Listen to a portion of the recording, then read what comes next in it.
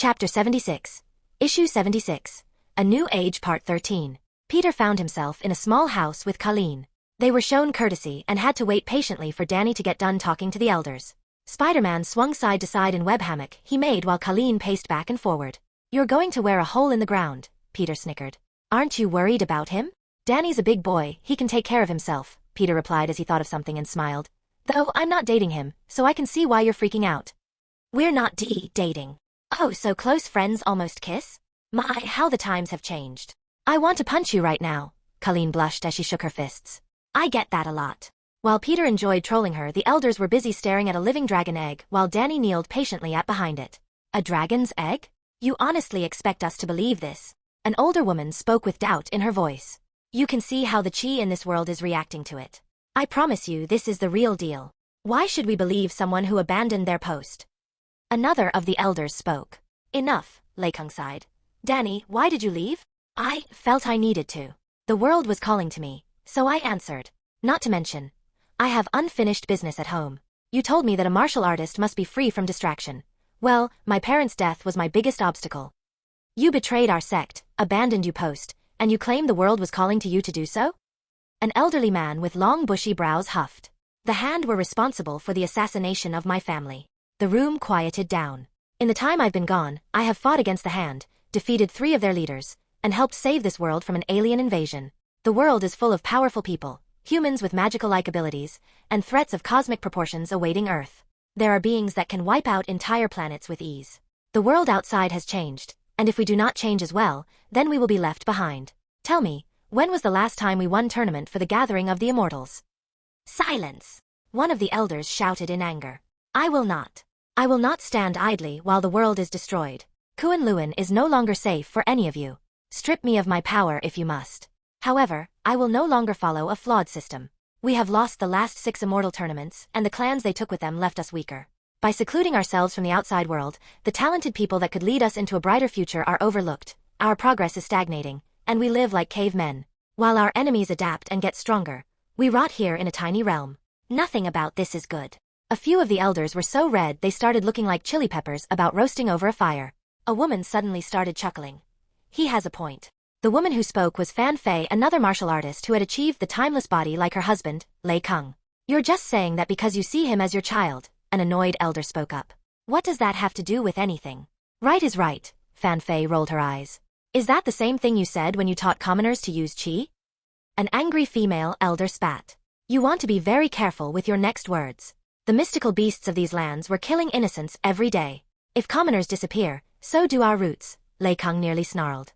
"What I did was for Kunlun and its future. If you continue to go about it your way, we'd run out of students in 100 years or so," Fan Fei added. "And now my son has returned with a similar goal, of course you old bastards would be against it." "Why you har?" The elder didn't get to finish before Lei Kung shouted. "Enough!" The room shook like his voice was thunder. "I will take the egg to Shoulao. We will decide Danny's punishment when I return." An elder made a smug expression before Lei Kung added, "If he deserves one." "About that, I was wondering if you could take the guest I bought. The one known as Peter used science to not only clone this egg, but he has 4,999 remaining. He wishes to speak with the immortal dragon." Everyone in the room gasped while Lei Kung frowned. "And what does he plan on doing with so many?" "I don't know, but my friend gave me his word. Whether or not he gets what he wants, he will turn over all the eggs to the immortal dragon sect." "Come with me." Lei Kung started walking out of the door. Iron Fist followed his teacher and adoptive father before ending up at the guest house. When Colleen saw him, she ran over and hugged Danny while Peter stared down the man known as the Thunderer. Interesting child." Lei Kung noticed the vast well of chi inside the spider hero. "Hi, nice to meet ya." Peter held out his hand. Seeing he was lost, Danny snickered at his father figure and said, "You're supposed to shake. It's a Western greeting." "I know that." Lei Kung blushed a little as he shook his hand. "Name's Peter Parker. I'm a hero from New York. They call me Spiderman." "Spiderman, huh? There used to be a clan of spiders that lived in Kunlun many years ago." "Well, no relation here. So, did you guys finish?" Peter looked to Danny. "Actually, I would like to know what you plan on doing with those dragon eggs you brought here." "I plan offering Shoulao a trade." "You wish to trade with the immortal dragon?" The Thunderer lifted a brow. "I do." Lei Kung tapped his foot against the floor and said, "May I see these dragon eggs?" "Sure." Peter threw out all of them inside the large courtyard and watched as the chi in the hidden realm started acting up. They marveled as the chi in the area suddenly exploded like the land was welcoming them home. Are you a mystic? Lei Kung stared at his bag. Somewhat, Peter replied with a smirk. Very well, I will allow you to. A might dragon's roar suddenly shook the ground. A golden flame spewed into the air as the chirp-like roar got closer and closer. Peter could feel his own chi being suppressed while Danny's seemed to be growing stronger. Before he knew it, there was a giant snake-like dragon with 4 limbs and wings flying above them. My champion, Shou Lao's voice boomed. You have returned. Yes. My apologies for leaving, Shou Lao. My champion has no reason to give apologies. What you do is your own choice, and as long as it doesn't bring shame to our clan, then I could care less what you do. Whoa! It's a real dragon. So cool. Peter's eyes sparkled alongside Colleen. I know I shouldn't, but I kind of want to pet him, Colleen blushed in embarrassment. Who is this one with the power of the spider totems emanating from him, and how? Shou Lao looked at the eggs. How is this possible? Peter might have been mistaken, but he swears the dragon was smiling. I used the bones of ancient dragon to clone new ones. I altered their genetic coding a bit too. It should be easier for them to produce offspring. How? Lei Kung asked. The dragons barely managed to produce a single child every 1,000 years or so. It was their biggest flaw, and yet here a stranger was telling them that he fixed it. Male dragons need mates with equal or superior chi levels, and since the males of the species have chi levels are usually 1.75 to 2 times stronger, it was so rare that they ever had children at all. I augmented their DNA and forewent that trait by quite a bit. I couldn't scrub it, but I think the 50% chi difference I managed to pull off should improve their ability to procreate. How'd you do that? Danny questioned. I made the genetic sequences for producing bioenergy stronger for the females. By now, a crowd had gathered, but they all kept their distance, most of them bowing on the ground as they worshipped the immortal dragon like he was their god. What did he mean by spider totem? Colleen asked. Complicated higher being stuff, Peter replied as he walked up to the dragon. Immortal dragon Shou Lao, I bring you 5,000 dragon eggs ready to hatch. I hope this offering is enough for you to grant my wish. Peter removed them from their incubators and held the eggs with his telekinesis. It is a worthy deed you have accomplished, young spider. What is you desire from me?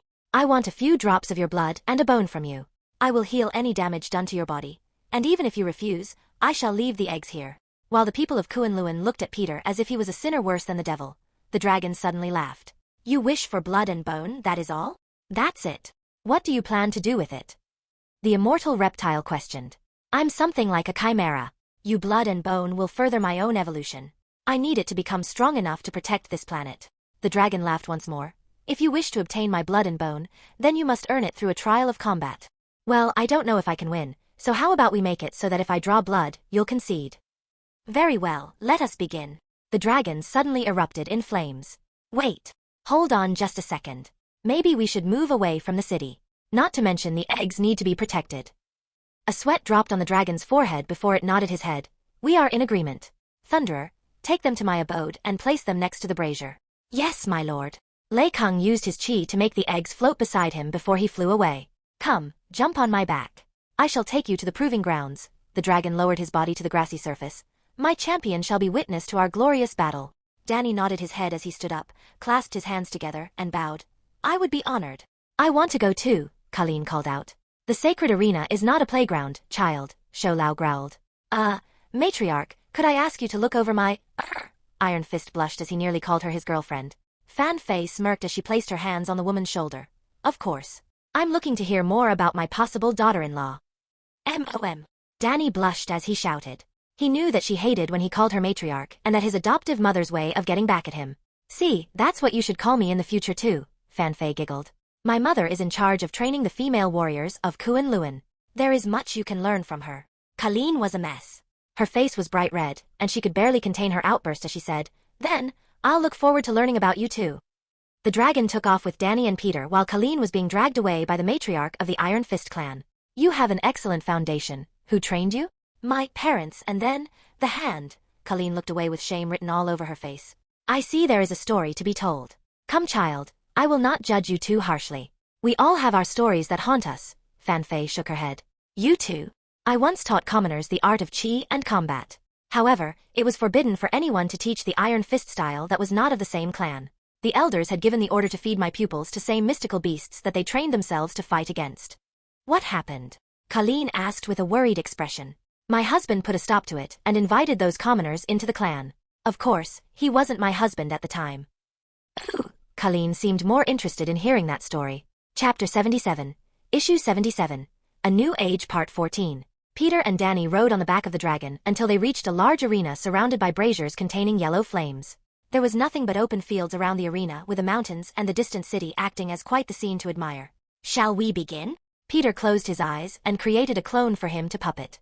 Of course, he replaced the adamantin with adamantium, or else it would have been impossible for him to use his psychic powers on.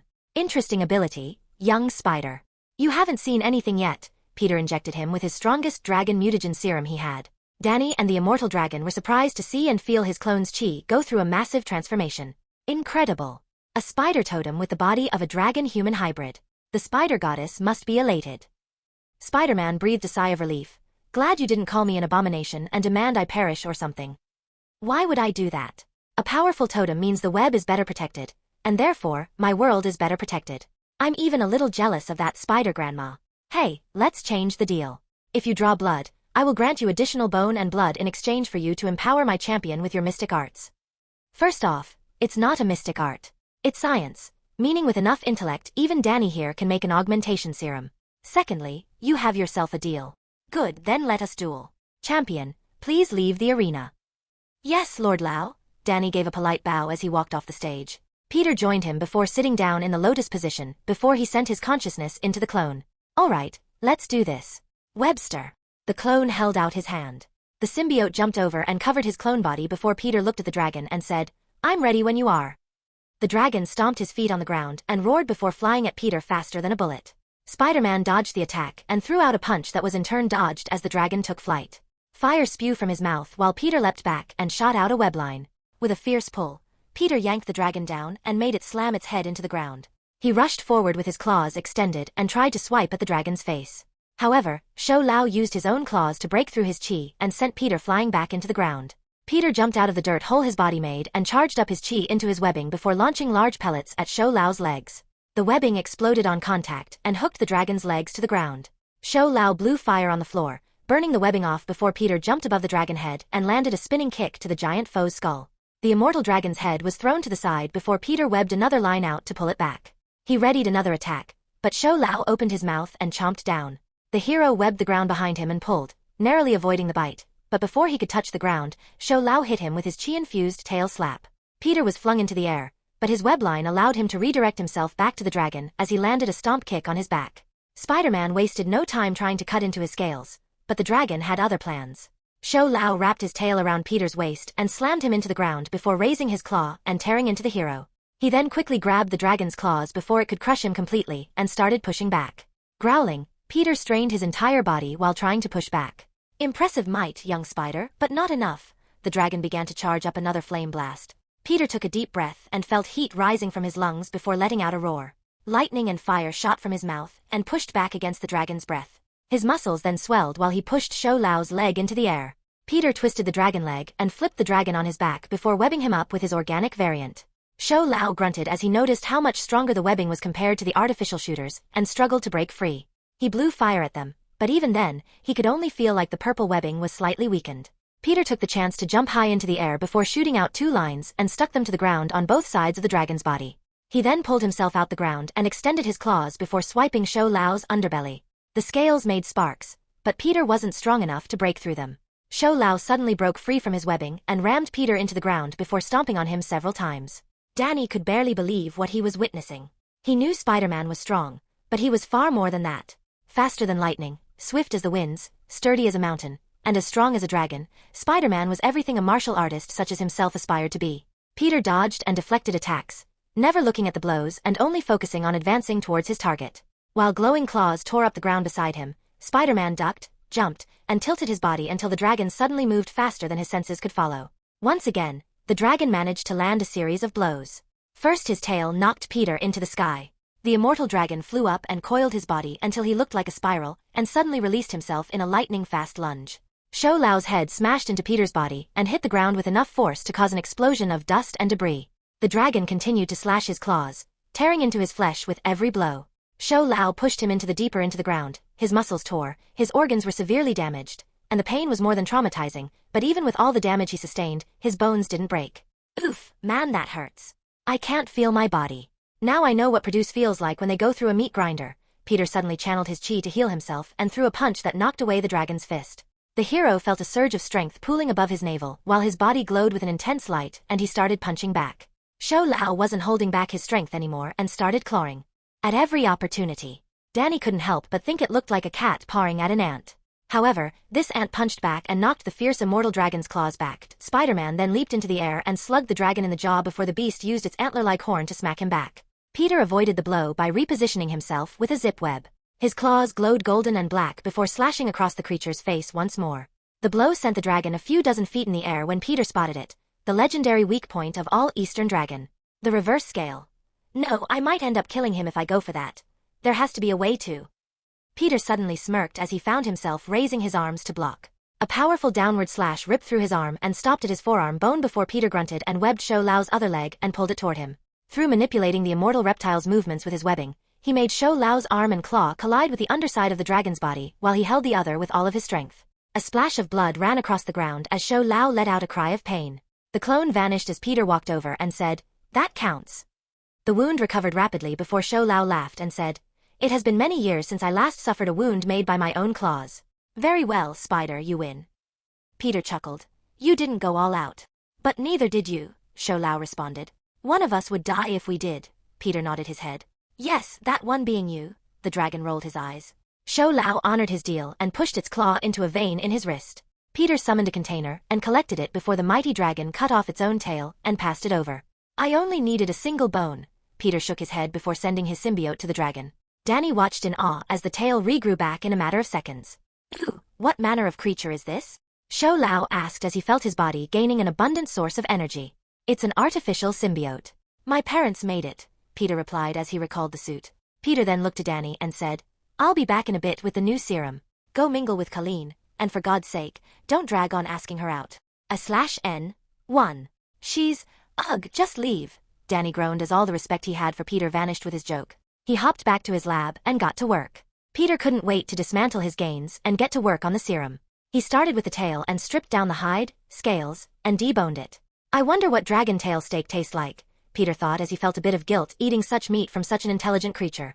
However, the allure was just too much for him to take. After he finished harvesting bone marrow, tissue samples, and storing the blood, Peter set up everything he needed to use in order to make the most potent dragon serum he could. While he waited, he cut up a piece from cooked one of the very large tail steaks and threw it on a grill. He nearly groaned in delight when he smelled the fatty parts sizzling. "Oh, whoa," Peter drooled. "It smells better than any cow I've ever cooked." Once cooked to medium rare perfection, he took a bite and saw stars. It was juicy, tasted like a cross between beef but had the texture of dry-aged A5 Wagyu. The meat fell apart in his mouth, and never before he finished the plate in one go. Never before had he felt so full from such a small steak. Maybe the high chi levels deliver more energy to my body cells. I have to clone a few cattle version of these dragons. Well, I've never made a new species before. I guess I'll be getting that soul emerald training in if I want to make dragon cow with limited intelligence. Peter looked to the scales he plucked from the hide and smirked. This might actually have some uses. I'm sure Tony would get a kick out of this. I heard that dragon parts make for excellent magical items. I should head to Kamartaj later to see what I can enchant it with. He stored away the scales and hide before turning to the serum that just finished and smiled. Picking up the series of injections, he counted 10 doses made from just a small sample. I can make around 500 of them with one section of the tail, and 5,000 if I use the whole thing. I'll pass these off the Iron Fist clan. I'm sure they wouldn't mind the boost.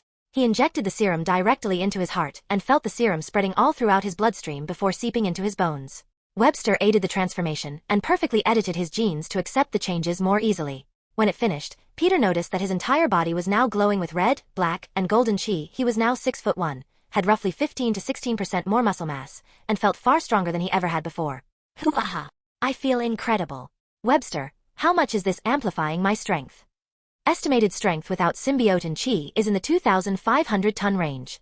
Chi amplification is able to increase all physical abilities by roughly 500 times. Peter whistled. So you're telling me I can lift 1.25 million tons? With me, I can help you lift 50 times that amount. Crazy strong. I'm no Hyperion, but I'm certainly not the same old street-level spider I used to be. I wonder if I can amplify your abilities too. It's been a while since you got an upgrade. There are several options I can suggest, Webster commented. I know a few. I can empower you with cosmic energy, maybe find some new metals for you to bond with, or I could use my secret weapon. Peter looked to the cryostasis window that had 3 very important blood samples from the 616 universe. ELXXM sample number 1, DRWXM sample number 1, STRG sample number 1. Tony has a celestial buster. I have this. I just hope I never have to use it. I think you should. The growth of this combination is endless, Webster said with confidence. I know you're proud of your accomplishment, but I'll save it for my rematch with Thor. I'm certainly stronger, but fighting a goddess like Hela is almost impossible, not to mention beings like Captain Marvel and the Dark Elves who can actually go toe-to-toe with Asgardian warriors. I'm more worried about Thanos. If Eternals can produce beings like Hyperion, then they may be our biggest threat, Webster let out a mental sigh.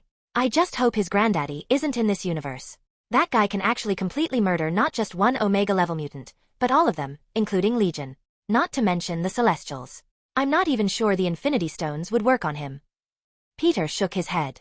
He didn't even want to say his name because when you get that strong, for some reason, they just know, kind of like speaking the name of the devil. Let's see, what I really need is a mutant ability that can create matter. I'll have to search for one that fits my criteria. As for you, I think I have just the thing for you to absorb. In Earth 14123, or Big Hero 6 universe, there was something that had incredible symbiote features that suited Webster, and that would be Dibs, otherwise known as Globby. After suffering being splashed by a potent chemical reaction, Dibs' body became a mass of various chemical compounds, giving him an extremely gelatinous body composition. He can throw globs of sticky blobs to trap his opponents.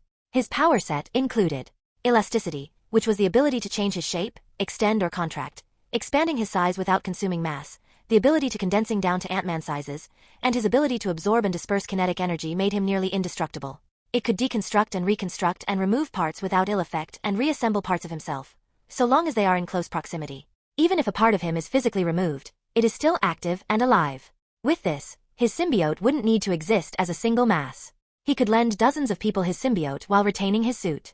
There was also the benefit of improving his adhesiveness. While he was already able to stick to any surface, this was just adding an extra layer that he could rely on. For instance, his ability to stick to object aligned with his ability to sort of fuse with the object he touches via magnetic manipulation. This was basically adding an extremely powerful adhesive like his webbing to the symbiote. Of course, one of its best abilities was regeneration. Globby's cells could regenerate whenever he lost fragments.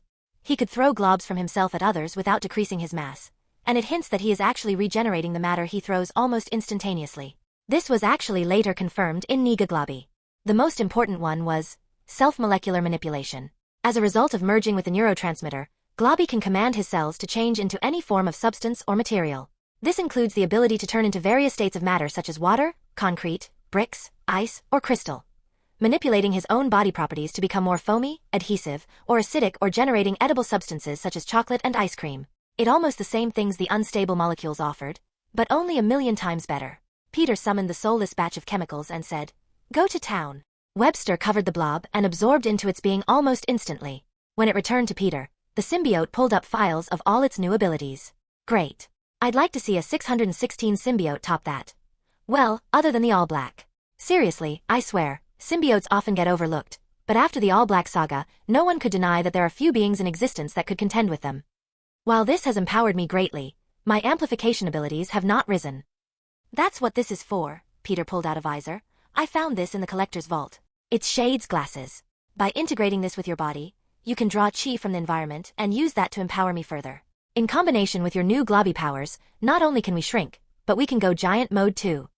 Once Webster completely integrated the visor into its body, Peter walked off and went back to Kunlun to give out the serums to Colleen, Danny, and his adoptive parents. He would leave the remaining 5 injections with the Thunderer and his wife so they could select the rest who would receive the augmentation. Peter sat back near Danny and Colleen while they were surrounded by the elders. Are we going to do this, or what? Peter asked as he looked at Danny. You're sure this will work? Danny eyed the injector gun in his hand. I'm living proof, Peter replied. Relax, you're in good hands. Sticky, webby hands. Why are you this way? Peter just smiled and injected Iron Fist. As the serum sank into his body, they all watched as his body grew more muscular and became a bit taller. This power is incredible. It feels like I'm carrying around a sun inside my body. How would you know what that felt like? Peter chuckled. Who cares? Me next. Colleen had an excited expression on her face. She had her abilities to manipulate chi like a master, but she always fell behind her friend's powers multiple times. With this, she felt like she could actually join the defenders rather than help out every now and then. Peter passed her the injector and gave the rest to the Thunderer while saying, You guys can decide on what to do with the rest. I thank you for your assistance. About that, it doesn't come cheap. I need you guys to open Kuan Luan to the rest of the world. Peter created a projection of the events that he'd been through and enemies the spider couple faced. Aliens, superpowered villains, and scientific advances are rapidly shaping this world of ours. What was once considered the most powerful place on the planet is quickly falling behind. Someday, someone will find this place, and I can only hope that they are as nice as I am. The elders started whispering, some calling him a lair or illusionist, and while they chattered amongst themselves, Colleen used the serum to enhance her body. Peter smiled as he said, "See, you're being left in the dust." The elders scowled at him before Fan Fei started laughing. "Ooh, the validation is truly sweet. I told you these same things dozens of years ago, and now look at what you stubborn old goats. The consequences of your complacency has finally manifested." Before another fight could break out, Lei Kung raised his hand and said, "We need to discuss this." Peter nodded his head and gave Danny a teleporter in the shape of a bracelet that connected to Avengers Tower. "If you want to get back to New York, just press that when you guys finish your business here." "Thanks, Pete. For everything." Danny looked to Colleen and then his adoptive parents. "They don't call me the friendly neighborhood Spider-Man for nothing," Peter chuckled as he opened a portal. Colleen smiled and said, "See ya, Spidey, and thanks for the powers. I've told the defenders this many times, but with great power comes great responsibility, so use the powers I've given you responsibly." Spider-Man out. Peter hopped through and closed it. He now stood in his lab again and said, "Well, I guess I should start looking for other powers to collect." He sat in a meditative position and began to search the web of life and destiny. While he was searching the other universes for information, MJ was suiting up her models with her latest designer dresses. "Oh wow, MJ. This feels amazing." Glory Grant, a beautiful dark-skinned 18-year-old smiled as she showed off the dress with a spin. "I know, I'm just that good," MJ chuckled. "Do I really have to wear this? I feel ridiculous." Jessica Jones sighed as she fidgeted with the short skirt. "You said you needed the money, and quit complaining. You look sexy, girl. Now hold still. These measurements need to be exact." "Hey, MJ, can I keep this?" Liz shouted as she looked in the mirror. The form-fitting upper half of the dress showed off all her good assets and it flowed out at her thighs, so she didn't feel constrained. "Sure, the price is $380. Want me to take it out of your paycheck?" MJ laughed. "Would," Liz replied. "MJ, I love it. Can I buy it before it hits the market?" Angel spoke up as she walked out of a changing booth. She was wearing a white short shirt with her belly showing and pants that showed off her hips with loose-fitting leggings. "Sure thing, Angie. But first, let's get everyone ready for the shoot. Cindy, how's the magazine coming?" "I'll have it ready by the end of the week, boss," Cindy Moon said as she walked out of the booth wearing a blazer skirt and stocking combo. While she finished up the outfits, MJ suddenly got a call. "Hello, I'm a bit busy right now, so if you can make it quick." "Hey, Red. It's Gwen." "Ooh, hey Gwen." MJ spoke with pins and needles hanging from her lips. "Is everything okay? Imf went to work on a dress mf." "Sorry to interrupt, but we found the white tiger." "Is that Spider-Woman?" "Hi MJ."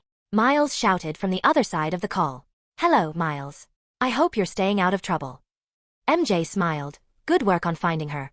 Remember, you're trying to recruit her, so be nice," MJ said as she gave Jess the okay for her to move. "Finally," Jessica huffed as she walked over and took a seat. "So how do we go about this?" Gwen asked. "Start with hello," MJ laughed. "I'm being serious, Red." "Well, Blondie, I hate to break it to you, but it's not rocket science. You just have to be the friendly hero you are and try your best. Just don't try and force it." Gwen let out a sigh before saying, "Right? Can we meet up later? It's been a while since we had time hang out." "Sure. Sounds fun. We can get the girls and go out to eat or go shopping," MJ replied while shooing the girls out onto the catwalk. MJ worked with reporters and made sure Cindy got the best shots for their magazine while the undercover spider heroes approached the house of Angela del Toro. "So, any thought on the name you're going to use?" Gwen said as they entered through the roof of an apartment and removed her costume. "Actually, I thought of a lot. Black Tarantula, Spider-Boy, Spider-Lad, Spider-Noir, Sir Spider, Spider-Gent, Spider-Ombre, Arana-Ombre, Spidery Jr., Spider-Senor, Spidey-Man. I almost like Night Spider, but it just sounds wrong. I swear, women have it easier when it comes to spider names. Everything sounds better." Now that you mention it, Spiderette is the one I chose, but there are a lot that sound good. Spider-Woman, Spider-Girl, Spider-Gal, Spinneret, Silk, Spider-Maram, Spider-Babe, Spider-Lady. Oh wow, you're totally right. Gwen laughed before asking, "Why not just use Spider-Man?" "It's taken." "That's a joke, Miles. Nobody owns names." "I know, but I want it to be original, you know?" "I get it." Gwen nodded her head as they made their way down the stairs. "It's just kind of frustrating. I should be able to come up with a half-decent name, Miles groaned. They stopped at the apartment of a retired FBI agent and knocked. Hold on, I'll be there in a second. The spiders waited patiently before they heard tumbling and the woman inside cursing about a stubbed toe. The door opened and Angela poked her head out to see the two teenagers looking at her with a serious expression. Can I help you? The 21-year-old FBI agent asked. Hi, wow, this is a lot harder than I thought it'd be, Miles rubbed the back of his head. We're from Avengers Academy, and on behalf of the Spider Heroes, we'd like to invite you to join the Avengers. I think you got the wrong house, Angela said as a sweat drop formed on the side of her brow. Angela del Toro? The White Tiger, correct. Gwen lifted a brow. How'd you? We've been sort of stalking you for the last few hours. Miles looked a bit ashamed. You what? Angela knew the gig was up. Relax, we aren't going to turn you in for vigilantism or anything, but Spider-Man and Spider-Woman said you might want to learn where your powers come from. Gwen held out a card and said, when you get curious, we'll be there to give you answers.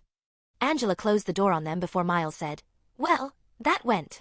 The door opened back up and the White Tiger snagged the card before closing it again. Better than I thought it would, Miles finished his sentence. Chapter 78, Issue 78, A New Age Part 15. The next morning, Peter and MJ got ready to head to Venus with the Avengers. The Defenders, Sword, Shield, and all of the Avengers were waiting at the tower for the spider couple when they dropped down from a portal. Hey, how's it going? Peter waved at the large crowd. Well enough. Richard Reed walked over with a large smile on his face. I take it you like the lab? MJ smirked. She felt proud that she was the one who built the tech for the new Baxter building. Yes, it's absolutely fantastic. We plan to move the equipment from our first building over sometime this week, Reed smiled. What are you going to do with the original Baxter building? Peter questioned. We decided to give it to Johnny. He wants to turn it into a garage for building future cars, Reed laughed. So is it just you and Johnny today? MJ asked. Sup, spider dorks. Johnny gave a two-finger salute. Nothing much. Least popular hero in New York. How about you? Peter flipped him off. While Johnny's eyebrow twitched, Reed sighed and said, yes, Ben is undergoing his evolution. I figured it would be safer to slowly expose him to the radiation rather than pump it all in at once. And Sue is, well, 8 months pregnant, so no fighting for her. I'm glad you took my precaution speech to heart, Peter smirked. Yes, we don't want another infestation incident, MJ shook her head. I've learned my lesson, and once again, thank you for the new lab.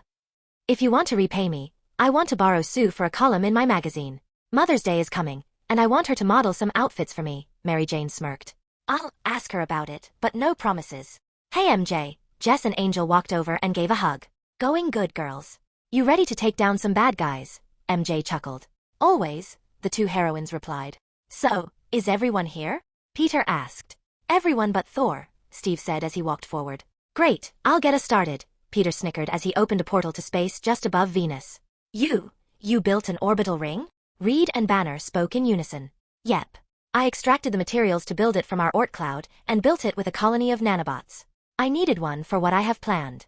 For starters, I'm going to make a moon and speed up the planet to a 24-hour day and night cycle. Then I'll convert the carbon dioxides into water. After that, I'll alter the earth to become soil, and lastly, I'll release seeds to grow several forests, grass, and edible plants. Will you need our help? Magneto spoke up. Actually, I'm going to do this solo. Peter looked at the planet and smirked. Do you know the most important requirement for alchemy? Strange gasped as he saw the giant ring around the planet for its true purpose. A circle. You made a planetary circle? First, I'll go ahead and teleport a stray exoplanet from our Oort cloud and put into a stable orbit. Peter pointed to the distant ring circling Venus. Those with superior eyesight saw it and looked at Peter like he was a monster. He opened the portal when the ring glowed. It magnified his magical abilities and slowly started moving a frozen object half the size of Venus in the center of it. Spider-Man then said, Webster, start Project Eden 2.0. The ring they were standing started glow before lines formed all across the space surrounding Venus.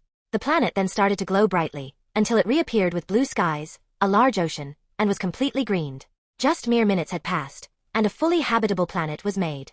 Incredible. Pete, do you realize what you have just done? Saved humanity from killing themselves? Yeah, I know.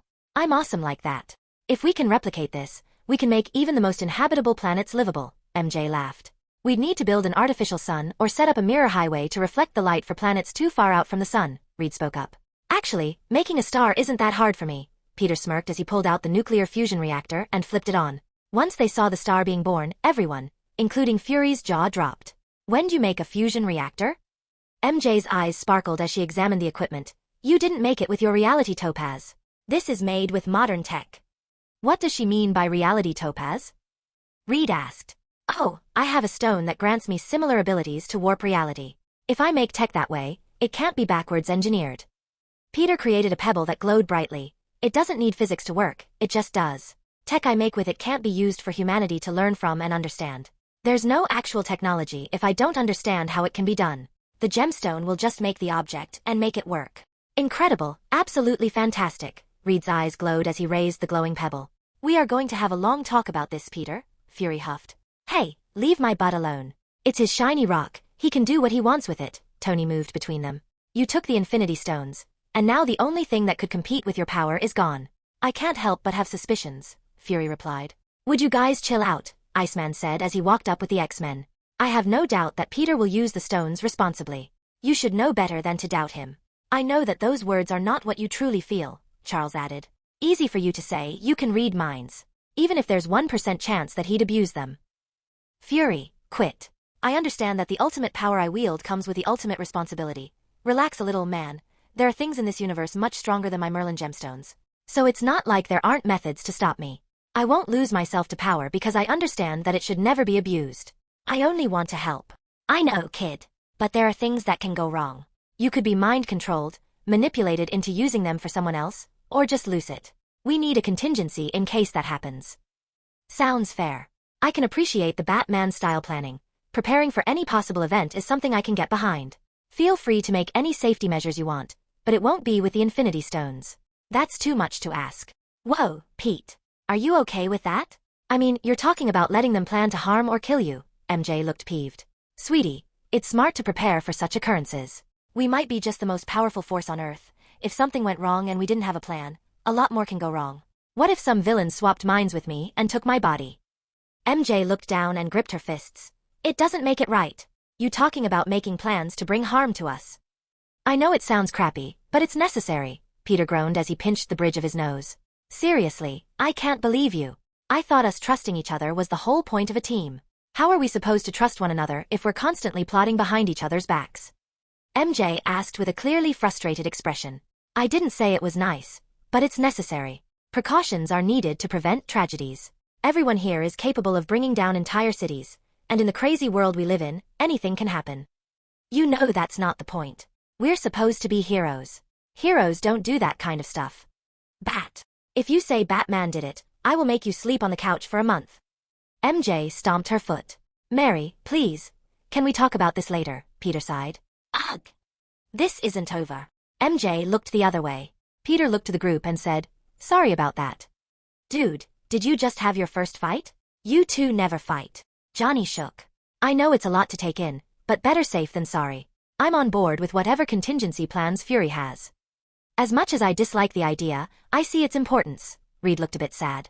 I don't think I have the guts to tell a guy to plot my possible demise. Danny shook his head. I'm not. Firstly, I doubt it'll ever be necessary to use the plans. Second, just like how reality warping should never be a power that is accepted in this universe, neither should absolute power not be under suspicion. If someone had all the stones, there would be no stopping them from breaking our reality. If think you don't need a plan for such an event, I'd think you were crazy. Is that why you removed Franklin's power? Reed asked.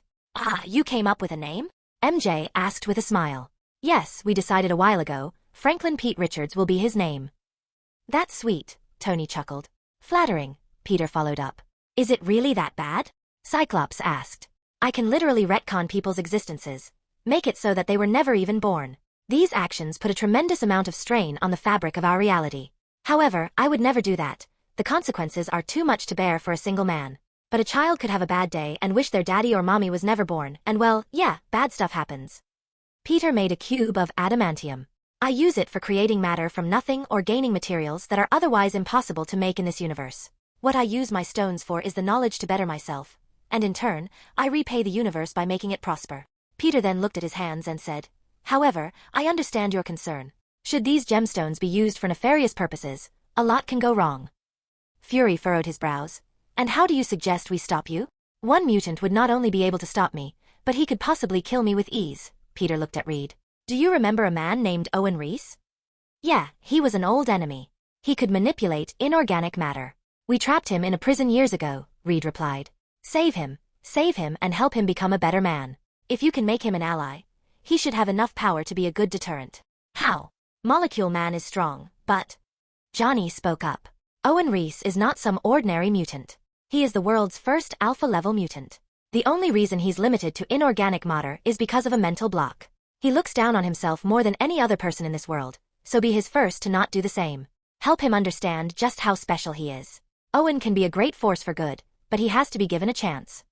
Sound like more trouble than he's worth, Fury crossed his arms. He's worth it. He's just a guy who's in a bad place.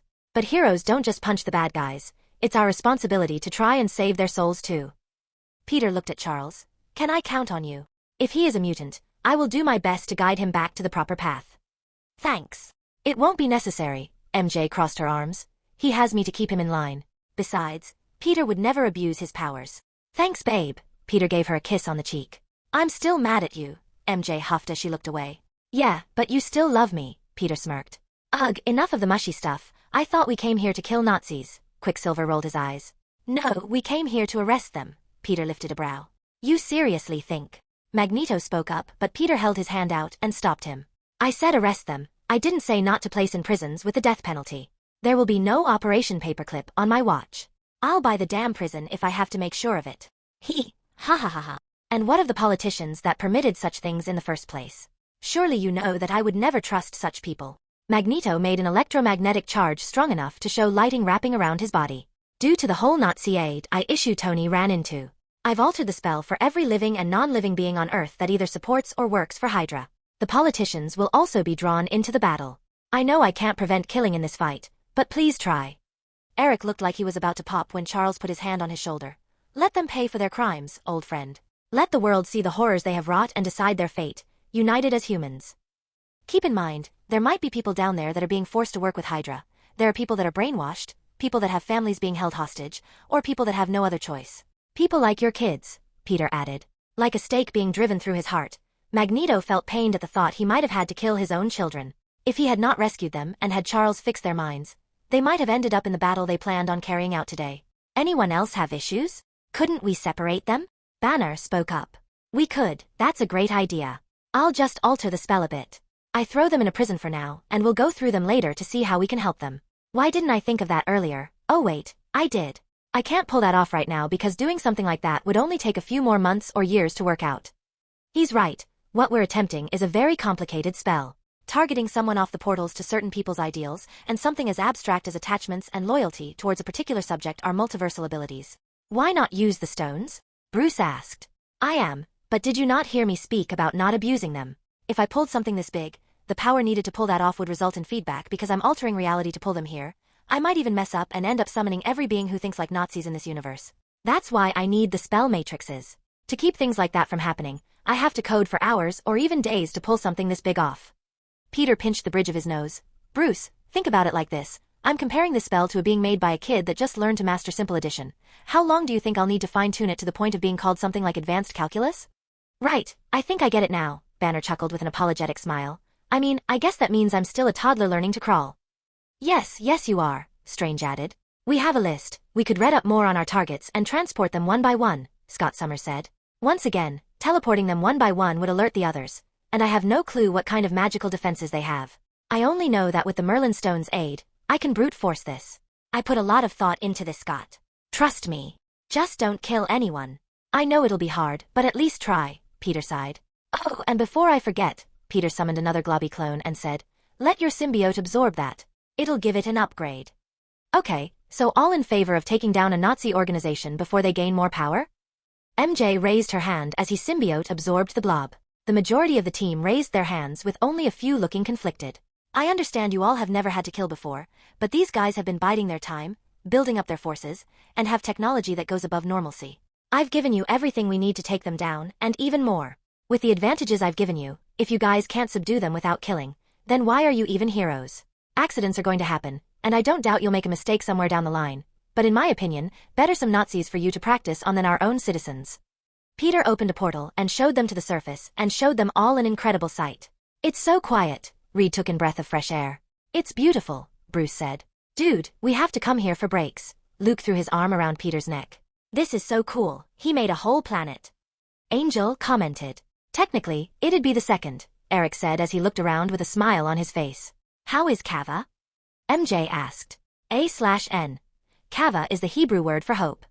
We've built 3 cities already with the aid of our fellow metahumans. So we have Kava, Neo Arcadia, and Domum now. Peter smiled. Neat. You named a city after my company. I'm looking forward to a visit. What are you going to do with this one? Fury lifted a brow. Make a resort world? Spidey World. Ugh, that's so lame. Torchland is so much better, Johnny snickered. Then make your own world, Peter growled. How about we get this show on the road? Hydra and I have unfinished business. Logan came up and cracked his knuckles. You're not the only one, Howlett. Peggy walked next to him. We can finally put an end to this nightmare, Steve smirked. Peter nodded his head and said, I'll make the Pit of Doom now. Pit of what? Coulson lifted a brow.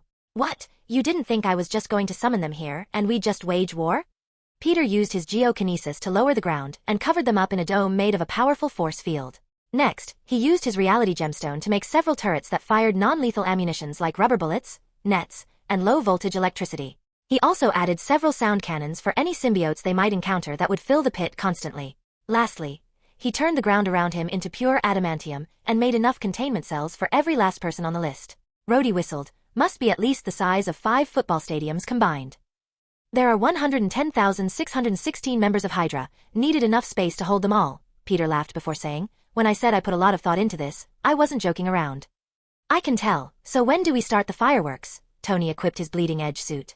Peter looked at Strange and MJ before they placed their hands out and formed a giant magic circle. Whoa, is Sis going to be able to do this stuff too? Quicksilver asked. I imagine so, Eric replied. It took a few minutes, but when the spell matrix was completed, Strange looked at Peter and asked, Are you ready?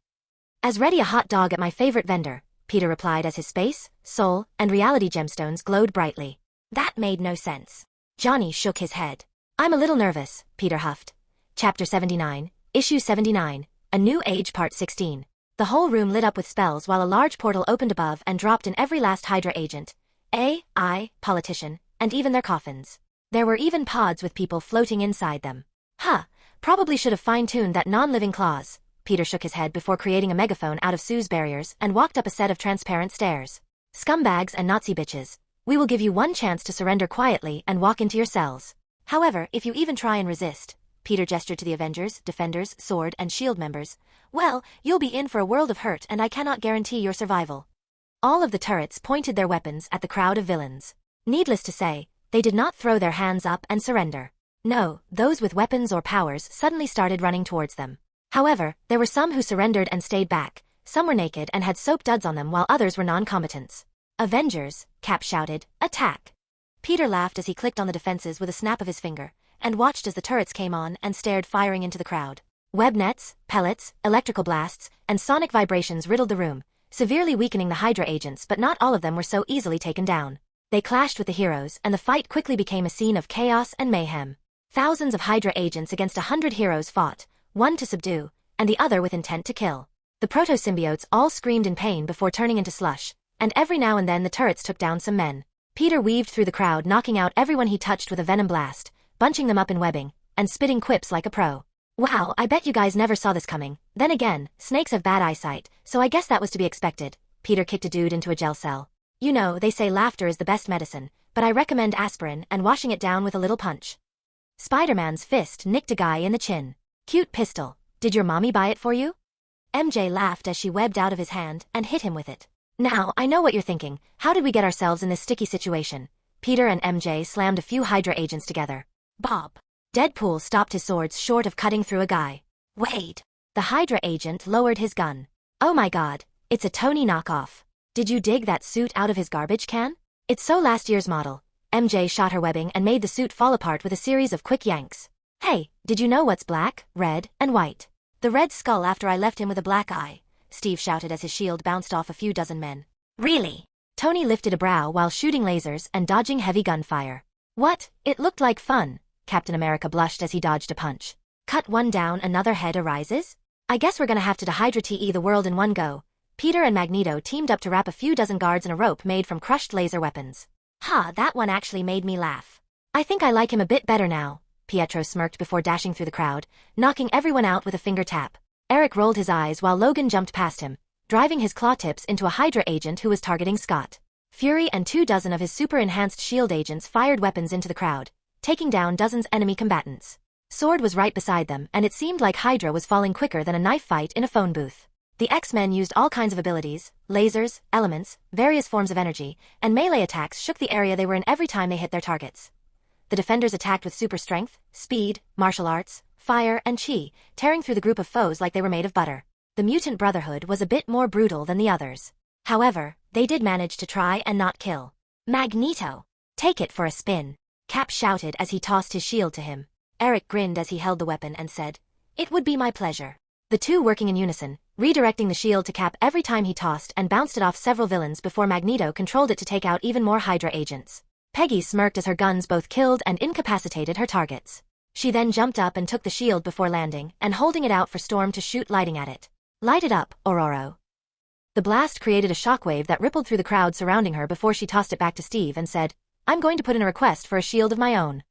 "Told you they were useful," Steve grinned as he raised his fist to the side of his head, knocking out another Hydra agent. Cyclops widened his visor as he let a stream of kinetic energy that took out dozens of Hydra agents with one turn of his head.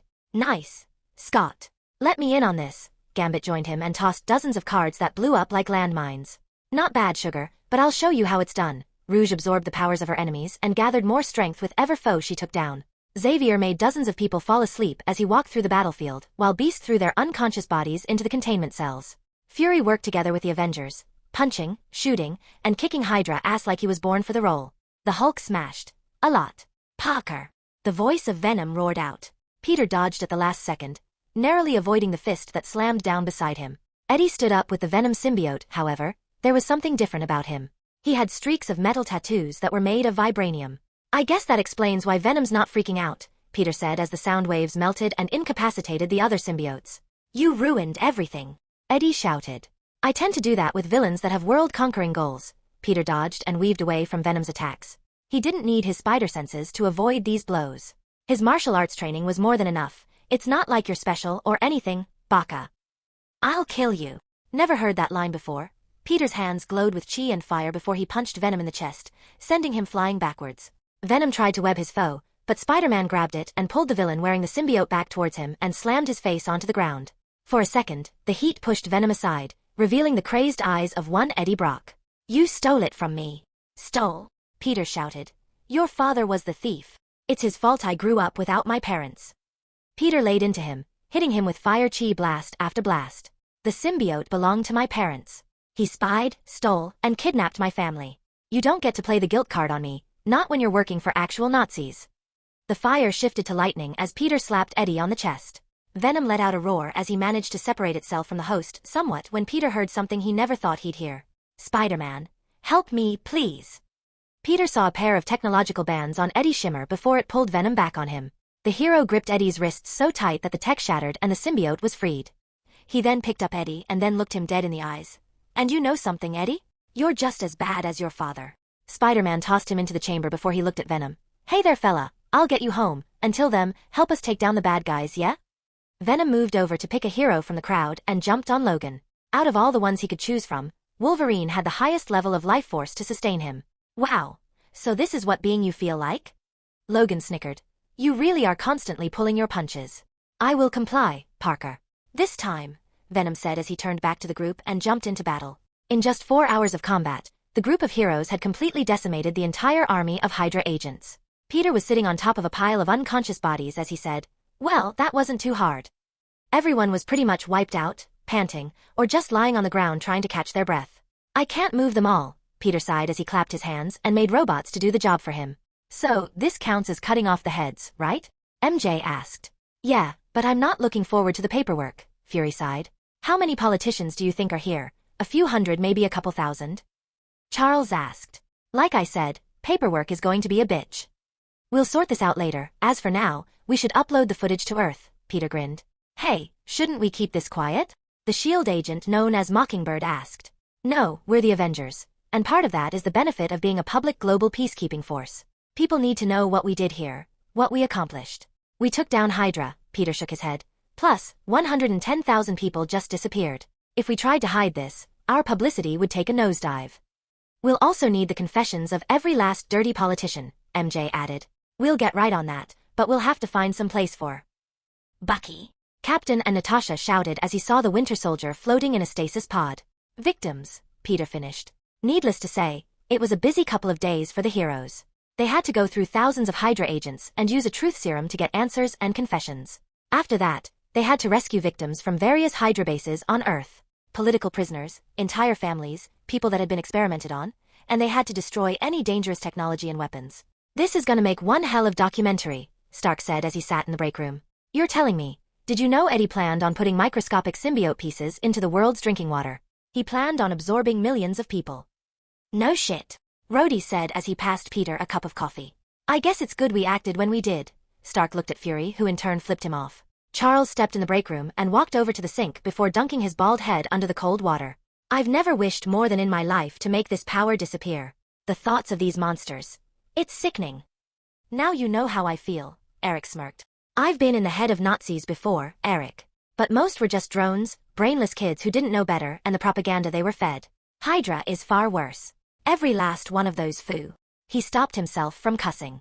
You can cuss, we're all adults, Peter snickered. Aunt May wouldn't approve, MJ chuckled. What no language, Cap? Tony lifted a brow at Cap. I'll let slide, Steve smiled. There is no redemption for those fuckers, Charles spat out. So, how many more do we have to go through? Banner asked. Around 5,000. We're a bit over halfway done, Fury replied. Good, I want to go home. I miss my wife, Reed said with dark rings under his eyes. You have to stop trying to figure out the constructs made by the reality topaz, Peter shook his head. I'll figure it out, damn it. Reed huffed as he crossed his arms. So, boys, who's ready to get back to work?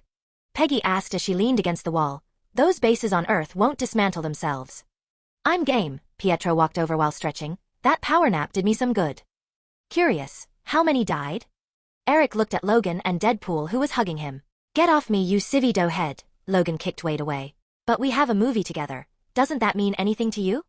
Ignoring him, Logan looked at Eric and said, 318 casualties out of 100,616 combatants. Hey, that's a 0.3% fatality rate. Not bad in my books. Even better since those turrets could take out our wounded and get them to medbeds. There wasn't a single casualty on our side. Fury put his hand on Peter's shoulder. Yeah, I wasn't expecting all of them to live. Not in a battle this big, Peter sighed. It was a good plan, Pete. MJ gave him a hug. 318 people died because of my mission. I just wonder if I could have done more. I'll have to live with that, and I'll have to accept that I can't save everyone. Speaking of saving, Sam Wilson looked at Cap.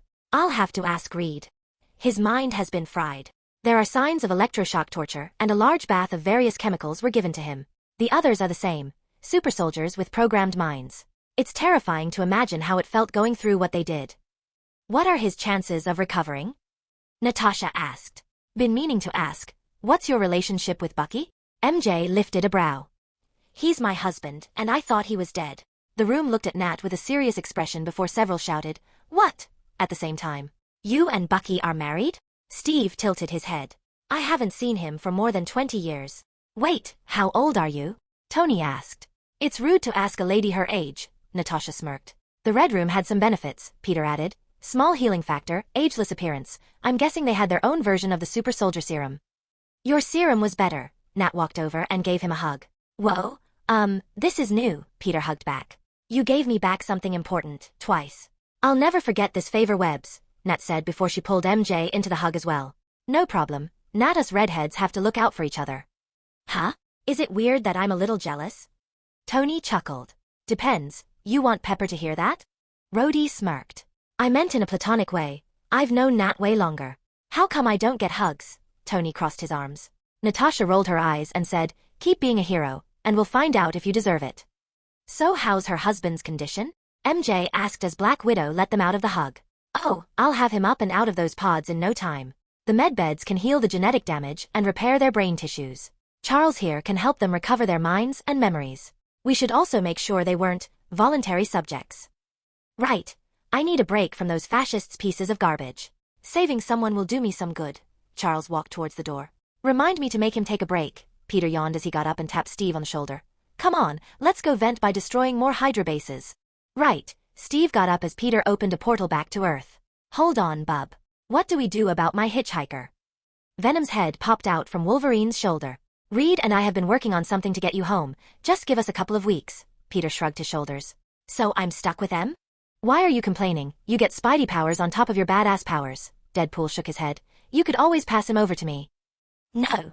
Everyone in the room shouted. Even the symbiote. He's crazy, in all realities, Venom growled. Hey Venom, you can keep you cool, right? Spider-Man lifted a brow. I will keep my word, little spider. You know, you should make up with your Parker. Never. He abandoned us. I mean, you were both at fault. A partner doesn't control their other. They certainly don't enhance their more violent thoughts while suppressing all the good ones. Webster appeared on Peter's shoulder and looked at Venom. He respects my boundaries and I his. What you did was not symbiosis, but parasitism. Humans don't think like us, Venom. We are different, and it's only when we show respect that respect is given. Venom huffed before Peter said, Hey, I'm sure if you explain yourself and be honest, my other self will forgive you. It's not too late, Venom. You can make things right, be the better symbiote. You just have to follow 3 simple rules. Don't hijack your host, don't mess with their heads and emotions, and don't kill or maim. That's all it would have took for your Spider-Man to stay with you. Oh, and don't eat people, MJ added. I require sustenance. Chocolate, right? I can help with that. Give you something that will help you survive without a host, and even help you understand how humans think. Why would you do that? I really want you to help your Spider-Man. You know just how hard he pushes himself, the horrible experiences he will have because he isn't strong enough, and extra strength should make his life a little easier. You want me to bond with him when you know that he will never agree? Like I said, make the first step and apologize. I know he'll listen. Peter let out a yawn. Very well if you are being honest. I will consider it. Venom slinked off Logan's body. Here, take this and you'll be able to produce your own source of sustenance as well as quite a few other abilities. I've also installed a program inside it that will let you experience a human life while forgetting your symbiote life. It's not permanent, and the moment the simulation ends, all your memories will return. Think of it kind of like a video game. Dude, you ripped that from Rick and Morty, Johnny laughed. It works. It was either that or the point-of-view gun from Hitchhiker's Guide to the Galaxy. Can you make one? Johnny's eyes widened. I can manipulate reality. I can make anything. Peter shook his head as he made another globby clone. Venom jumped on it and absorbed it into his being before standing up in a new body that looked exactly like Spider-Man during his symbiote years. The classic is just the best. Peter chuckled as he looked at Venom and waited for the simulation to stop. What he gave him was the memories contained within his Spider-Man's genetics. He grew up as Peter right up until their bond was shattered by the church bell and the simulation stopped. I have much to ponder over. Venom bonded with Logan again. Guess he prefers the company, Peter chuckled. Well, that was a strange conversation, Deadpool snickered. We told them about the multiverse days ago. Peter rolled his eyes. Yeah, off screen, Deadpool's inner voice spoke up.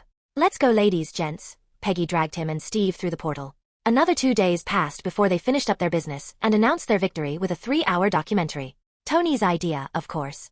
With the evidence they gathered and confessions on top of the public viewing, any third parties that might have fought with Hydra shut their mouths. So, as Peter promised, only prison and death sentences awaited those that they arrested that day. Bucky was in a form of hibernation while his body and mind healed, and he would wake up in a few days with all that was taken from him. Natasha took a vacation and waited by his side for him to wake. With Steve, Logan, and Peggy coming to visit every now and then. Peter also discovered files that showed the Hydra hit list, and Tony's parents were on them. Strange thing was, the Starks weren't killed by Bucky. Howard and Maria were killed by an assassin hired with Roxxon's money. It was like killing with a stolen knife. Hydra planted an agent in the company and used them to kill their old enemy.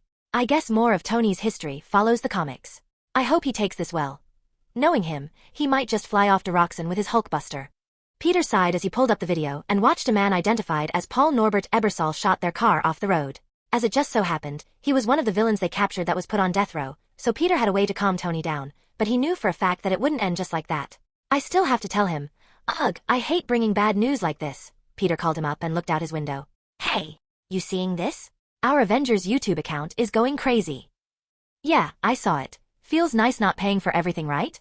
Peter chuckled. You're telling me, after Reed joined and opened up that nifty negative zone portal, we can support the Avengers until the end of time. The extra cash is just a bonus on everyone's checks. Air Tony, I have something to tell you. I'll stop by in a few minutes. What's up, kid? Bad and good news. Just promise me you won't fly off the handles. Seriously, what's up? Tony's voice grew a bit frustrated. I'll explain everything in a couple minutes. Just make sure your pants are on when I come over. Seriously, still bringing that up? I'm leaving a tie on the door from now on. Chapter 80. Issue 80. A New Age Part 17. Peter changed his clothes to a long-sleeve red shirt and blue jeans before opening a portal to Tony's place. He walked up to Pepper's office and popped his head in. Hey Pep, can I borrow you for a second? Sure, Pete. What's up? I need you around to keep Tony from doing anything. Well, drastic. Right. So what's this about? Pepper lifted a brow. His parents. Oh, this is serious. Where is Tony? Peter asked. He should be in the garage, as usual. Right, well, sigh. Let's get this over with. Peter walked off with Pepper leading the way. He went down a few floors when he saw Android Jarvis in a full-on Alfred Butler get-up. Good morning, Peter. It's nice of you to visit. Yeah, it was a good morning. Sorry about ruining it for ya, Peter sighed again. He walked inside to see Tony fixing up something on his workbench. Stark turned to Peter and smiled. If it isn't my favorite arachnid. So, you gonna spill what you had to say now? Tony, take a seat. Stark gave him a deadpan stare before saying, I am sitting. Right. God, I'm terrible at this. Well, the good news is we have your parents' killers in custody. What the hell are you talking about, Peter? My parents died in a car crash. You see, that's the bad news. Webster, pull up the file. The video played showing the murder of his parents. Tony started hyperventilating when he suddenly looked at the file's information about the assassin. He summoned his armor when Pepper got in front of him and hugged him. Tony, I'm so sorry. But whatever you're planning, stop. Let me go, Pepper. No. I know how much hate must be filling you, but you can't give in to that. You have the guys in custody. They were hired by Roxanne. You can't just attack a company, Tony. You'll be labeled a terrorist. Everything you built, all the changes you went through to better yourself, you'll be throwing them all away.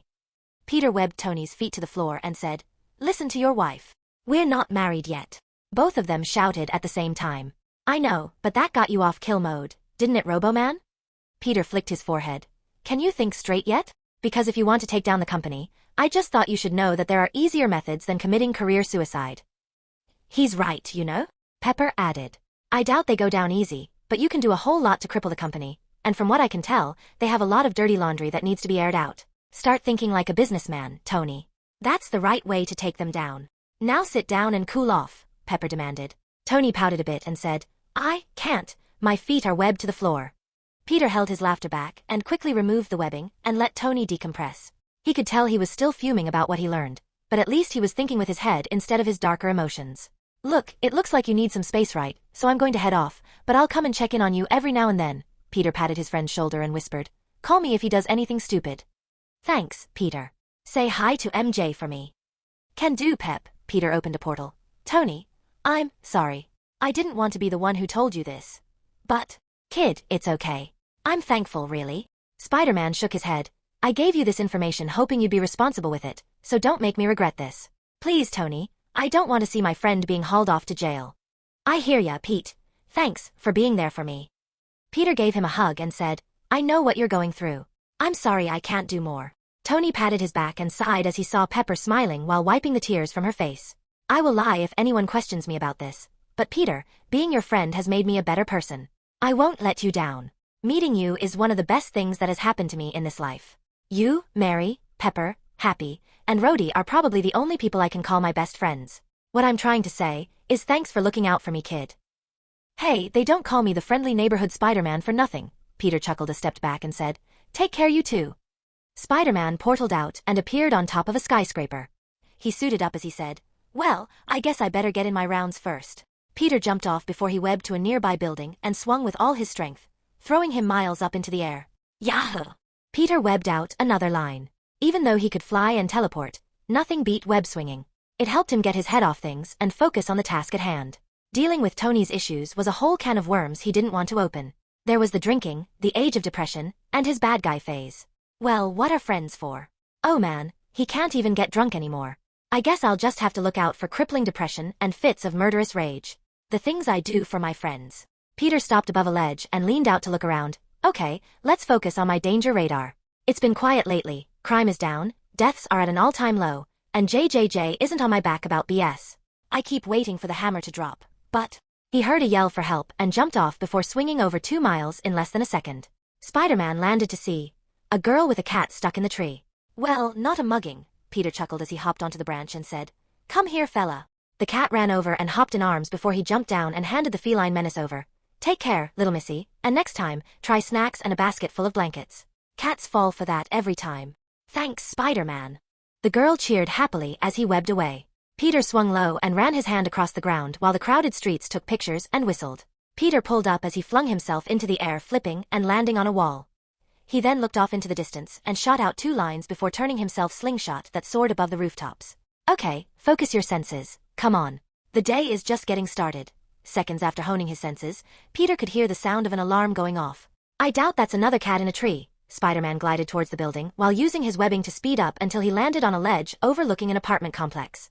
Well, it's not in a tree, but it is most certainly a cat, Peter snickered as he hopped down and turned invisible. He walked inside and moved close to the black cat and coughed into his hand before saying, "You know that stealing is illegal." Felicia jumped as she looked around. Okay, maybe I should take a break. Kane said he'd take me out to dinner. Maybe I should reward him. Well, if it helps you stop stealing. Peter held back his laughter. Okay, seriously, who's there? Your conscience. I know it's been a while since we've talked, but you should know better, kitty. Hearing his voice, she frowned and said, Kane? This isn't funny. Peter couldn't help but laugh as he removed his invisibility. Seriously, cat, why are you here? Spider-Man. What? Where? I want his autograph. Funny, shame Kane doesn't have your sense of humor. Felicia rolled her eyes. So, how is my brother from another portal doing? Peter crossed his arms. Better. Less moody than when he first got here. Nice to hear. Oh, and you tripped a silent alarm. Peter pointed to the windows. What? Black Cat nearly jumped. Getting rusty? Peter asked. No, ugh, Kane and I had a fight. He thinks I need a break. I kind of told him to piss off. Ooh, sorry. MJ and I had a bit of spat too. Also, why are robbing this place? Wait, the Wonder couple had a fight? This I got to hear. Felicia, why are you here? Guy likes to steal priceless pieces of art from the less fortunate. I was hired to get it back, Black Cat grinned. For a price? For a price, Felicia nodded her head. Peter placed his hand on the vault she was trying to break into and ripped it off. All he saw was 20 stacks of gold bars and a few dozen rolled-up paintings. Just paintings, huh? Felicia lifted a brow and said, Did you think those poor old Jewish couple could afford me? No, they knew he keeps it with. She pulled out a golden bar that had a Nazi stamp on it while stuffing her bag. Strangest thing, this guy disappeared a while ago, made my job a heck of a lot easier. You wouldn't happen to know anything about that, would you? Cops are here, Peter smirked. That was fast, Felicia purred as she pulled out her claws. No hitting cops. Felicia, I haven't done anything to the guild you're building because I like what the management is making them do. So don't go making me change my mind. Was that a compliment? Felicia, I'm serious. Relax. Spider. It's not for them. Felicia tore into the wall beside the safe and grinned as she pulled out a stack of journals, ledgers and locations for art and treasures the Nazis plundered during WW2. Neat. Gonna give it back? Not all of it, Felicia grinned. I could care less for the gold and gems, but the art has to be returned. Cops are coming up the stairs. Peter activated his invisibility. Felicia ran towards the window and jumped out while Peter followed from behind. When the cops got there, only a single gold bar laid on the table as evidence to whose house they were protecting. Spider-Man followed her back to the guild and turned off his cloaking ability while walking beside her. So, what do you do when you two fight? I mean, to make amends and stuff. Have great make-up sex. Peter coughed a few times. Well, that's an idea. Well, first, you should tell us why you're fighting. Kane shouted from behind the bar. He was wearing a Hawaiian shirt with loose-fitting shorts and sandals. Kane? Are you drunk? How? We can't get drunk. Well, with Tony's stuff I can. Dude, Kane chuckled. When did you? You impersonated me, didn't you? They never suspected a thing. Hick, the perfect crime. You taught my brother to break into Avengers Tower? No, I taught him to break in anywhere he wants, Felicia smirked. So, why you fighting? Not to brag, but I actually have some experience in dealing with some of your issues. Kane took another shot of what ungodly proof alcohol Tony had brewed up. Is because she wants you to hang up the webs. No, MJ's a hero in this world too. We would never ask each other to give that up. So, did you kiss another lady? No. Big no. I'm faithful Spider. Peter sat across from him while Black Cat put away her spoils and joined the two Spider brothers. Well, out with it. Cat asked as she took a cup for herself. Well, so, I may have agreed to let Fury make plans in case one of the Avengers or heroes go off the rails. You know, brainwashing, mind-swapping, the whole shebang of issues that come with being a superpowered team. You did what? Black Cat went wide-eyed. Sounds smart to me. What's the problem? Hick. The problem is a team isn't supposed to plot their own teammates' demise, Felicia yelled. That's what because you don't know when that'll happen, love. Wait, I said that wrong. I think what my drunk brother is trying to say is, You don't know how devastating the consequences are when these things eventually happen. You've never experienced what happens when it all goes wrong. And you have? Black Cat lifted a brow. I can peer into the multiverse. I've seen quite a few bad endings, Peter replied with an honest expression. My Spidey couldn't do that, hic, Kane mumbled. Actually, he can. He just needs to learn magic, Peter chuckled. Still doesn't make it right, Felicia added. Doesn't mean he was wrong either, Kane rolled his eyes. So, why are you two fighting? Peter changed the subject. I wanted to go to the beach and relax for a while, but no, Kitten here wanted to work. She never stops working. I told you that a series of jobs came up that were just too good to pass up. That's what you said the last time, and the time before that, and the time before that. What do you want me to say?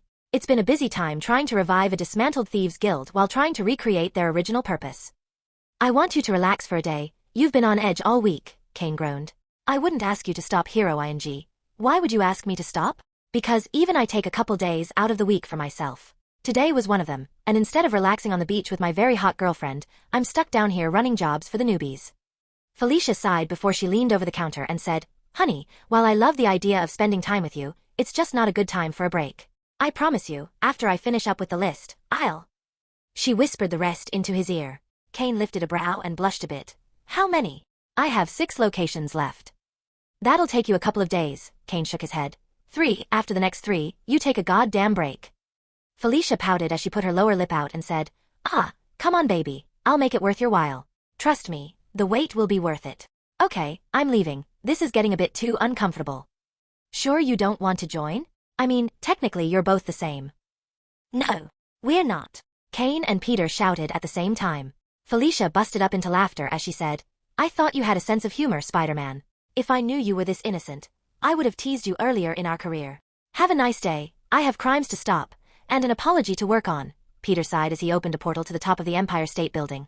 With a leap he closed the portal behind him and thought, at least Kane seems to have calmed down a bit. I'm happy for him. As he webbed out, he kept an eye for any crimes, but other than a few store robberies, it was pretty quiet. When he finished his patrol, he went home and saw MJ talking with a film company about getting her girls into movies. What no? I want Misty Beck for my SFX team. I don't care if she has a contract with you. I've seen what she can do. And you violated your contract by not allotting the proper work hours. My lawyer will be in contact with you. No, you made it personal the moment you tried to pull one over on me. Have a good day. MJ hung up as she sighed and threw herself on the couch. Rough night? Sounds like the dogs were barking. Peter sat beside her. Still mad at you? MJ looked the other way. Babe, I know you disagree, and honestly, I understand. Do you? Are you okay with them coming up with a plan to kill me? Never, I'd never want that, MJ. I hate the idea myself, but it doesn't mean it isn't necessary. If you got your body stolen or were under the effects of mind control, wouldn't you want a plan to save you? MJ huffed. What are the odds? Normally I'd say very slim, but we live a universe with gods and demons. There is no perfect guarantee in life, and the plans will of course try the peaceful methods first, but occasionally, drastic measures should be taken. Peter wrapped his arms around MJ. I promise to do everything in my power to keep them from being implemented, but to not have them when needed is not only foolish, but dangerous too. MJ pouted as she laid her head on his shoulder. Still sucks. On that point, I agree. Peter kissed the top of her head. So, is the Beck the same person I'm thinking of?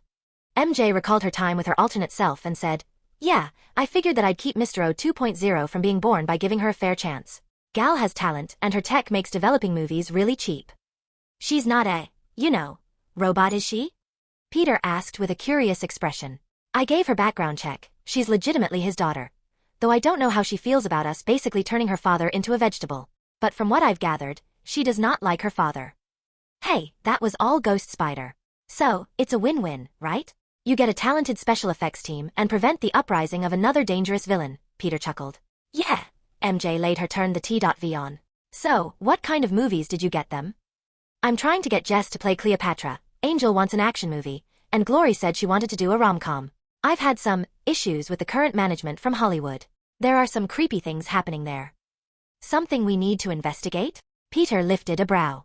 MJ shook her head. I've already told California's Avengers branch to look into it. So, what kind of creepy are we talking about? Vampires or organized crimes? No, missing persons and crimes against children. Not to mention the whole Harvey and Epstein scandal. I don't trust a Hollywood that traffics people. Oh wow, that's terrible, Peter shook his head. Well, I'm looking to seeing the arrests. Me too. Peter sat on the couch with his wife-to-be for a few hours, watching television when their family got back from work. He's a superhero, has the hottest wife-to-be in the galaxy, and was able to spend quality time with his family. Peter could definitely say that he's enjoying his life to the fullest. I swear, if it wasn't for the time difference in our house, I'd say we live super busy lives, MJ chuckled. Thank the Lord for magic, Peter snickered. You know, Pete, I've been wondering how the TV is able to work in unison with the outside, Marie spoke up. It's the same principle you use for our clocks. It linked outside of the temporal spell, so we get what's going on out there without sacrificing our time in here. The images we're seeing are cloned particles that only change when the one or the other changes, right? Richard spoke up. You got the whole time clock thing right, Peter answered. But wouldn't that mean we're watching something at a quicker pace? Isn't this basically peering into future events? I mean, it is 10 hours for one outside the house. Richard tapped his chin. We'll not necessarily. In fact, if it's not part of the temporal acceleration bubble we're living in, we should be seeing this in 10 times faster than what's happening outside, but we're overlooking the obvious. If he can speed time up, he can slow it down too, Marie smirked. Mom's dead on with the idea I can slow time too. But you're forgetting Occam's razor. The simplest solution is often the best solution. I just turn off the time dilation and set up a trigger setting for when the television is on live. Of course, this doesn't apply to things like streaming services like Netflix or something that's been pre-recorded, Peter laughed. Magic is so complicated. I think I prefer science, Richard sighed before asking his wife. So, speaking of science, how was school? Better. We've missed a lot, and I've had a lot to catch up on. However, I'm still the smartest Parker, Marie chuckled. That's debatable, Peter snickered. Dinner's ready, May called out from the kitchen. Woot! I'm starving. Peter looked at his uncle rushing to the kitchen. You better hurry, sport, or I'm going to finish it myself, Ben laughed. Nothing stopping me from enjoying May's meals, Peter stood up before his phone rang. I really need to stop jinxing myself. Just one day, Fury. It's been one day without you calling me. Well, excuse me, but I'm not the one making the physics in London spaz out. I got all my eggheads working on this one, and since you specialize in this kind of crap, I figured I'd give you a heads up. Oh, well, in that case, maybe I should help, Peter groaned as he realized that the ether must be making an appearance. I'll make my way over in 10 minutes. So, how are things going for you these days? Anything interesting going on? I mean, do you even have hobbies that don't involve solving the world's problems? Maybe a wife, husband? Just do your damn job, Fury groaned as he hung up. Peter quickly scarfed down his meal and said, Come on, MJ. We got physics to fix. Who broke it? I swear, if Strange lost another bamf. Grr. The bamf in question growled. Of course, I'm not talking about you, precious. MJ petted the underside of the creature's chin. It had been a while since they learned about the bamf MJ named Kurt with C. The family was both fascinated by the creature's ability to teleport and a little weary of his existence. However, they had all warmed up to the fella. You know, most people get dogs, not interdimensional beings as pets, Richard said, being the only one who still had some weariness towards the demonic being. We're not most people, and Kurt isn't a pet. He's family, Peter pat the creature on the head. Kurt agreed. Come on, Tiger. Let's get to work. MJ opened a portal to London. The minute they passed through, they both saw their sensors acting up. Whoa, this is wild. It's kind of like the readings your reality topaz give off. Yeah, but countless times stronger, Peter replied as he opened another portal. When they hopped through, they saw an argumentative Jane Foster and Thor looking kind of scared. You don't call, you don't write. Why the hell haven't you visited? Jane, I'm in trouble, Spiderman said, putting a long emphasis on the word trouble. Spider-Man. Lady Mary, it's good to see you two again, Thor said with a smile on his face. You too, Goldilocks. So where's the reality stone? Reality stone? Thor's eyes widened. Peter walked over to Jane and said, Now that is interesting, it's bonded with you. No, it's something else. A creation of the reality stone? Maybe a containment field. We can figure that out at Asgard. Lady Jane, please come with. Thor went to touch her arm but was blown back by a powerful wave of energy. Peter managed to put up a force field in time to protect the officers in the area and MJ. Jane nearly fell down, but Thor was able to catch her. Are you okay? What happened? Jane asked as she tried to stand back up. Hold on to me, Thor said as he looked up. Heimdall, open the Bifrost. Peter grabbed MJ's hand and put his arm on Thor's. Mind if we come with? Too late to say no, Thor said as a beam of light fell down on them and transported them to another world. They stood at the entrance to Asgard with Heimdall looking at them with interest. We have to do this more often, Jane said as Thor gently put her down. Wow, this tech is incredible. MJ squealed. Peter, it's part magic and part technology. It's magi tech. I can see that, and please don't take it apart. I'm not so sure they'd understand, Peter pointed at Heimdall. Right, sorry, kind of lost my cool there, MJ blushed. Welcome to Asgard, Heimdall said as he closed the portal. Peter smirked and said, well, Thor, care to show us around? It would be my pleasure, but first, maybe we should do something about Lady Jane's condition. Right, actually, I might be able to do something about that. But first, we'll need to scan her body. I need to know what I'm looking at. Come. Lady Jane and Lady Mary will get a punch out of seeing our technology, Thor laughed. It's you'll get a kick. You know what? Never mind, I'm getting tired of that joke. Peter walked off with Thor leading the way. They saw the golden spiraling city in the distance and awed at it while Thor had a shit-eating grin on his face the whole time. Holy crap. Is this all made of gold? Jane asked. Peter summoned a pebble-sized piece of lead and said, it's not that impressive. Gold is worthless if you know alchemy. Jane's jaw dropped as she watched the stone turn to a nugget of pure gold. Wait, alchemy is real? Interesting. I did not know you knew magical arts, Thor commented. Oh yeah. We were trained by the Sorcerer Supreme of Midgard after the whole alien invasion thing happened, MJ answered. Chapter 81. Issue 81. A New Age Part 18. I heard that tittle before. Thor grabbed his chin and looked like he was thinking back on something. They boarded a flying boat and rowed it into the inner city. The mortals of the group awed in fascination as they took in all the sights. I know it's fascinating, right? Thor had a smirk full of pride. Pretty cool architecture. I'll take some notes for when I build my own planet. Say what now?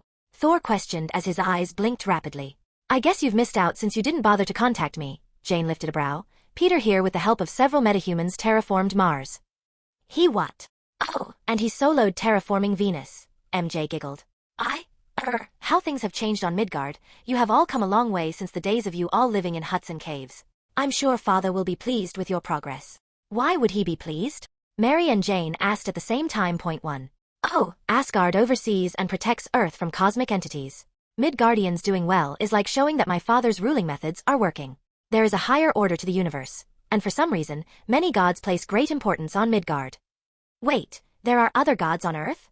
Not really, but there are many gateways that lead to godly realms. I've been to Olympus, Takamagara, and heaven before. You've been to heaven? Like the Christian heaven? Yes, though it is split into two factions, the Judaism and the Christian heavens. It was a nice place. Jesus is quite the character, and between you and me, the wine he makes is divine. Peter snorted. The wine is divine, good one. I was being serious? Thor looked confused. MJ laughed while Jane said, I sure you were. So, what all of the religions are real? In a manner of speaking, I think there are a few that your kind has made up. Thor rubbed his chin. I'm not surprised. MJ rolled her eyes. Ah man, made up religions. Next thing you'll tell me the flying spaghetti monster isn't real. Peter joked while selling the whole depressed vibe. Why would you want it to be? Jane asked. I wanted to eat it. It'd be the tastiest villain I ever brought down. Peter laughed. They stopped and walked through a large crowd of curious people. Most were cheering for their prince's return. However, there were many pointing at the newcomers and whispering back and forth about their origins. Showing off, Peter snickered. What? These are my people. Thor looked at Jane a couple of times. And I assume you only visit every now and then? MJ lifted a brow.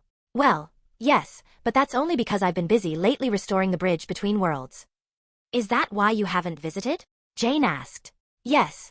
My duties as a prince of Asgard was the only thing keeping me from coming back. I had to traverse the realms and go on a diplomatic mission of sorts. I am sorry, Lady Jane, but how do you mortals put it? It was hell. That's an accurate statement, Peter said as they approached a large castle-like structure.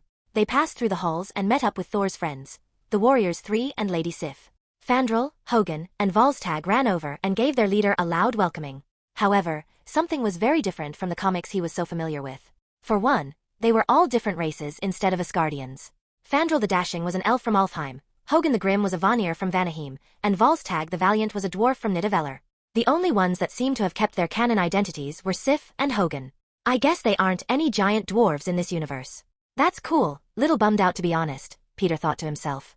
Lord Thor, you finally bless us with your presence, and I see you've brought guests. Quite the lovely ones, in fact. Dude, I heard a lot about you, but flirting with 2 taken women? You're liable to get your nose broken. Peter lifted a brow while tilting his head to the side. Volstagg started laughing. Brave fellow, do you know who you are speaking to? Judging from the ears, I was guessing Vulcan. But that would be too cool for a chud like you. If I know my Norse lore well, I'm guessing he's probably an elf from Alfheim. Hi, I'm Peter Parker, a hero from Earth. This is my fiancée Mary, and this is Thor's girlfriend, Jane. We're not dating. Jane looked at Thor. I mean, we're not, are we? I think. Are we? Thor replied. I mean, well, it's... Jane babbled. Complicated. Thor blushed a bit. Peter snorted a bit as he saw Lady Sif looking a bit jealous and thought, ha, poor lady. Fandral then smirked as he looked at Peter. You say you're a hero from Midgard? What do you fight? Other humans. He winked at MJ. I've fought giants, monsters, and demons before, and I've never lost. This mother, he's still trying to flirt with my gore. Peter's eyebrow twitched. I've fought foes that would make you shit your pants and run for the hills. Doubtful. What can be expected to pose a decent challenge on a backwards? You want to stop with that condescending tone, right now, before you embarrass yourself. You know what? Too late. I've fought metahumans that can control the elements, I've fought unstoppable juggernauts empowered by deities, and I've fought against an immortal dragon. What was the last thing you fought? A pig leg. Peter poked his belly. Thor, Volstagg, and Hogan all shared a laugh while the handsome blonde elf blushed a bit. Since when does Midgard have dragons? And what are metahuman? Volstagg asked. I'm more curious about the empowered mortals. What god in their right minds would seek to empower such a weak race? Hogan lifted a brow. Ever hear of the Octessence? MJ smirked. Surely you aren't speaking the cosmic entities? Sif spoke up. The very same. Midgard has changed since you last paid a visit. We have grown far faster than you realize. In fact, compared to the slow snail's pace in which you guys evolve, I'd say that our progress in such a short time alone proves that we should never be looked down upon. Just because you were born looking from above, doesn't mean you'll be in the same high standing at the end. Care to put your mettle to the test? Fandral placed his hand to his hip, resting his fingers at the hilt of his sword. Sure, after I've seen to my friend here. Peter patted Jane's shoulder. Spiderman just called me his friend. Jane grinned a hopped a little bit. I'm a hero too, Thor pouted a bit.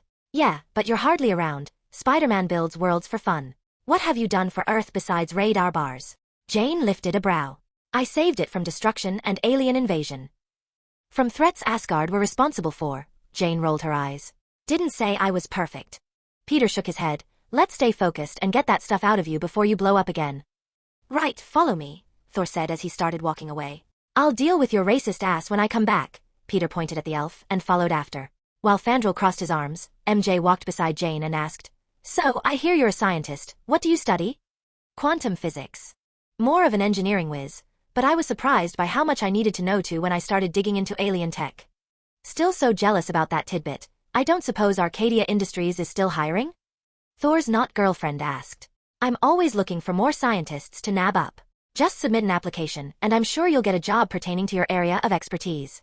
You can get a list of projects that are already in progress or start up your own research team. Any stipulations? Jane asked. Well, you are required to make something that can be sold every 2 to 5 years. My workers are allowed to advance any passion projects as long as they prepare something that can be sold to the public. In your case, I'm guessing you want to make a Rosen bridge like the Bifrost. Those are really good terms. I'll check it out when I get back to Earth. They stopped in front of a medical room that had a magical version of their med bed. When Jane was going through the scans, Peter and MJ's eyes sparkled at what they were seeing. Are you using magic to scan her soul?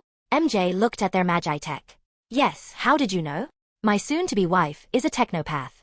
It's her area of expertise, Peter chuckled. I forgot to congratulate you, young Parker. Perhaps we should throw you a party fit for the gods. Thor cheered as he wrapped his arm around Peter's shoulder.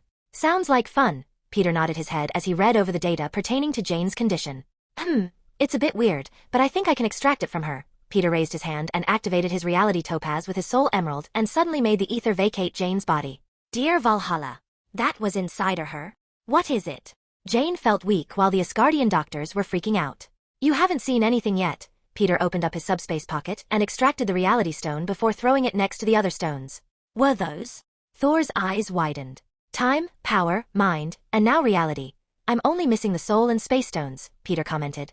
Young Parker, perhaps it's better not to keep them in one place. Thor looked quite frightened. Oh, relax. Notice something about the stones. Peter let him get a closer look. They're inert. Yep, the place I'm storing them is outside the universe itself. Therefore, they don't work. My vault of forbidden items is the best place to keep them for now. What's an infinity stone? Jane asked. Bad news, MJ replied.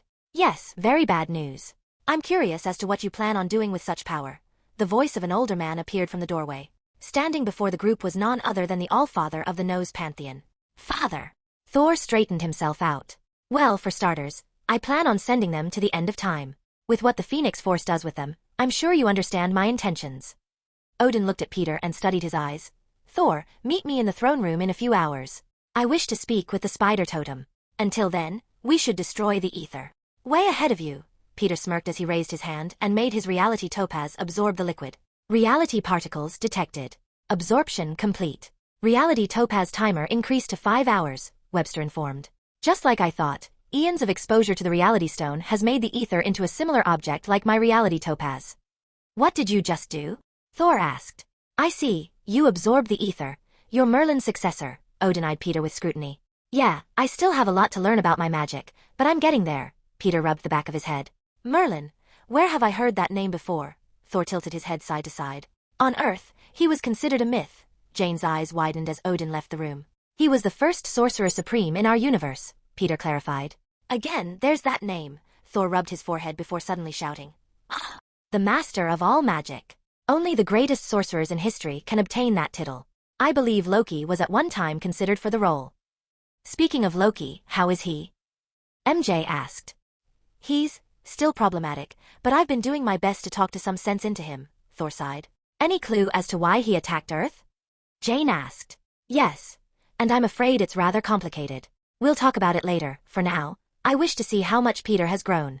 The last time we fought, you ran me through several boulders. I'm looking forward to getting some payback. First we'll deal with Fandral. That pompous prick needs to be put in his place, Peter grinned. Aren't you going to stop him? Jane asked. Why?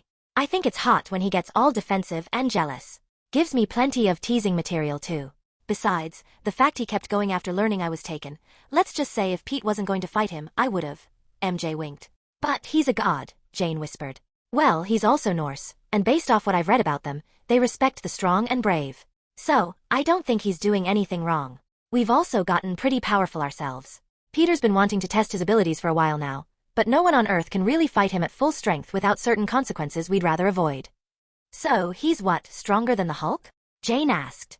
That's the kind of consequence I was talking about. The Hulk is as strong as he needs to be, and they can't go all out without destroying large portions of the Earth, and if the Hulk loses control, he could end up destroying an entire planet, MJ informed. Midgard has changed, Sif thought to herself. Whoa, where'd you come from? Peter nearly jumped. I've been standing outside the door the whole time, Sif replied. What are you, Drax? Who? A friend, Peter shook his head. Are you that confident you can defeat Fandral? As long as he isn't Thor, Peter chuckled. That he is not, Thor replied with a smug expression. Lady Sif, please direct my guest to the arena, I shall fetch our friend. As you command, Sif nodded her head before looking at the spider couple. Follow me. The two shrugged their shoulders and followed after the Asgardian goddess. She led them to a large open area that looked like a training ground for knights. There were weapons, people swinging their swords, and against the walls were dummies tied to posts every 10 feet or so. This isn't what I was expecting. MJ looked around. This is exactly what I was expecting, Peter followed up. MJ looked at him strangely. It doesn't even have a weightlifting machine. No, but Asgardians can probably bench press planets, so making something heavy enough to actually give them a decent workout is more trouble than it's worth. Of course, we have several workarounds they haven't considered. Sif looked at Peter with a funny expression. You know an awful lot about us. Well, when you're connected to the web of life and destiny, you know a lot about the multiverse. Asgardians play prominent roles in just about all of them. I've seen what the strongest versions of you guys can do. I haven't heard of this web you speak of, Sif replied. Think of it like a power that is on par or surpasses the Odin force, Peter grinned. Impossible, Sif's eyes widened. Not really. You know of the multiverse, yes. Sif nodded her head. Well, the web of life and destiny is what holds it all together. It is the very fabric of our multiverse, which means several versions of the Odin force exist in it, yet they can never tap into the web or even challenge it for that matter. MJ and I are totems of the web of life and destiny, and we can tap into it with magic. But we're nowhere near as strong as an Asgardian. We're still learning the ropes, MJ added. Don't you mean webs? Peter chuckled. Funny. Still, I thought there'd be more here. Like a magic assisting gym, Mary Jane looked around. Peter walked over to the rack of wooden swords. I don't think this place is as simple as we thought. Are these made from the branches of Yggdrasil? Yes, but only the ones that have fallen or are pruned by Ratatoskr to keep it healthy. Peter cringed upon hearing that name. That naughty squirrel has been a main villain more than a few times in Marvel history. However, he never heard of him being the World Tree's caretaker. Is he the same one from Norse mythology? MJ asked. Sif raised an eyebrow. They still have legends of us on Earth? Well, not all of it is accurate. For instance, Thor and you were married, and clearly that's not the case. So, we don't know the full extent of how much was kept accurate. Ratatosker was known for running messages up and down the tree. Sif looked a bit surprised to hear Earthlings thought that she was the bride of Thor. I see. Well, he still does that, but for more than 10,000 years, it has been his responsibility to not only groom the tree but protect it as well. I hope it stays that way, Peter thought to himself. So, this place isn't what it seems? MJ lifted a brow. I'm pretty sure everything here is enchanted and almost if not indestructible, Peter smiled. You mentioned a workaround for increasing our strength. Sif changed the subject. Oh yeah. You just have to think you're lifting something heavier than you can carry. Strain the muscles with every movement. Imagine a planet weighing you down, and keep that up every day. On Earth, we call this imaginary training, but if you're lacking imagination, illusion spells are a good alternative. I see, we just need to convince our bodies that we are lifting at our greatest capabilities. An interesting method. How effective could it be? We are gods, we have no limits, Fandral said as he winked at MJ. MJ blanched as she shook her head. So not my type. Well, I didn't hear about you getting a tie with Thor, so I know that whole all gods are born equal thing isn't true. Seriously, how can you expect to improve if you don't acknowledge your weaknesses?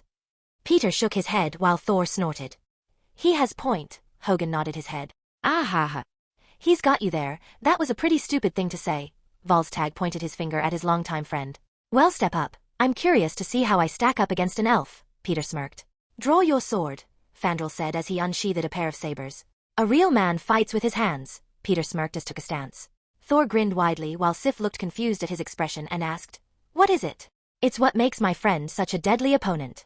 He gets inside your head and messes with you. Watch, Fandral will be dancing in his hands. Sif looked on as the elf huffed and put his blades away. Fists it is. Well, come on, pretty boy, I ain't got all day. Peter wagged his finger for him to approach. Fandral rushed forward with intense speed and threw a punch Peter almost couldn't keep up with. Chapter 82. Issue 82. A New Age Part 19. Nope. Peter ducked under a jump kick. Fandral frowned before punching out with a hook.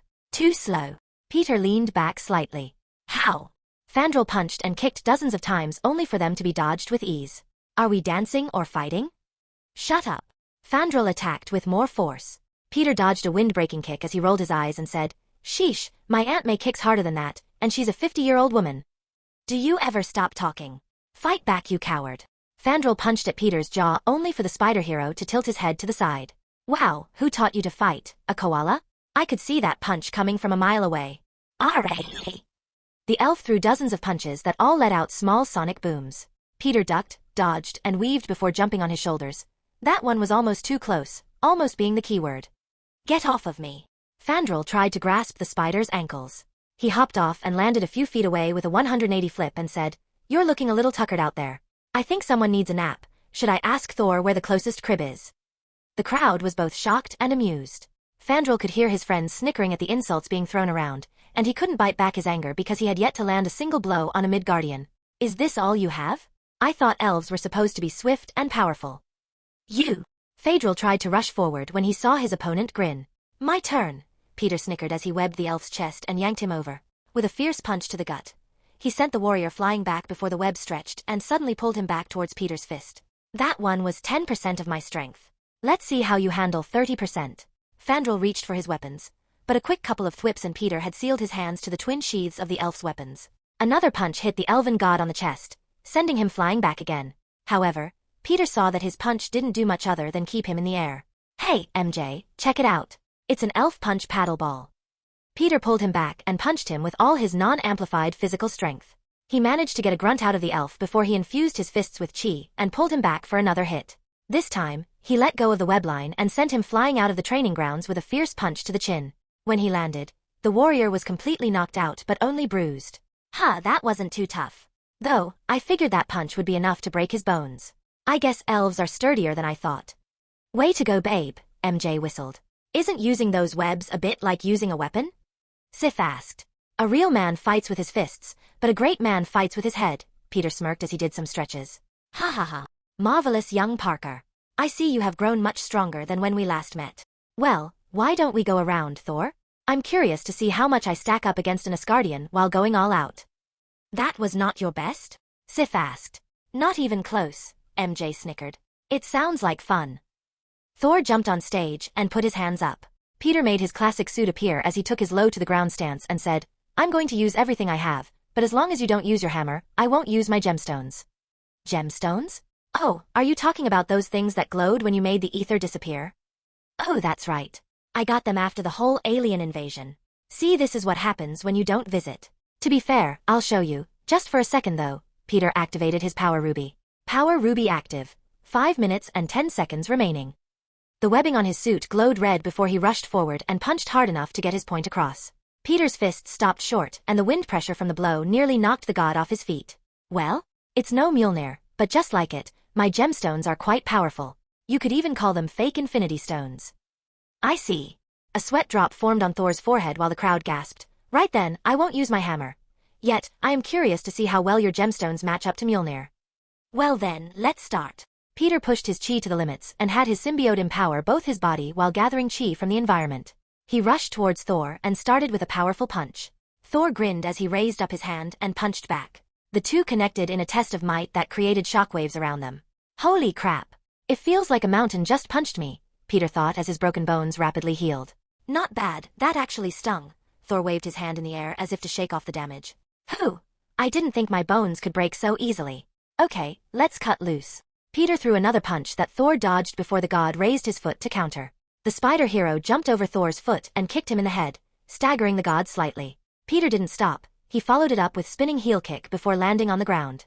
Thor's fist came down like lightning and exploded with power while the hero leapt back. Shit! Peter shouted as the ground cracked and trembled. You are fast, Spider. But I am faster. Thor appeared in front of the hero and punched again. Peter put up his guard and took the blow before he was sent flying into the air. The punch was so powerful, a sonic boom echoed between the two fighters that hit the spectators with a massive gust of wind. Weblins landed on both sides of his opponent while Peter held on to them tightly. He used the force from the blow to stretch the webs to their limits before all of that kinetic energy allowed him to rebound from the attack and sent him flying back towards Thor even faster. With both his feet stretched out like a falling missile, Peter kicked at the lightning god with all of his strength. Thor raised his arms to block and took the full force of the blow. His feet slid back as he started to laugh. Excellent, young Parker. Keep it up. Peter grinned as he unleashed everything he had.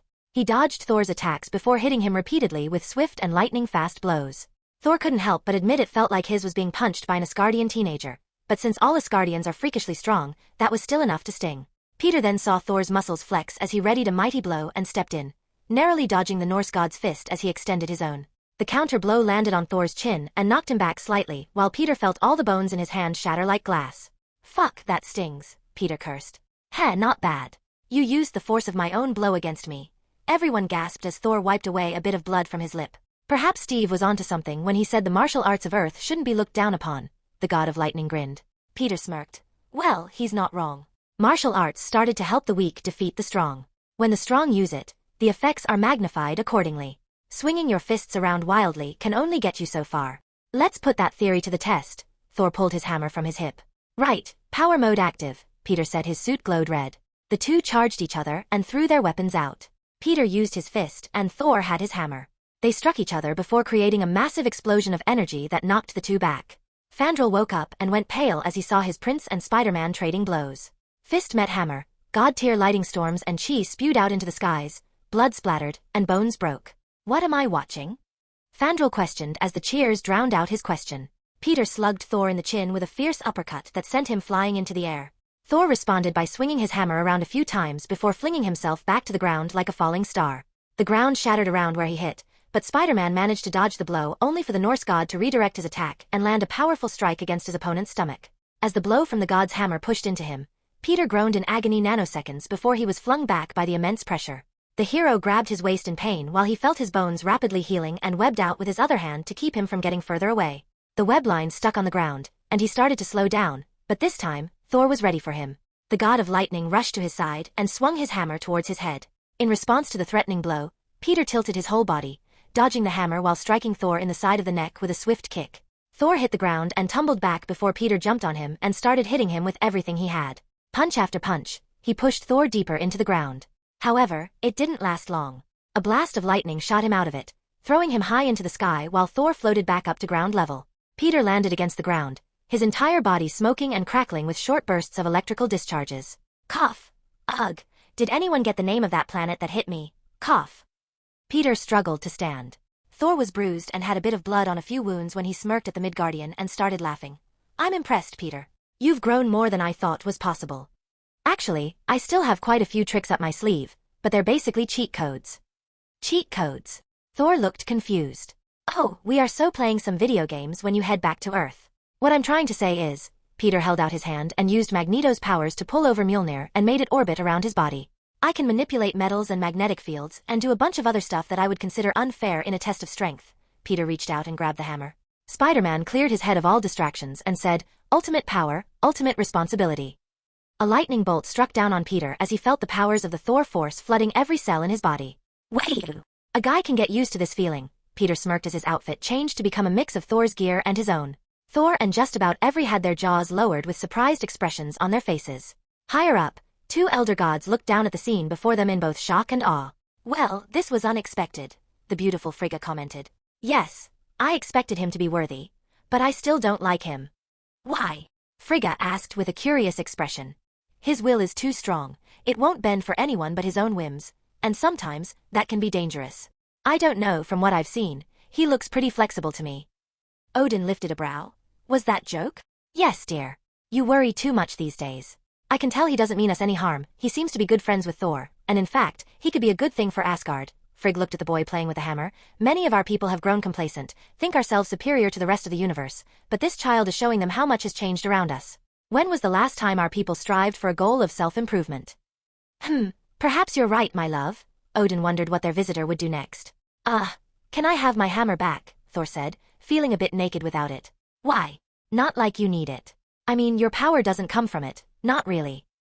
Peter said as he jumped on the hammer and floated into the air. Thor looked confused as Peter floated closer towards him. I'm pretty sure you're the god of lightning, not the god of hammers. This thing, Peter jumped off and grabbed hold of the handle. It's just a conduit to help you control it. The real power, that's right here, buddy.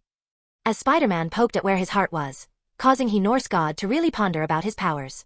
Similar to various cosmic forces, the magic running through your veins, the blood of the gods, it's all yours. The first step in conquering it is becoming aware of it. Peter activated his reality topaz and let him experience the full power of his godly might. Tell me, Thor, what are you the god of? Thor opened his eyes with a wide smile on his face and looked up.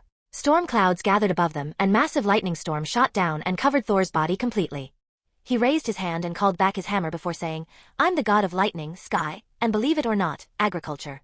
I am Thor Odinson. Peter smirked as the powers left his body and he returned to normal. Only the entire time he was generating the Thor force, he was pouring the pure energy into his power ruby. Surprisingly, he had increased the timer limit from 5 minutes to 45 in the short time he wielded the godly force. I knew pure energy was better for the Power Stone, but without adding all that matter, I'm not sure the microverse inside them would have been able to absorb all that extra energy. Shall we continue? Thor asked. Nah, I can see that you're way stronger than me right now. Maybe we can spar or train together on Earth sometime. Peter held out his hand. Thor smiled and shook it before they heard the crowd cheering like mad men. The god of lightning raised his friend's hand into the air and shouted, Subjects, this here is one of my best friends. He is the champion totem of Midgard, and I hope you show him the same respect you show me. How'd you know I'm the champion totem? Peter asked. While the Asgardians cheered at the top of their lungs, Thor smiled and said, Let's just say, I'm more in tune with my godly abilities now. I can see more about the universe, it's almost like the knowledge is pouring into me. Peter titled his head and thought, maybe I just strengthened his ties to the Odin force. Ha, neat. Thor looked back at the crowd and said, Prepare a feast. Tonight, we dine on the boys' first prey. The crowd cheered again and started scrambling to prepare for the party. Come, young hero. We shall go to Aesir and hunt a god beast for us to feast upon. I did promise you a hunt. Right. Peter looked to MJ. Sure, go have fun. I'll spend some time with the girls. I want to make my own Bifrost for traversing the solar system. With Jane and Sif here, I'm sure we can make sense of what I build. Well, let's go. Peter rubbed the back of his head with an excited expression. Truthfully, he wanted to see what animals the gods hunted and gather samples of them to recreate on Venus. He wanted to fill that world with exotic animals that were both good for the environment and could be turned into a commodity. We shall hunt a stag and mountain king. Volstagg shouted as he patted his belly and laughed. Fandral looked away and said, Sorry, I underestimated you. It won't happen again. Honestly, you shouldn't look down on anyone regardless of strength or birthright. On Earth, we have a saying that even a child can knock a person out if they hit the right spot. Nobody is perfect in every aspect, and that all life is equal regardless of their position in life. Is he always so preachy? Sif asked. He wouldn't be Peter if he didn't want to help someone improve in one way or another, MJ chuckled. Peter leaned in. And here's the biggest piece of advice I can offer you. Never, ever, flirt with a woman who is already taken. Hogan, Volstagg, and Thor all snorted before bursting into laughter. I told you that your attitude with the ladies would bite you on the arse someday. The dwarf nearly fell over. To be honest, you deserved it. Hogan patted his friend's shoulder while trying not to laugh. Can we just leave? Fandral sighed as they all started walking away. While watching them leave, MJ turned to Sif and asked, So, what do you guys do for fun around here? We can spar. Lady Sif raised an eyebrow. Yeah, no. Can you tell me about Asgardian magic? I'm really interested in the technology you have. I can share what I know. But were you serious about building your own Bifrost? I was. I managed to copy the powers of a technopath that can build almost anything. If I want a teleporter and have the necessary parts, I can build one just by willing it into existence. From there, I take it apart and figure out how it works. So cool, Jane smirked as she walked beside them. What does her temperature have to do with anything? Sif asked. It's modern slang for something amazing or awe-inspiring. MJ felt a sweat drop down her brow. Oh, how strange. Well, follow me, I shall lead you to some of our brighter Asgardians. While they guided into the castle, Peter and the warriors 3 stopped at the Bifrost entrance. To Aesir, Heimdall, Thor cheerfully shouted. Very well, pick up some angel berries for me. I haven't had the wine in years. Will do, gatekeeper, Fandral said as he held his hand on the hilt of his swords. Heimdall slammed his sword into the keyholder and twisted as the machine came online. They hopped through and landed in the middle of a vast wilderness that spread far beyond what Peter could view. Incredible, this planet must be 5 times bigger than Earth, yet the gravity is 2.1 times heavier. Aesir is my home, please allow me to show you where to hunt, Hogan said as he held on to his dagger. Lead the way, old friend, Thor patted him on the shoulder. Peter took in the sights as they passed through the forested terrains. There were trees that stretched thousands of feet into the air, rivers filled with rare minerals, waterfalls that spilled into lakes hundreds of times larger than anything he'd seen on Earth. He saw giant animals such as boars, deer, elk, goats, and even a few wolves from Norse legends. There were highlands with clouds rolling off them like snow, countless herbs and fruits Peter's never seen before, and canyons that stretched out for miles. Here, the best spot I have for hunting kings of the forest. We wait, Hogan said as he leaned against a large tree branch. Peter stared out at the massive lake and sighed. So, how big is the... Quietly, Hogan said as the others snickered. Right. Peter sat against the branch and waited. It took several minutes before he saw it, a massive 30-foot elk with branched horns bigger than his body. Thor tapped him on the shoulder and pointed at him to make his move. What, no help? Peter sent a telepathic message. Ooh, you can use telepathy too? Thor thought with a surprised expression. I can do a lot these days, Peter smirked. To answer your question, the first hunt is sacred. You have to kill the beast by yourself. We'll help after. Right, give me a second. Peter turned invisible and leapt off the tree. The others were just as quiet by Thor waved his hand and placed his finger over his lips. When he got close enough, Peter shook his head and thought, first time I've hunted, but it strangely feels easy. Maybe the spider side of me is helping on that end. He placed his hands out and shot out 2 lines of webbing before using all his strength to pull the elk's giant hind legs into the air. Using a tree branch to support the creature's weight, the poor godly animal never stood a chance as its vision became a blur and was dragged into the air. Peter webbed its body to the trunk of the tree and wrapped around it multiple times before landing on its neck. Then with a sharp burst of electricity, he put the animal down by slapping his hand on its skull. The elk let out a shriek of pain, but it only lasted a second before it became unable to feel anything. Bravo! Thor shouted. No damage to the body, we'll have to hunt with you more often, Hogan complimented. Ha ha ha ha. I would have broken its skull with my mace. How'd you kill it? Volstagg asked. I delivered about 400,000 volts to its brain. I cooked it in an instant, so it shouldn't have felt any pain. Well then, let's get to dismantling it. I'll show you the ropes. Can you lower it? Volstagg licked his lips. The heart has to be eaten right away or else it spoils, and it is often considered the tastiest part if cooked right away. Right, well then. Peter lowered his webbing and put the animal near the ground. Show me how to dismantle this beast. I'll store everything inside my bag. Peter pulled the bag of holding out of his symbiote and grinned. I hardly think. Wait, is that enchanted? Fandral gasped. Yep, I'm a sorcerer too. So we don't have to worry about the food going bad. It'll be just as fresh as when we killed it, Peter informed. Excellent. Volstagg laughed again as he pulled out his axe and cut into the elk.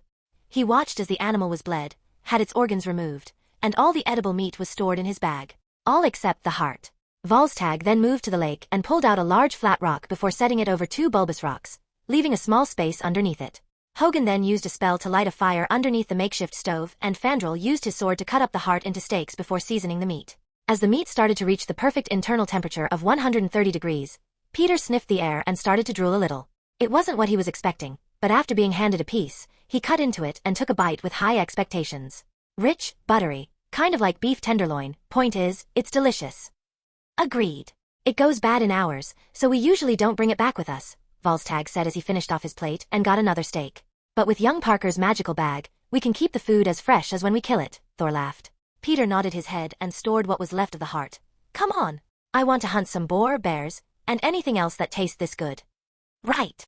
The group nodded their heads as Hogan took the lead and led them through the realm. While they continued their hunt, MJ, Jane, and Sif were sitting around a room full of scrap Discardian tech.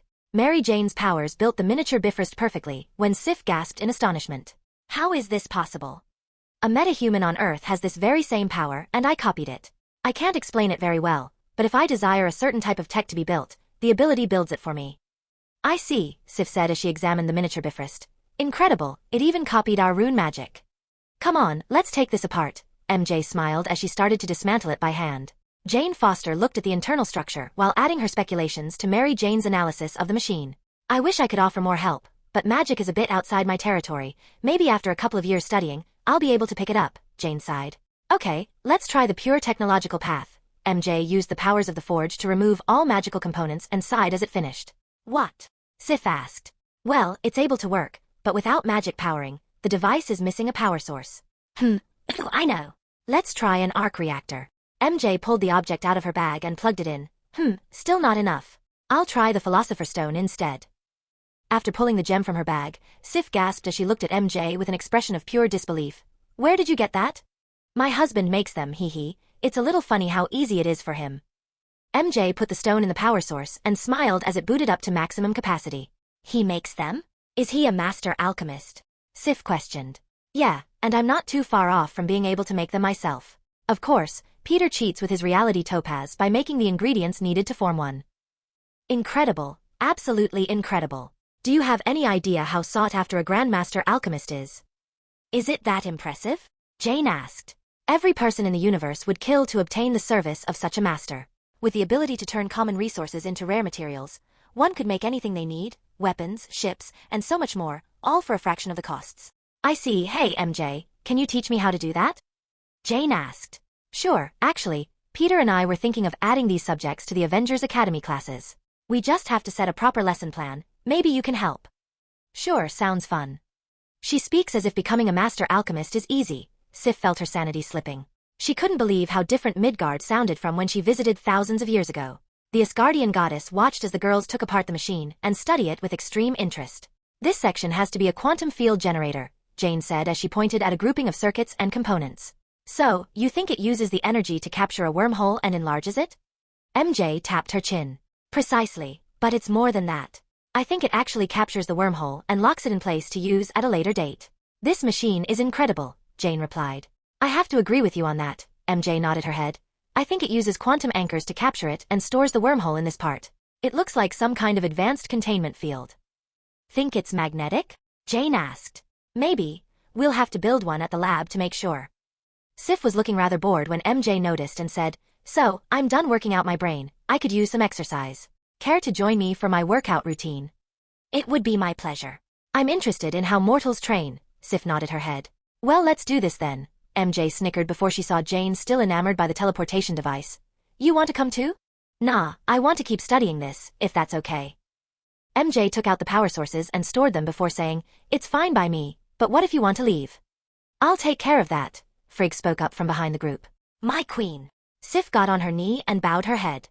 Oh wow, the matriarch of the Norse pantheon is standing in front of me. It's a pleasure to meet you, MJ said as she held out her hand. Frigg lifted a brow as she looked at MJ's hand. Oh right, it's an earthling greeting. We clasp hands and shake. Frigg snorted. I know what a handshake is. The queen shook her hand and looked to Jane's nervous expression. I'd like to talk with Jane here.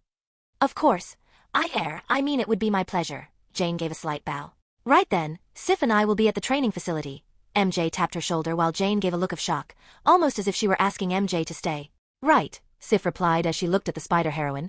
You remember the way? Yep. I'll just head on out. Traitor. I thought we were becoming friends. Jane thought as she watched the two leave. Now that we're alone, I have a few questions for you, Frigg smiled. Griet. Jane felt a bit scared. Chapter 83. Issue 83. A New Age Part 20.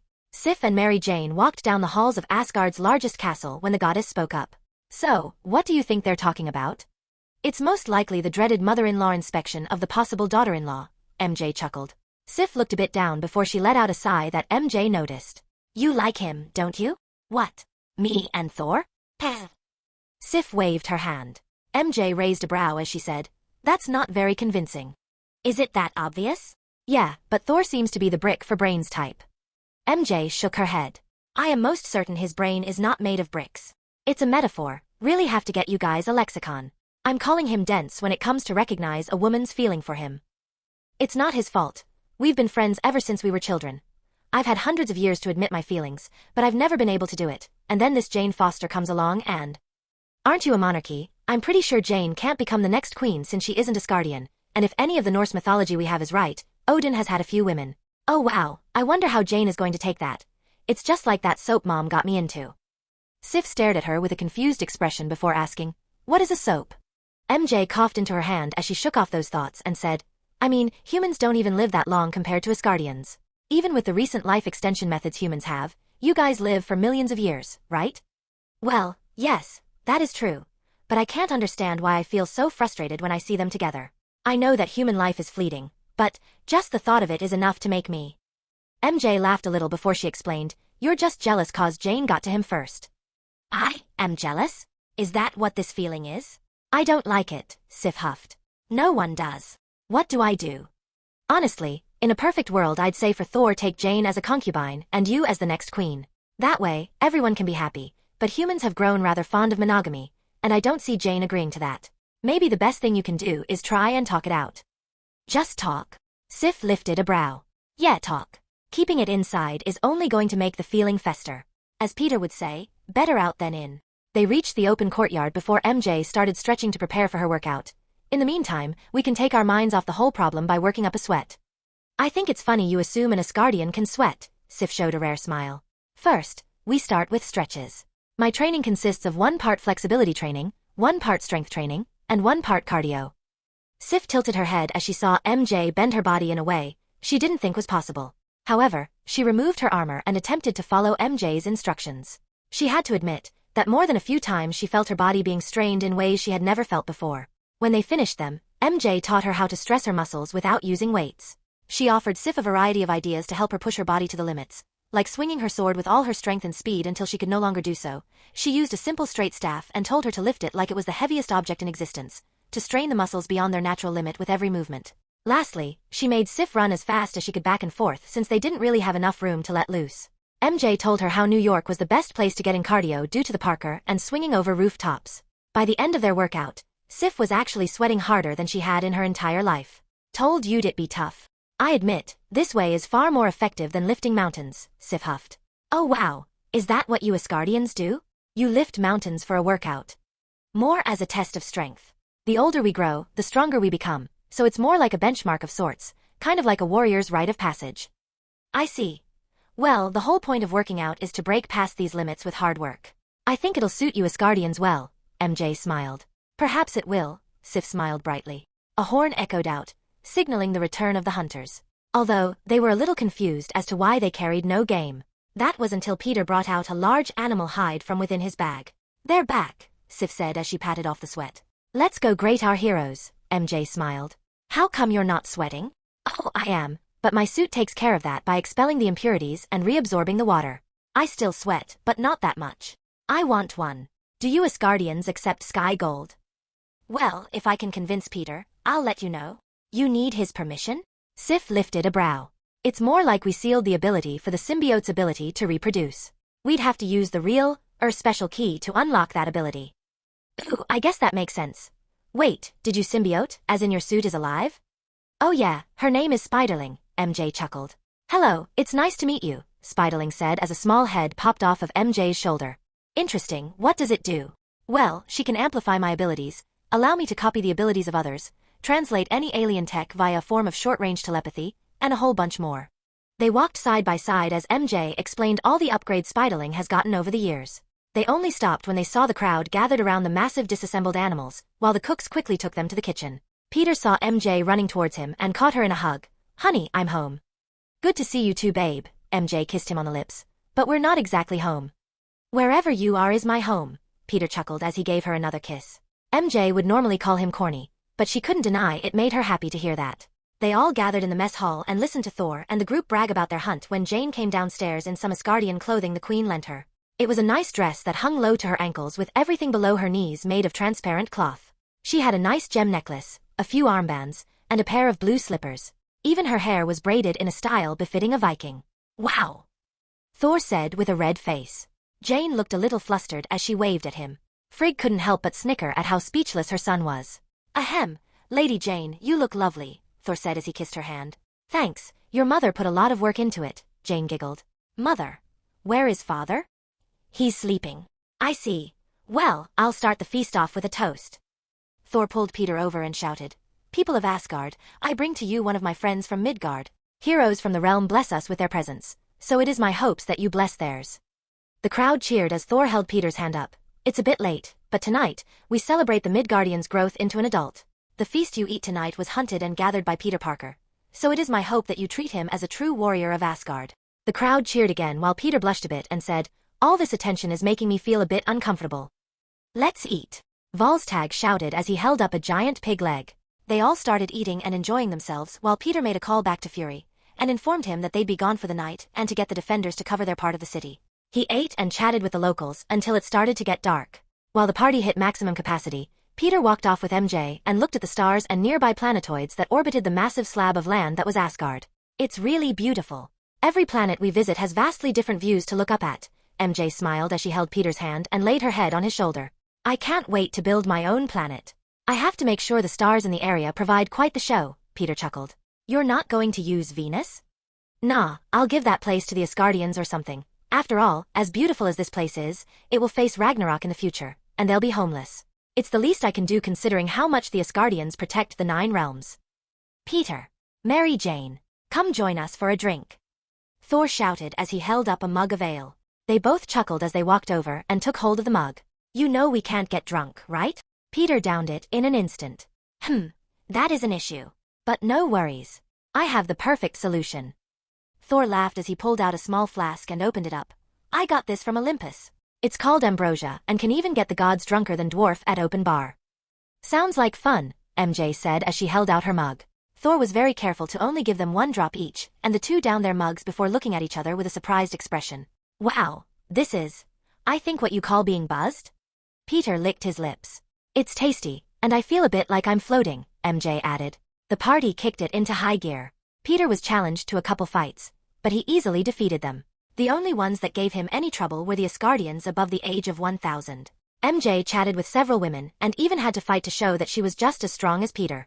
They drank, sang, exchanged cultures, shared knowledge, and even showed them images of Earth's recent improvements. They were awed many times, and several Asgardians thought of paying a visit to Earth. Somewhere between fighting Sif and eating an entire 10 pounds of the tastiest pork belly he had ever eaten, Peter blacked out. He woke up the next morning with a naked MJ sleeping beside him before grabbing his head. "ERP. Ooh, so this is what it's like to be hungover. That ambrosia stuff really packs a wallop." MJ groaned next to him before pulling him back down to cuddle with. "She's handling it better than me. Webster, clean me up." Toxicity was purged from his body, and while the hangover cleared up, Peter woke MJ up with a kiss and said, "Come on, we got work to do." "No, just a little longer," MJ pouted. Peter snickered before he started tickling her. MJ started laughing as he continued to run his hands across her sides until she jumped on him and said, Okay, I give." Peter kissed her and said, "I vaguely remember us promising to meet with Odin and Frigg to speak about what to do with the Infinity Stones." "Right, well, I guess I better dress nice," MJ said as his symbiote took the shape of a rather pretty black dress that showed off her cleavage. Everything above her breasts was a dark-colored fishnet cloth that covered her shoulders and stopped at the black choker. Peter whistled as he made his suit form into the last stand outfit without the mask. "Looking good. Love the jacket, Tiger. Or is it Dragon now?" "Just wait until I get a hold of the White Tiger bloodline," Peter snickered. "I'm still human. I just have copied the best genetic advantages that came from a dragon into my own gene structure." While I love the outfit, Maybe wear something a little formal. MJ held her arm out. Peter yawned and changed the outfit to a black and white suit with a tie. Formal enough for ya? Plenty, thank you. MJ kissed him on the cheek as she wrapped her arm around his. They walked to the door and left the guest room to see some guards standing a few feet away. Excuse me, could you escort us to the throne room? MJ called out. It would be an honor, Lady Mary. One of the guards blushed as he walked ahead of them. My wife is just too damn pretty. Peter shook his head. You're not so bad yourself, Tiger. MJ laughed. Did you notice all the girls, goddesses throwing themselves at you last night? It's a bit blurry, but the only woman I was staring at was you, Peter smiled. God damn it, MJ blushed as she looked to the side as she thought. We've been together for almost 5 years, and you still know how to make my heart thump. They entered the chamber and saw a tired Odin who had basically forced himself awake from the deep sleep while Frigg wore a happier expression. Morning, Peter said as he gave a polite bow. It's an honor to meet you again. MJ followed suit. Rise, Odin said as he pulled something from his sleeve. Peter looked on at the shining cubestone and smiled. So, I take it you're trusting me with it? Only to see if you speak the truth. Odin tossed it to him. Peter caught it and broke down the cube's material to have it absorbed by his space amethyst, revealing the space infinity stone inside. Space amethyst has been improved. New limit at 58 minutes and 32 seconds, Webster said as the gem stopped glowing. I have seen glimpses of certain events in my sleep. I have to ask you, why you are helping us so much? What do you have to gain? What do I have to gain? Well, for starters, protection. I know that because of Asgardians, many cosmic threats are dealt with. If you're stronger, then they won't get through to us. Also, Thor is a good friend of mine. Be pretty scummy of me not to help him out. Frigga laughed a little because it was as she thought. Odin hated when he was wrong about a person, but he couldn't deny that some part of him respected the spider, even if he didn't like him. So, friendship and a means to further your own ambition, is it? Odin lifted a brow. Pretty much, ooh, and offering, I almost forgot about offering.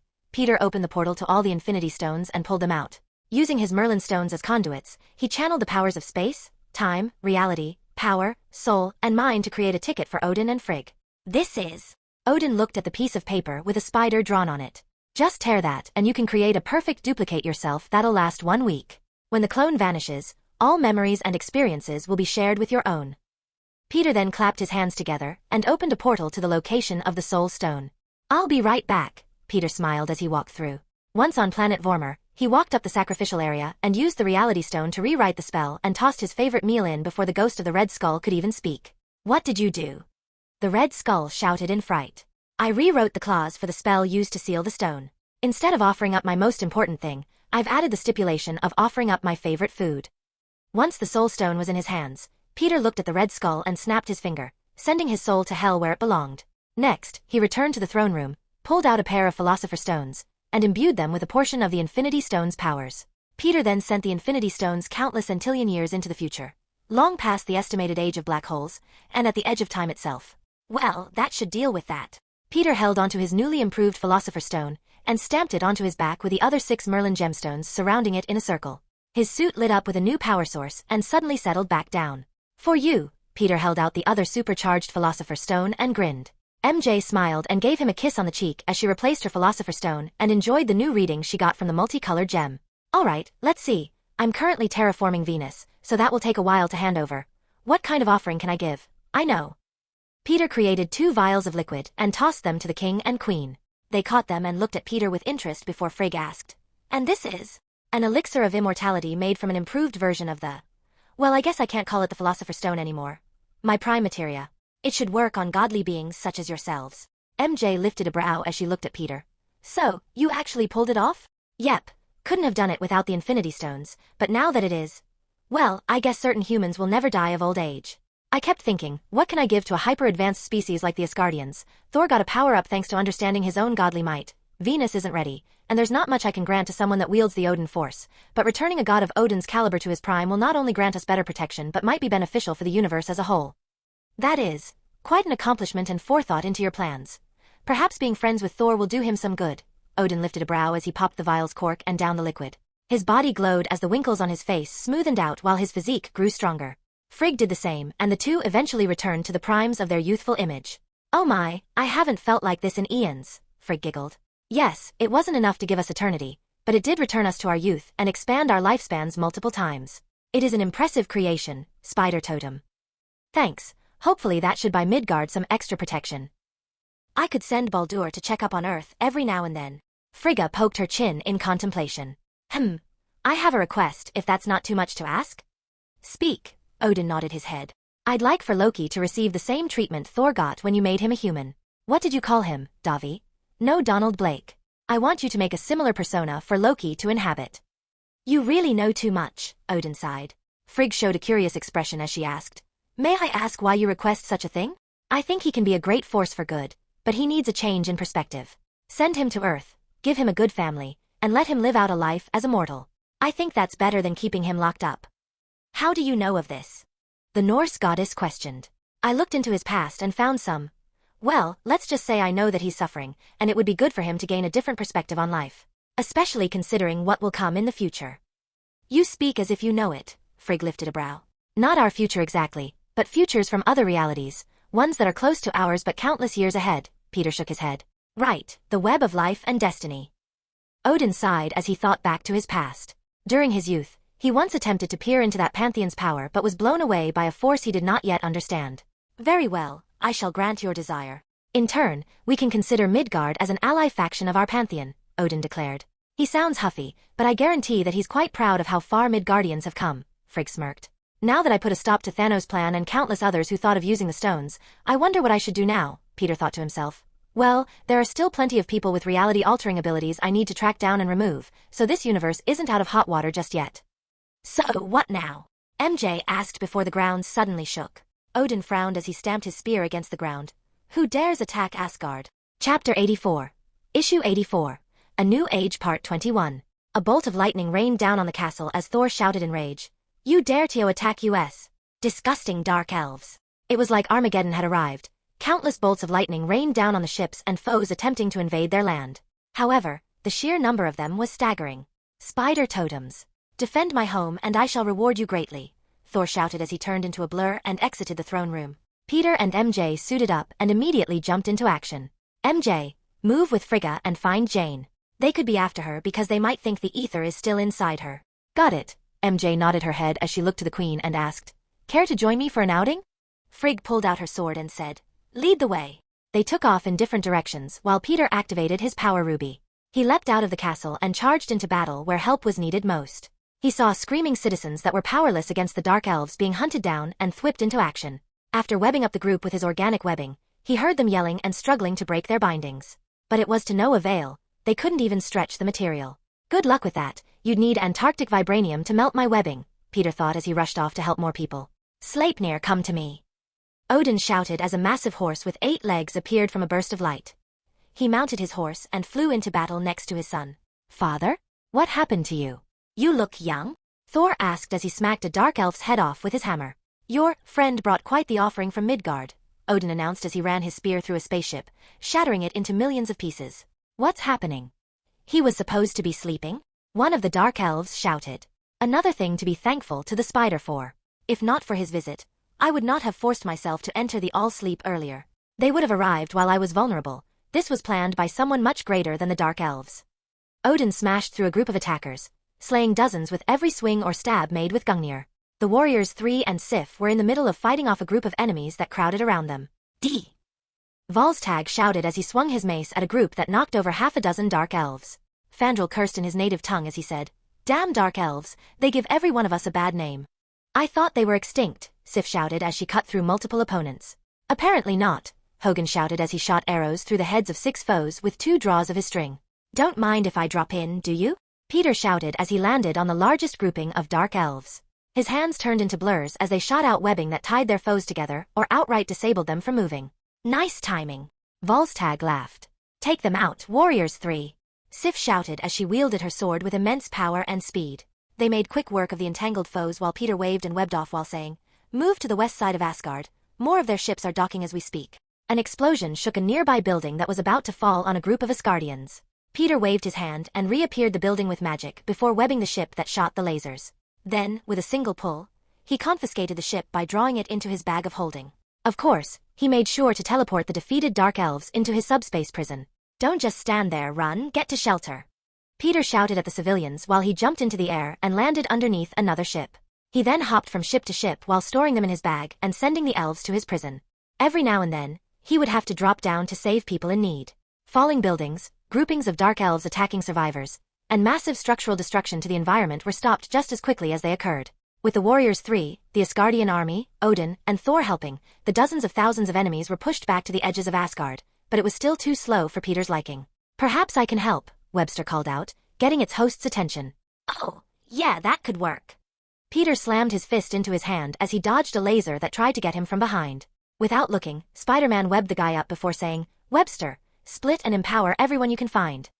Thanks to the absorption of the created Globby, the symbiote could now split infinitely and join with every Asgardian that they came across. With Webster turning the civilians into well-equipped warriors that were being guided by a symbiote equipped with one of the most advanced supercomputers in existence, the battle not only turned to their favor, but became completely one-sided. Even Thor and Odin agreed to wear the symbiotes, though it was mostly out of curiosity. Odin wanted to know what a symbiote made by humans could do, and Thor was eager to see how much stronger he would be. It's like a reverse symbiote takeover arc. Peter thought to himself. While the Dark Elf army was being outright slaughtered, MJ helped Frigg take down any that infiltrated the castle and even stopped a group from entering the family vault, which seemed to what they were going after. Jane stayed by their side while all this happened and couldn't help but feel a bit like a liability. As it turns out, her suspicions weren't unwarranted. There were many times during the scuffle that she was targeted. However, MJ was a damn good guardian and even gave Jane a copy of her symbiote when things started getting dangerous. When she was finally able to help, with Spiderling's assistance, Jane was able to fight efficiently and was able to help clear out the vault. Well, if it isn't Spider-Girl, Loki smirked as he walked up to the edge of his prison. "Loki. So this is where they're keeping you," MJ smirked as she met his gaze. "Gotta say, you look like you've seen better days. Is it me? Or are you looking a little pale? Not enough sunshine in your life, right?" Loki growled. "Funny." Turning his attention away from the rude Earthwoman, he smiled and showed a surprised expression. "Hello, Mother? Wow, you look younger. Did you learn a new spell to preserve your youth? You must share." A loud boom shook the room and interrupted the trickster god. "I see our old enemies are still kicking. I don't suppose you'd let me out of here. I can help." "Yeah, nice try. I'm going to enjoy seeing you as a normie." MJ shook her head. The Asgardian prince lifted a brow as he said, "Normie? Whatever that means, I don't like it." "Get used to it, goat man," MJ smirked. "Why so sour, little spider? Holding a grudge against the jackass that put my planet at risk and cost the lives of thousands of innocent people? No, why would you ever think that?" There was a clear and thick accent of sarcasm in her voice. "Not my fault," blamed Thor. "He's the one who kicked me into the Bifrost. If not for him, I never would have been forced to work for that mad titan." "Loki!" Frigga shouted with a frown. The god flinched as he looked over at his mother and said, "Yes, mother. Now is not the time for your trickery. Our world is under attack. Our people are dying." "Your people," Loki frowned. "Our people. It matters not that you were born from another. We are your family, Loki. You know what, Loki? I agree with the queen. She may not have birthed you, but she raised you as her own. So maybe lay off the snide remarks and, sigh. Hold on," MJ said before she suddenly webbed out a line towards the entrance seconds before a dark elf tried to rush into the room. She pulled the web line back and punched the dark elf so hard that he saw stars before falling unconscious. "We cleared out the room, but nothing is going to stop them from sending more in. I'll web the entrance." MJ's senses went off before she rushed forward and grabbed a blade that was invisible. "How?" A man wearing Red Skull-themed full-plate armor shouted as it shimmered out of its invisibility mode. "Who are you?" Having just stopped a sword from stabbing the queen in the back, MJ smiled and said, "Why, I'm your fairy godmother, and son, I'm disappointed in you." Jane snorted while the queen frowned and shouted, "Algrim, you dare to show your face in my kingdom after what you did to my son. Ha ha ha. It's not my fault you raised such a foolish child. Though foolish he may be, I have to thank your son.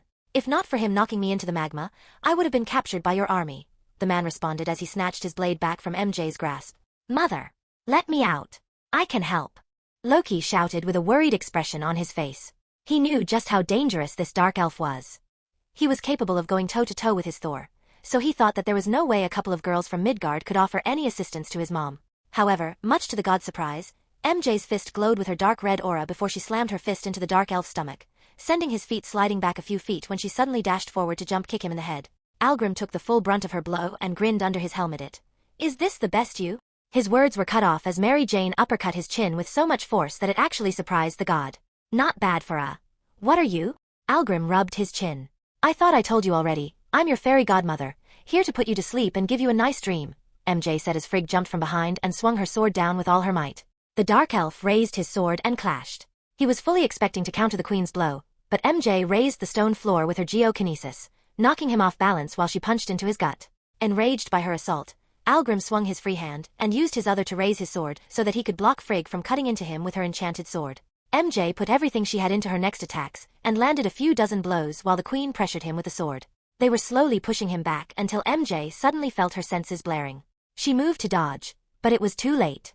A swift kick landed against her face before it sent her flying back. Her back slammed against the wall before fell to the ground, unmoving. MJ! Jane shouted with worry as she ran to check up on her. Frigg continued to focus on the opponent in front of her. Every swing of her blade caused shockwaves to rattle the space around them. Swing after swing, parries, blocks, and spellcraft was slung back and forth as the two godlike beings clashed several dozen times. Hey, woman! Let me out! Loki demanded as he looked at Jane shaking an unconscious MJ. I couldn't even if I wanted to. I don't know how. Jane yelled as she looked on in fright. Just place your hand against the wall of light. I'll take care of the rest. Loki looked at his mother fighting with a frantic expression. Jane could tell that Loki genuinely wanted to help, but she also knew that he'd split the moment he ensured his mother's safety. Damn it! Jane shouted as she walked while carrying MJ over her shoulder. She raised her hand, ready to set the god of mischief free when MJ suddenly grabbed Jane's shoulders and said, Oh, ow, let's leave that as plan B. MJ! I'm so glad you're okay, Jane breathed a sigh of relief. I'm not out of this fight yet. Move to the roof and wait for an opening. Spiderling will guide your aim when I need it. Aim! MJ suddenly leapt into the air and shot a few dozen elemental web bullets with chi infused into them. They hit his chest and neck seconds before the Norse goddess landed two clean blows that cut deep into the dark elf's armor. Quite impressive, Lady Watson. Frigga shouted as she chopped at Algrim's hand. The dark elf tried to pull his hand back while runes floated above his arm. He was reading for a counterattack while he dodged, but MJ wasn't having any of that. It'll be Lady Parker sometime next year, MJ said as she webbed his hand to the ground. As Algrim's hand was chopped clean through to the bone, MJ sent a powerful bolt of electricity from her hand down her webbing, and onto the godlike being. He yelped in pain before he felt another blast of webbing cover his eyes. This time it was Jane and Spiderling providing support. Got to thank Peter on upgrading the symbiote. It would have sucked if I had to fight in my magic suit, MJ thought as she suddenly ducked. The punch Algrim threw out was easily dodged before MJ webbed his feet together and leapt over his head. At the same time as her jump, Frigga charged her weapon at his throat. Algrim grunted as he leaned back. However, MJ was there waiting for him and pushed on his back with a chi-enhanced lightning blast. Frigg's blade pierced through his neck, tearing through the armor while placing the tip between the gap in his spine. As he fell on the ground, MJ paled. Did I just help you kill that guy? Algrim's bio armor makes him all but unkillable. As long as he wears it, he will not die from such a blow, Frigg explained as she pushed her sword deep into the ground, placing her hilt at the base of his neck. Though, he will be in severe pain until I chose to remove it. Breathing a sigh of relief, MJ watched as Frigg cast several spells to seal away the dark elf in a prison next to Loki's. Wow, your mom is awesome, Jane whispered. Loki nodded his head. He was glad that he didn't need to step in, but sour that he missed out on a chance to escape. So, he is more than your mate? He is your betrothed? I've never been to a Midgardian wedding. Tell me, what's it like? Oh, it's... A singularity suddenly ripped the webbing open at the entrance to the underground, while MJ frowned at what she witnessed. Was that a bulk hole? Chapter 85. Issue 85. A New Age Part 22. Peter was currently helping to tie up the last group of dark elves when he saw it. A ship that belonged to Thanos was floating in the distant vacuum of space. If not for his ability to sense chi, he would have completely missed it due to its advanced cloaking technology. A massive beam of energy was gathered at the ship he spotted before it suddenly fired on Asgard. Odin intercepted the blast while Thor continued to slay dark elves by the dozen. I hope Thanos isn't on that, Peter thought before an explosion containing the 4 classical elements shot out of the royal castle. At the end of the blast was none other than one of Thanos' children, Corvus Glaive, wearing to be what looked like a highly advanced exosuit. Mary Jane! Peter shouted in worry, mostly because he knew just how powerful the glaive that the child of Thanos was carrying. He flew over with his boot thrusters igniting and broke the sound barrier more than a few times over before he slammed his fists into the villain with a full-power Superman punch. While his body was flung off into the distance, Peter looked down and saw the smoke clear. MJ was gripping her hip while both the Queen and Jane supported her, both also wearing duplicates of the Spiderling suit. Minutes earlier, MJ, Jane, Loki, and Frigg looked on as the child of Thanos walked into the room. Where is the Infinity Stone? Corvus growled with lethal intent. I will give you one chance to tell me. If you comply, I will grant you a swift death. If you don't. The tall ashen-skinned alien that looked like a withered old goblin with shark teeth suddenly lifted his weapon in hand and grinned. I'll let you experience torture beyond your wildest imaginations. MJ lifted a brow as she asked, "What hole did you crawl out from? You're even paler than Loki here." "Silence. Woman. That is Corvus Glaive. He is one of Thanos' children, and you must never underestimate him. That blade can cut through anything, and he cannot die so long as he wields it." Loki shouted.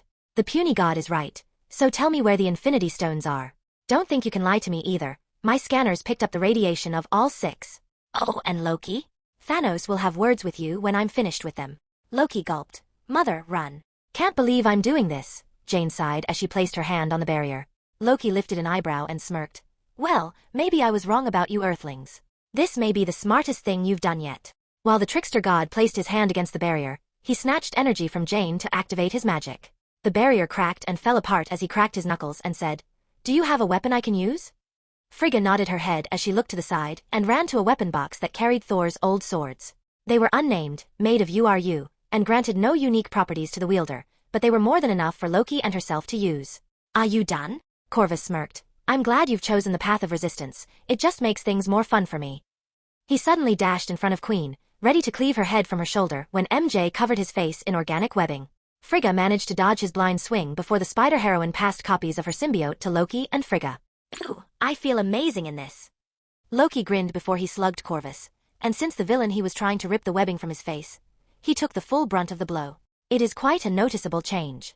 Does this strange being amplify all of my abilities?" Frigga asked.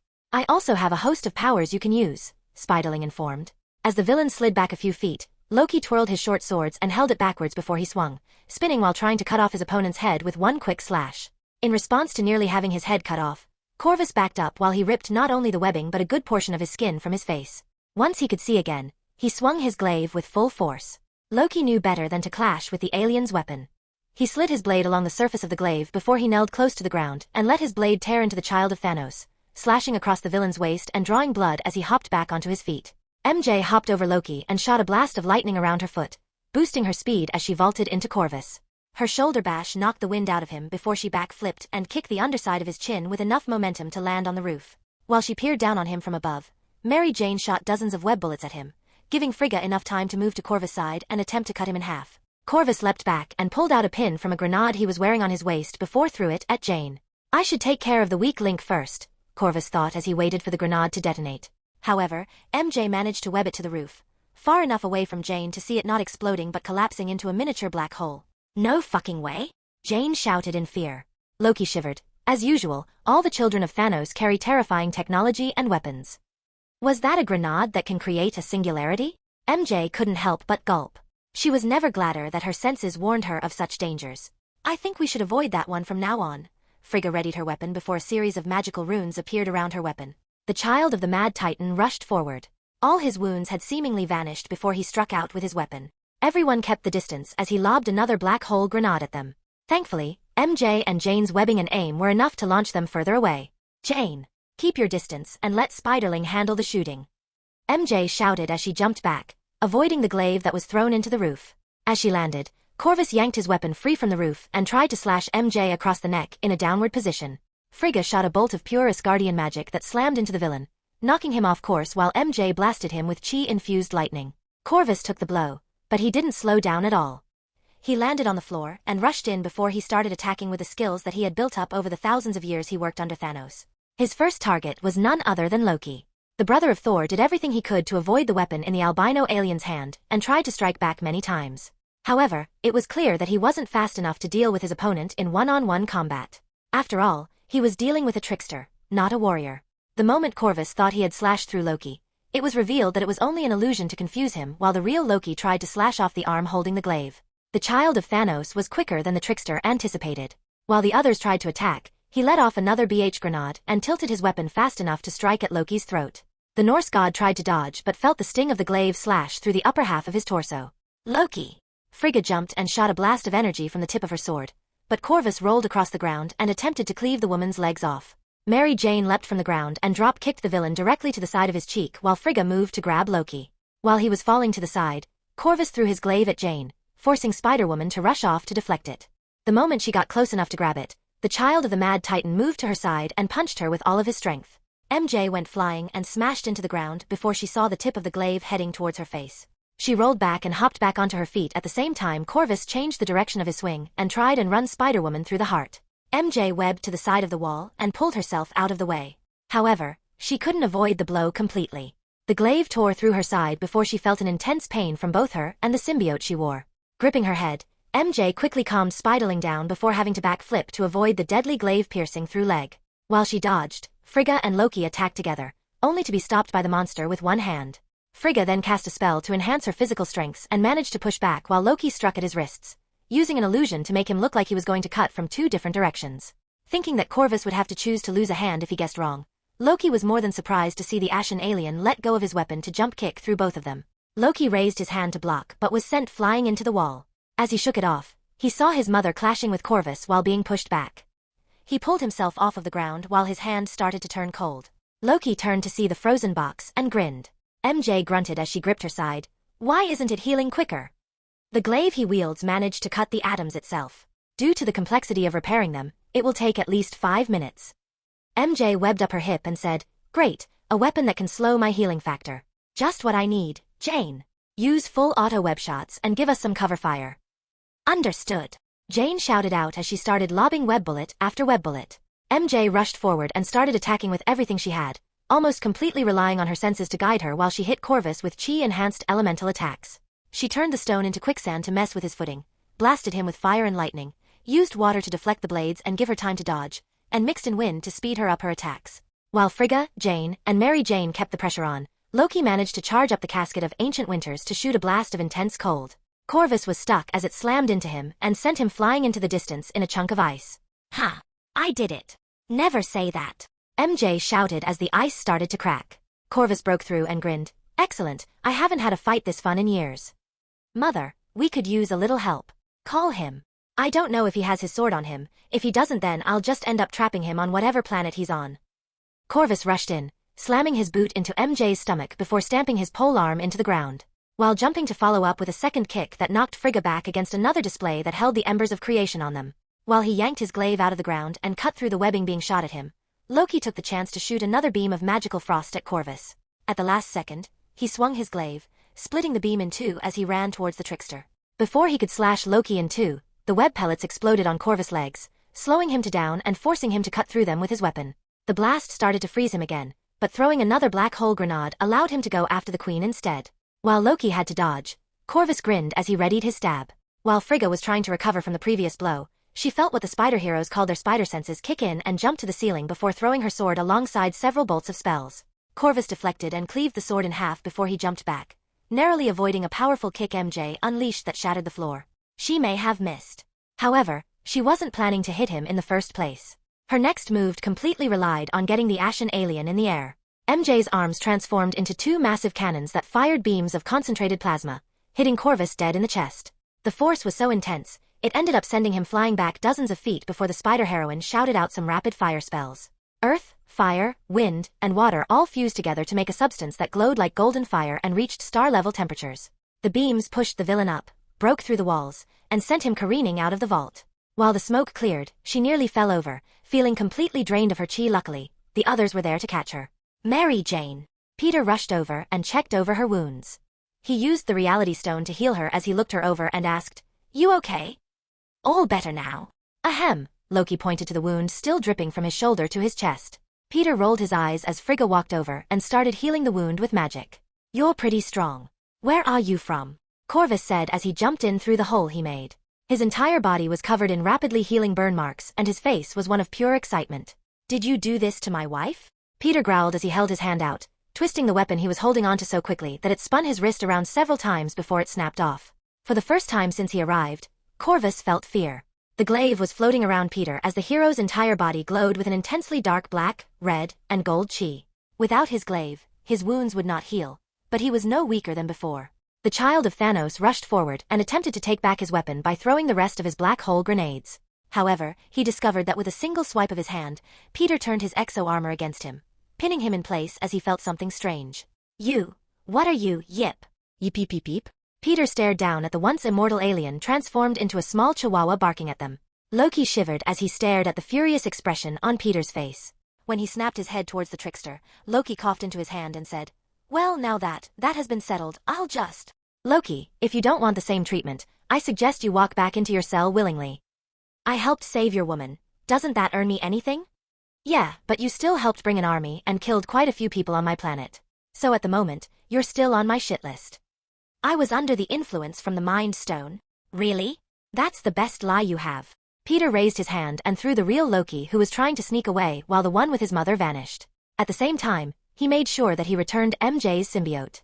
As the barrier came back on, Frigg looked at her son with a shocked expression. Ah, you tricky. Admit it, you're impressed, Loki groaned as he picked himself from the ground. You couldn't tell the difference. My spells are improving. Peter looked around and said, I'll fix the place up and transport the unconscious dark elves to my private prison. I'll hand them over after all. This is all over. What do we do with the dog? MJ lifted a brow. I'll be taking him in my prison for now. As for this little war he's waged, I'm done with this whole event. It's time I send a message to that purple bastard. Peter teleported all the bodies and materials away before taking flight. As he shot out of the building, he repaired the damage with the reality gemstone and flew straight towards Odin's location. MJ opened a portal and said, I'm going after him. You guys hold down the fort. You could use portals? Loki and Jane shouted at the same time. Yes. MJ lifted a brow. Loki huffed before asking, why didn't you volley his own grenades back at him? Do you know what happens when a black hole interacts with a portal? No. Neither do I, so I couldn't risk opening a portal. Too many unknown factors, for instance, I could tear a hole in reality, or cause the black hole to suddenly start growing. I thought I raised you better. Frigga shook her head as she watched her son turn bright red. She then turned to Spider-Woman and said, I'll join you. Right, come on, Jane. Let's go help everyone we can. Could you seal the door before you go out? I'd hate for the enemy to raid the place while I can do nothing about it, Loki groaned as he laid back on his bed. MJ webbed up the entrance while Frigg walked over to a box containing something she hadn't worn in a long time. Removing the runes from the lock, she opened it up and revealed a white and gold armor that had metal wings on the back. My wings to me, Frigg commanded as the suit enveloped her body and equipped itself without error. There was a golden cuirass connected to a dress that had a piece of metal hanging from it that covered her pelvis and bottom, a winged helmet, 2 golden pauldrons, bracers, and thigh-high metal boots. The runes on the equipment glowed with a mighty power as the wings spread out, and the queen grabbed a scepter from the box. Come, my people need me, Frigg said as she stepped through the portal and joined the battle. Portals opened up all over Asgard and Valkyries flooded the battlefield.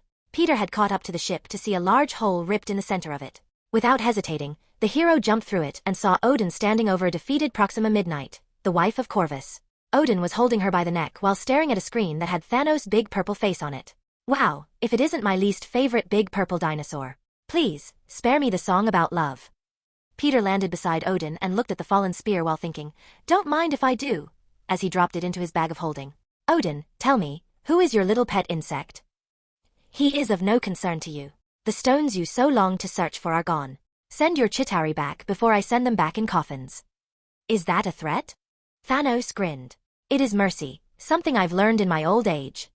You don't look that old to me. In fact, I think you're only maintaining that form by burning through the Odin force as we speak. How much longer can you maintain it before you fall asleep? I have entire planets of soldiers to throw away. Let's see how long you last. You dare to underestimate me? Odin shouted as his power erupted, turning Proxima into ash as he threw her corpse into the vacuum of space. He then used ancient rune magic to summon every last ship in the area, and even the ones floating far out in space. Without being able to stop him, Thanos watched as Odin incinerated roughly 50% of his forces that he had wandering around the universe. Wow, he called your bluff and spit in your face. Remind me never to piss off Odin, Peter smirked as he stared at one of Marvel's most terrifying villains. Who are you to speak to one as great as me? Thanos questioned with a dull expression. Someone who ruined your plans for using the Infinity Stones. Hi, I'm your worst nightmare, and the same guy that destroyed your precious Infinity Stones. Thanos looked at him with the same dull expression and said, doubtful. Oh, but it's true. You can destroy an Infinity Stone as long as you use the Infinity Stones to do it. However, they'd be reformed in time if you did that. You called my bluff, you bald-headed purple simp. I'll reward you by telling you what I really did with them. Speak. Thanos sat back in his floating throne. I shrank them down to a quantum level and sent them across the entire universe. I doubt anyone will ever find them again. Even if you do find it, you'll never be able to wield them. Peter started laughing as he watched ships exploding like stars. Of course, he was lying, but no one said a good guy couldn't lie to a bad guy. Odin was making quick work of Thanos' army when Peter heard the throne chair snap and break into pieces. I see. I hope you know that crossing me comes with great consequences. Well, it's a good thing you don't know who I am. Peter smiled. Thanos was about to open his mouth, but Peter held his hand up and interrupted him. Please spare me the bad guy speech. I'm not scared of you. In fact, the only thing you'll accomplish by messing with me is ending up like your kids. You lost 2 of them in a single day. How many do you have left? They are nothing but pawns, Thanos explained. And reward for universe's worst dad goes to the giant purple alien that can't take a hint. Oh, and what are you hinting at? You mess with me, and I won't kill you. No, I'll do something much worse. I'll grant you immortality, if you don't already have it.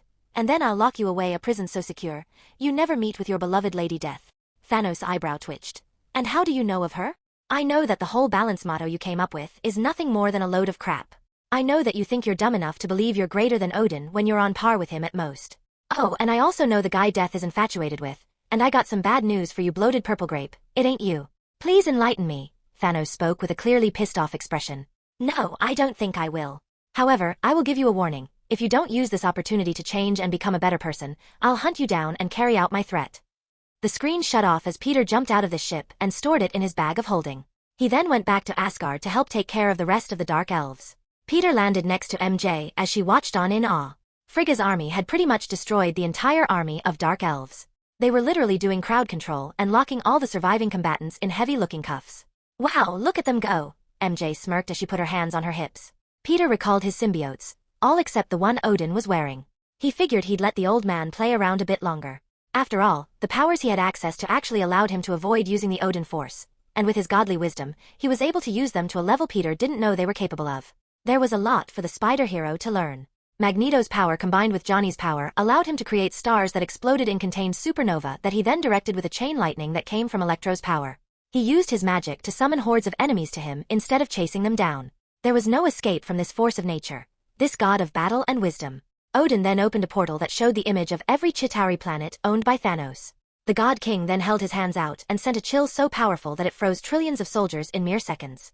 When the planets were cold and fragile, he tossed Gungnir. The godly spear split into 12 different spears that shot through the planets and shattered them like glass before the gravity caused the planet to collapse in on themselves. The massive planets suddenly burst into powerful explosions that disappeared behind a fading portal. Odin took back his spear as he rode his 8-legged god horse back to his land and dismounted next to Thor and Heimdall. Report! We have stabilized and locked the space around Asgard. We won't be able to use warp technology for a while, but they won't be able to send more in. The Queen has captured Algrim, Heimdall informed. The enemy forces have been dealt with. Our prison might be a little crowded, but somehow, I think Niflheim should be able to hold them all, Thor informed. Is the Bifrost still operable? Odin asked. Thor did well in protecting it. Heimdall nodded his head. Good, open the gates to Niflheim and toss them all in. Odin walked off to go find his wife. Chapter 86. Issue 86. A New Age End. MJ and Peter were relaxing with the Warriors 3 and Lady Sif, while Peter waited for Thor and the Royals to finish taking care of the aftermath. I must thank you for your assistance. Many more lives would have been lost without you, Sif said with a bow. AI, that the lad has been of great help is no lie. And that armor you got on, how'd you make it? Volstagg spoke up. Lots of prep and hard work. How do you make URU into weapons? Peter shot back. Lots of prep and hard work, Volstagg laughed as he repeated Peter's answer. It felt like all of my abilities were amplified several times over, and the powers at its disposal. You truly made a fearsome armor, Fandral shouted as he wiped the blood from his own Asgardian alloy armor. The symbiote is alive, so I wouldn't call it that. Might not favor the next time you might end up wearing it. About that, can I give a copy to Sif? MJ asked. Well, it's your choice. I mean, if you're asking me to make her one, I suppose I could. For a favor. What kind of favor? Volstagg showed an interested expression. An oath that you'll never try to duplicate or copy the suit. Of course, the ones I'd give you wouldn't have the same powers MJ and I have collected over the years. You have to collect them yourself. The upside is that it will be made from the same materials and will be equipped with the latest A.IS. Is that it? Sif blinked as if what she heard was just a joke. Of course not. I also want to be taught the methods of forging done by the dwarves and runic magic. Peter crossed his arms. That is a difficult request, Hogan rubbed his chin. But doable, no? Peter smirked. We can teach what we know of runic magic, but asking the dwarves to train you is harder. In order for that to happen, we'd have to ask for the blueprints to make this symbiote, Volstagg replied. How about various rare metals from across existence? I can even make you all a large storehouse of URU if you let me study it. Peter made a pile of adamantium, vibranium, and even proto-adamantium. Volstagg's mouth began to water as he stared at the materials. How did you? Did I forget to mention that I'm an alchemist at the same level as a Grand Master? Making materials is child's play to me. MJ rolled her eyes and thought, you can do a lot more with those Merlin stones. Alchemy only lets us turn one thing into another. Equivalent exchange doesn't mean squat when you can manifest matter from nothing. A Grand Master? I'll have to speak with them, Volstagg grinned wildly. Then you can take this as an offering to arrange that meeting. Peter smiled as he handed over a bag of holding that was just big enough to transport the metal bars. Volstagg laughed loudly as he took them and said, very well. I'll do just that. Thor interrupted their conversation as he flew down and spoke. Peter, Mary, my parents wish to speak to you. That time already? Peter smiled as he got up and stretched. They were led into the throne room again, where a more youthful pair of gods look at the two spider heroes with respect. For defending Asgard, my son, husband and I have discussed what your reward should be, Frigga spoke up. For aiding Asgard during an invasion, dealing with the Infinity Stones, saving hundreds of our citizens, and restoring our youths, we have granted you the status as an honorary Asgardian. Should you two ever die, we will personally ferry your souls to whatever afterlife you desire. We also grant you land and titles for whenever you two are upon the soil of Asgard. Odin spoke with authority as he stamped his staff on the ground. I helped come up with the titles, Thor smiled, the spectacular spiders of Asgard. Gee, you shouldn't have, Peter's eyebrow twitched. It was no trouble at all, Peter. Thor slapped his back. No really, it wasn't necessary. MJ sighed at how bad that sounded. Since you have an interest in Asgardian magic, I've informed the Tomekeeper that you can have unfiltered access to the library. Frigga smiled as she announced her reward. That is pretty interesting. Rune magic always interested me because of how much it resembled coding. The only difference is it uses characters instead of zeros and ones. Peter started mumbling. Does he do that a lot? Thor asked. All the time, MJ chuckled. Well then, shall we go? Peter held his arm up. Yay, more books. MJ shook her head. It's a good thing we studied ancient Celtic and Norse languages during our stay at Camartage. Thor, can you show us to the library? MJ asked. It would be my honor, Lady Mary. The three walked away while Odin looked at Peter's back. What do you see? Frigga asked. Much, my dear. Perhaps it will become Asgard's salvation. However, there is much that he has to go through. One chosen by Merlin will not live a peaceful life for long. The poor child. I'll never understand why that man would put his successor through such trails, Frigga sighed. As Peter and MJ walked through the corridors, they chatted about Earth, catching Thor up on their many adventures and battles. So, you defeated Heralds of the Octessence? That is quite the feat. Thor showed a shocked expression. I had help. It wouldn't have been so easy if not for Kokiangwoody's help. Peter replied. The Spider Goddess? Now there's a name I haven't heard in eons. Thor showed a pondering expression. Anyways, MJ beat this guy who claims he's an Atlantean god. I think that's way more impressive. You defeated the demigod Namor? Thor's eyes widened. Sort of. MJ shrugged her shoulders. I'll have to visit after I finish my business re-establishing the Bifrost to rest of the realms. I'm quite curious to see how much Earth has changed. Sounds fun, we can get the whole gang together and throw a party, MJ added with a smile. Ah, how are the Avengers doing? Thor questioned as he smiled brightly. Well, we're a much bigger group now, but we're all a lot stronger than you remember, Peter said seconds before they stopped in front of a large archway. On the other side were rows and rows of books containing the collected knowledge of Odin and his many Asgardians compiled through their history. Peter whistled. Wow, it looks like this goes on forever. Everything we Asgardians ever learned since the founding of our homeland. My great-grandfather Buri was the one who inspired the people to learn and founded the Royal Library. There are many secrets and a wellspring of knowledge gathered over thousands of years contained within these halls. I can see, Peter thumbed through the books and pulled one out called The Birth of Then 9 Realms and created a couch, table, and coffee with his reality topaz. I have to go, check up on Lady Jane, Thor said as he looked at the book. Peter smirked and waved his hand, locking Thor inside a barrier. Stick around, Blondie. I'm sure you should take the time read in here too. I think you should focus on subjects on rune magic. It's a little weird that Loki is so good at the stuff, but you're stuck at the rudimentary level. He released the barrier and said, besides, a library can be romantic too, especially for nerds like Dr. Foster. Trust me, she'll love this place. Is there any particular reason you want me to learn? Thor showed a curious expression.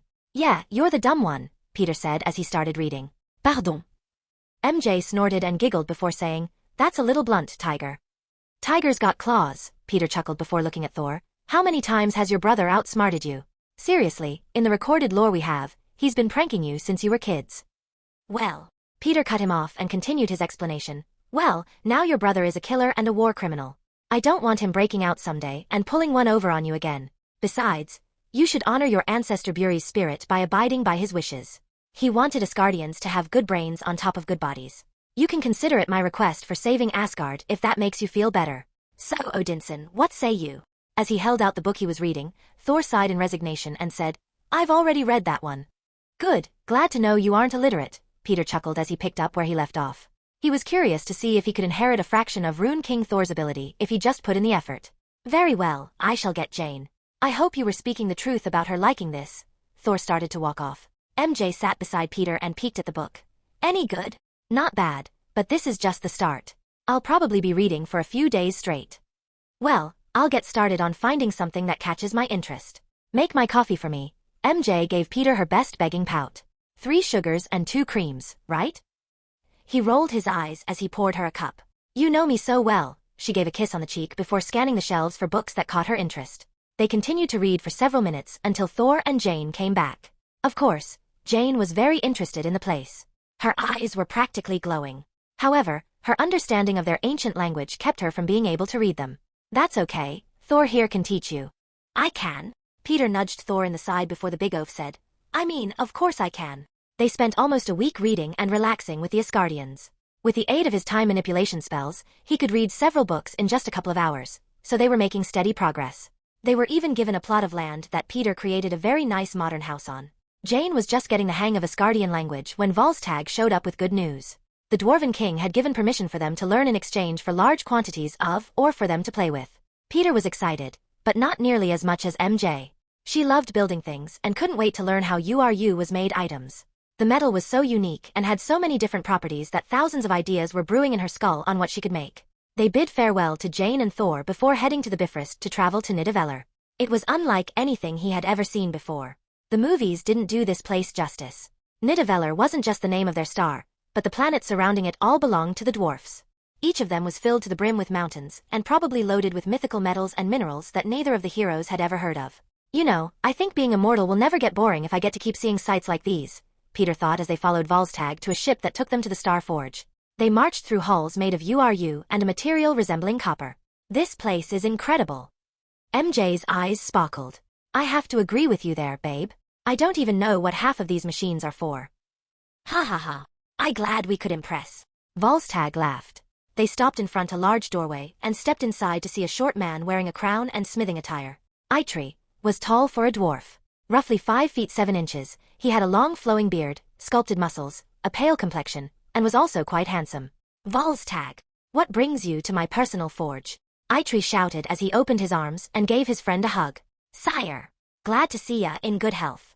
As for why I'm here, you promised to speak with the Midgardians. Oh, was that today? Right, sorry about that. It must have slipped my mind. Eitri rubbed the back of his head before looking over at the 2 spider heroes. Is that them? AI, they be the ones I spoke of. Good, I really like the metal you brought, especially the proto-adamantium. Strange name though. So, you've agreed to teach us? Peter called out. Depends, can you deliver on your part? Peter smirked. Do you have a map of your star system I can look at? AI, that I do. The king nodded his head as he walked over to a pile of trinkets and started shuffling through them. He stopped when he found a small golden sphere and walked back over before poking its top. The sphere suddenly opened up and shot out a holographic image of their star system. 3 habitable planets. How heavy is your star? It's about 11,583,201,2.555233117353419 pounds. Alright, I'll make an entire planet out of proto-adamantium on the outskirts of U star system's gravitational pull. Its orbit shouldn't affect anything inside the inner planets. You can do that? Eitri showed a shocked expression. Peter pointed to a spot around 2 light years away and said, I already did. Erdi walked over to his window with a portable telescope and peered into it. Well, I'll be a donkey's ass, it's actually there. The Dwarf King saw the shining ball of smooth metal the size of Earth quickly frosting over due to how far away it was from their star. 3 more of those, and you got a deal. I want the sonic metal, bone steel, and URU. Get me those at the same size, and you'll be a welcome guest and student of Nidavellir. I get that you'd call vibranium sonic metal, but what's bone metal? MJ asked. It's a type of steel mixed with the bones of powerful creatures. We also call it Asgardian steel. The king answered. Oh, so that's what Sif's weapons are made from. What bones went into hers? MJ followed up with another question. Her sword is made from the bones of an Aragorn. However, my hammer is much better. It was made with the bones of an elder troll, rather than some scrawny winged horse. Volstagg bragged as he held up his precious hammer. I don't think the Valkyries would appreciate you demeaning their steads. Erty shook his head before looking at Peter. I want one made with the bones of a creature on par with Fafnir. The dragon from the Norse legends? MJ questioned. Peter nodded his head and said, I think I can do that, but I'd need to inspect the bone first. But if you don't have one, I can think of a good substitute. Sorry, but we don't have the remains.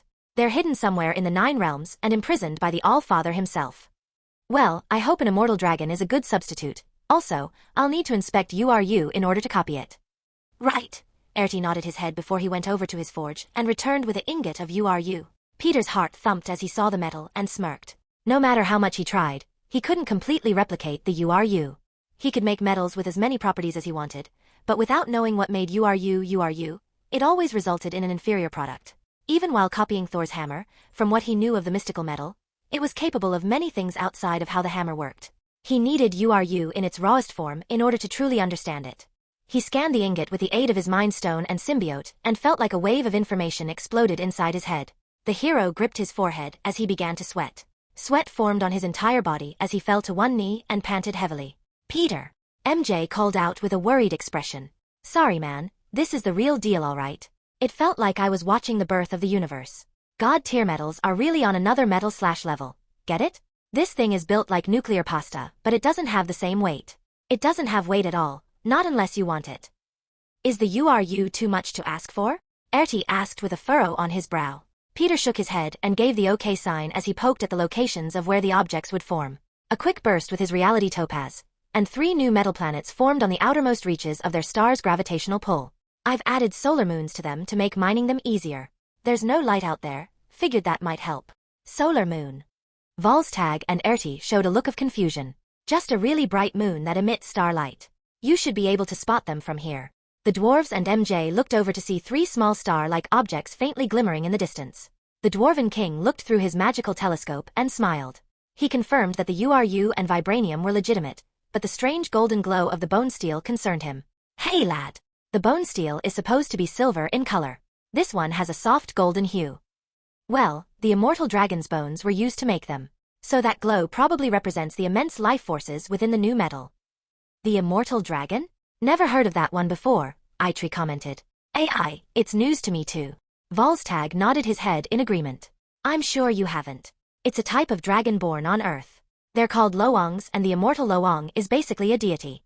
They have so much life energy that they're pretty much immortal. Ha ha ha. What an interesting property. I can think of a few things that it can be made into. Erty's eyes showed a hint of greed and his fingers were twitching the desire to hold his hammer. With this much material, Nidavellir will have enough or to play with until the next 500 generations grow old and die. Volstagg laughed. 500 generations? Isn't that too little? It would take humanity hundreds of thousands of years to use up all that, MJ commented. Dwarves live for about as long as Asgardians. So that much should be plenty for these guys. Especially considering almost every dwarf born has some form of magic suited for handling metals and crafting. In one of the books I read, it was said that ancient dwarfs were able to build stars and entire galaxies, Peter explained. He knows his stuff, Volstagg laughed. I had time to read up, Peter smirked. That's good you have a brain on those shoulders, but our smithing methods are about hammering our souls into the metal. It takes more than smarts to learn from us. The Dwarven King crossed his arms with a cocky expression. Peter accepted the dwarf's provocation and shot back just as hard. Humans are pretty passionate and creative creatures. I'm sure we can show you a thing or two, maybe even more than you can show us. Erty laughed as he slapped Peter's shoulders. I can see why Thor likes this one so much. He's got a sturdy backbone. Should make a fine sword when he passes. So, when do we start learning? MJ asked with an excited expression. Eager loss, isn't she? The king let out another cheerful laugh. The group was led to a room where another dwarf was teaching a class about various ores and their properties. So, school, huh? Peter shook his head. If you want to gain our approval, you should learn with the newborn chicks, Eitri laughed as he walked away. The two sighed and sat down for the lecture. Surprisingly, there was many subjects raised that piqued their interest. The spider heroes continued to work in earnest. They were given their own room, a forge to work in, and spent almost a full month learning from the dwarves and their methods. As it turned out, they forged with their hearts, willpower, and imagination. It was basically its own form of magic. The two humans worked tirelessly to improve and learn as much as they possibly could. So much so, that it was wearing them down. Luckily, they had the ability to remote control their clones and visited Earth every now and then. Little by little, the spiders spent more and more time delving into dwarven mysticism. They had the basics down, but when it came to forging abstract materials, the two were at a loss. For instance, the ingredients to make the chains that held down Fenrir were as follows: noise of a cat's footfall, a woman's beard, mountain roots, the sinews of a bear, a fish's breath, and the spittle of a bird. How this made the one of the universe's strongest items of restraint completely baffled the two. Of course, it wasn't a simple thing to make. Even Erti couldn't easily perform such a feat at his current level. His father, on the other hand, was well versed all forms of smithing. He once forged a ray of light from first dawn into a simple steak knife to show off. The days passed, and the two were eventually allowed to forge alongside the other dwarves.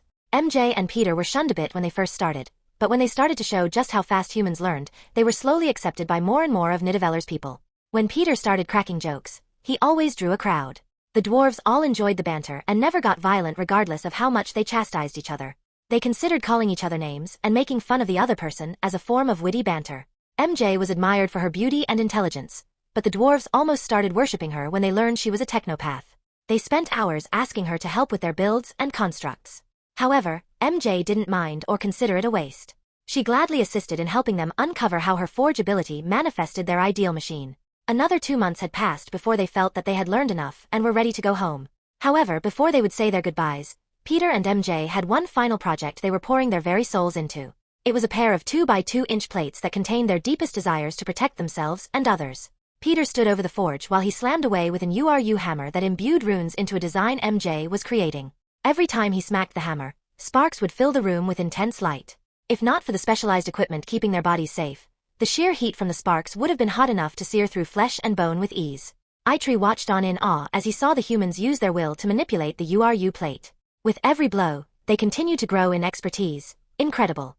These two have such strong hearts. Buri, the brother of Eitri, nodded his head in agreement. Their focus is incredible. Most rookies end up letting stray thoughts affect the outcome, but these Midgardians are completely honed in on their idea. Have things changed since the last time we visited Midgard? Well, there were quite a few blacksmiths that used to follow us back in the day. I don't remember any humans with this kind of ability. Perhaps we should take a look at Midgard and see how they've changed. The king spoke with his eyes never leaving the forge. Midgard, huh? It's been more than 1,000 years since we last went there.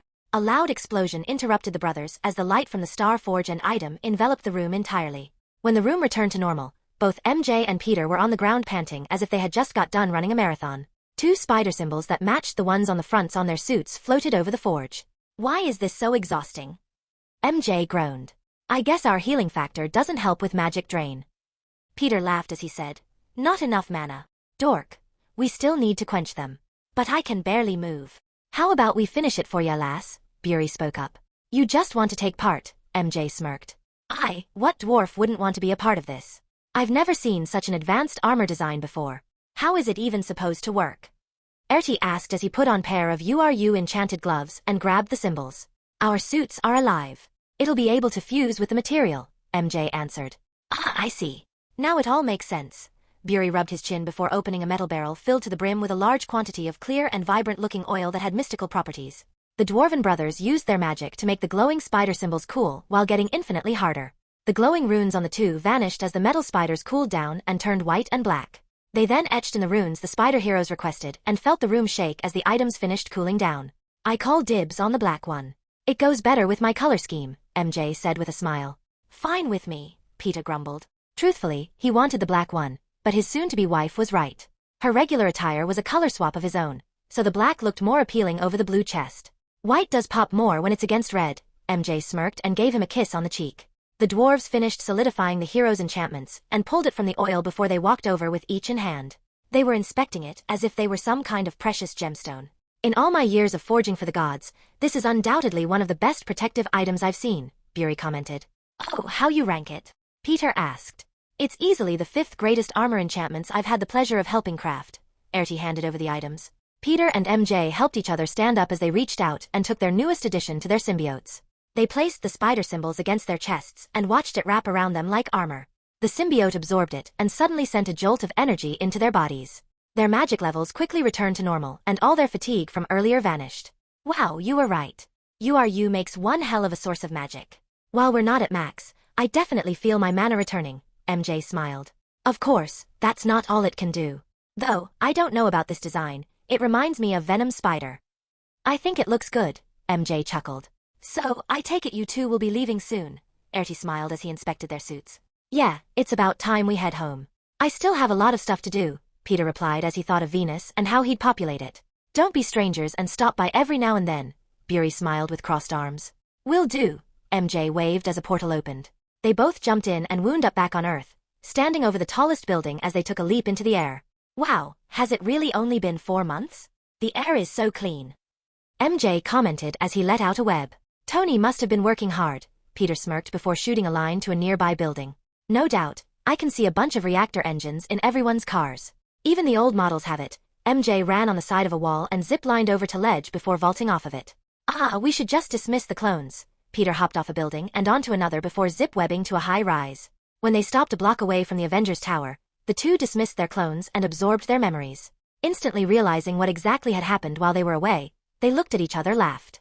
I told him he would make more money if set up an exchange center to replace engines in older models. Most people don't want to pay the price for a new car, but if it's just the engine, I just helped Tony and Johnny make a fortune. I got everything for my film studio done. With this, I can keep the girls that work under me safe. I think we have good enough taste to buy some scripts or get certain movies made. MJ nodded her head. So, Rosemary Film Studio is a go? Are you guys just going to do movies? Yep. For now at least. I look into making series later. You know, I can think of a few good movie ideas that I can recommend. I'm sure with the right people writing, there are a few stories that can make you some money. I can't wait to hear it over dinner, MJ smirked. You don't believe me? Spider-Man looked hurt. Ooh, I believe you. I'm sure it'll be very interesting, Mary Jane laughed as she shot out a webline. So, what are you going to do now that you have the studio? Whatever I want, MJ smiled as she jumped off the building and started swinging across the city. Peter chased after and checked out the new sites. All of the minibots had improved several of the buildings and even repaired older houses to make everything way better than it used to be. They had a clean source of energy that was capable of powering entire planets. Crime was at an all-time low, and New York was now considered to be one of the safest places in the world. Peter landed on a building next to MJ and said, So, how's the whole White Tiger situation? She's interested. However, if we want to find the bones, we'll need to go to Africa. Wakanda, huh? He thought to himself before saying, Well, I have to help Reed with the multiverse tunnel. With what we learned, I think we can actually pull it off. Cool. So, 3 more months. MJ grinned under her mask. Getting nervous? You wish, she chuckled as she sat against the edge of the rooftop. See ya at home. I'm going to check on the girls. Peter shook his head as thought. I'm the one that's nervous. I can't help but feel like the universe was out to get us sometimes. I just hope nothing happens to interrupt us. Shaking his head free of any anxieties, Spider-Man slapped his cheeks a couple of times before he webbed off to the Baxter building. He landed at the upper balcony and made the symbiote take the shape of blue jeans, Converse sneakers, and a black t-shirt. Anyone home? Peter loudly asked as he walked inside. Pete, it's good to see you. Sue approached him with her kid cradled in her arms. Heya, kiddo. You're so cute. Peter poked Franklin's belly and made him giggle. Where's Reed? He's still working on the bridge. I hope he isn't neglecting you too. Peter stared at the mother and son. He's still a little forgetful, but he's a great dad. Not to mention, I'm there to bring him back to Earth anytime he gets complacent, Sue smiled. Good to hear. How about Johnny? Where's he at? Oh, he's out testing the flight of a new machine. Said something about being inspired by One Piece. Whatever that is. It's an anime, and I'm glad I finally got him to watch it. At that moment, Johnny was riding a strange-looking aircraft that was using the thrust generated by the jets of fire emitting from his feet. With this thing, interplanetary space travel is going to be piece of cake. I should fly over to Venus and troll his new planet. Maybe write my name in the tallest mountain or draw a massive dick that can be seen from space on its surface. Universe, here comes Johnny. Peter shivered. Something wrong? Sue asked. It's probably nothing to worry about. Chapter 87. Issue 87. The Amazing Web Part 1. After some chatter with Ben and Sue, Peter went up to the lab to see Reed with some incredible bed hair. Did you sleep in here again? Peter. Good to see you again. Richard showed a mile-wide smile. You look happy. I managed to replicate your tech. With that down, now we can travel the wormhole safely. That's great news, Peter replied with a smile. But we still need a way to navigate to the different realms. Yeah, it would suck to end up in hell or something. Was that joke? Reed looked at Peter as if he were a little crazy. Dude, I know hell exists, multiple versions of them, Peter replied. Reed shivered at the thought. You're not joking. No, Reed, no I am not. Right, so how do we make navigational equipment? Maybe a drone to scout the other side before we go in ourselves. Nothing wrong with a little extra safety precautions, Peter nodded his head before saying. Besides, you got me for that. Since I can connect to other versions of me, I can check out the place beforehand. Oh, now that is interesting. How do you do it? Magic, Peter replied. Reed smiled as he looked at the massive machine in front of them. I guess all we have to do now is find a way to fine-tune the portal. That's what I'm here for, Peter grinned. The two got to work and started tinkering with the machine. While Peter shared information about dimensional travel and various magics he uncovered over the past few months, Reed found himself more and more interested in learning from him. The day passed by when MJ called Peter to let him know that White Tiger agreed to go to Africa with her in a month. That's great news, babe. I'll get to work on dealing with reintroducing the species to Kunlun. It shouldn't take too long to make a serum either. Planning on mixing the bloodlines? MJ asked. Well, Kunlun lore states that great changes come when the bloodlines of tigers and dragons mixed. We have the spiders too, so the boost we can get from it should be way greater. Truthfully, Peter was trying to add the powers of more totems to his side. When Morlun comes to his world, he won't just be fighting the spiders. Ever since he learned that his powers came from a Native America goddess, he began wondering what totems would have good synergy with the spider. Apparently, dragons, phoenixes, griffins, lions, beetles, and unicorns have a synergistic effect when working together. Danny was the dragon totem, Jean was the phoenix, and Craven was locked up somewhere, and he knew the hunter had the greatest potential to be a lion totem. He had hoped that a tiger would be a good replacement since he knew he could find Craven, but he didn't trust the hunter farther than he could throw him, and he was pretty sure he could chuck that guy into the next star system. That leaves a beetle and a unicorn. The only beetle I know is a criminal half the time in the comics. However, with my tech, I can probably make it so they can be enhanced like me but with beetle genetics. Abner Ronald Jenkins was his name. Maybe I should buy his loyalty and make him a family bodyguard. He was a mercenary and did team up with the Avengers and Spider-Man more than a few times. As for the Griffin, there was John Horton, but he's also a villain. No, I should try and track down the scientist who made the mutagen and give it to a more worthy person. Peter tried hard to remember anything about unicorns. While he was in Asgard, he was told that they were mostly hunted down for their pelts and horns, and that they were considered extinct. He knew that there was some in the Savage Lands. However, he didn't know who would be a good recipient to receive the powers of one.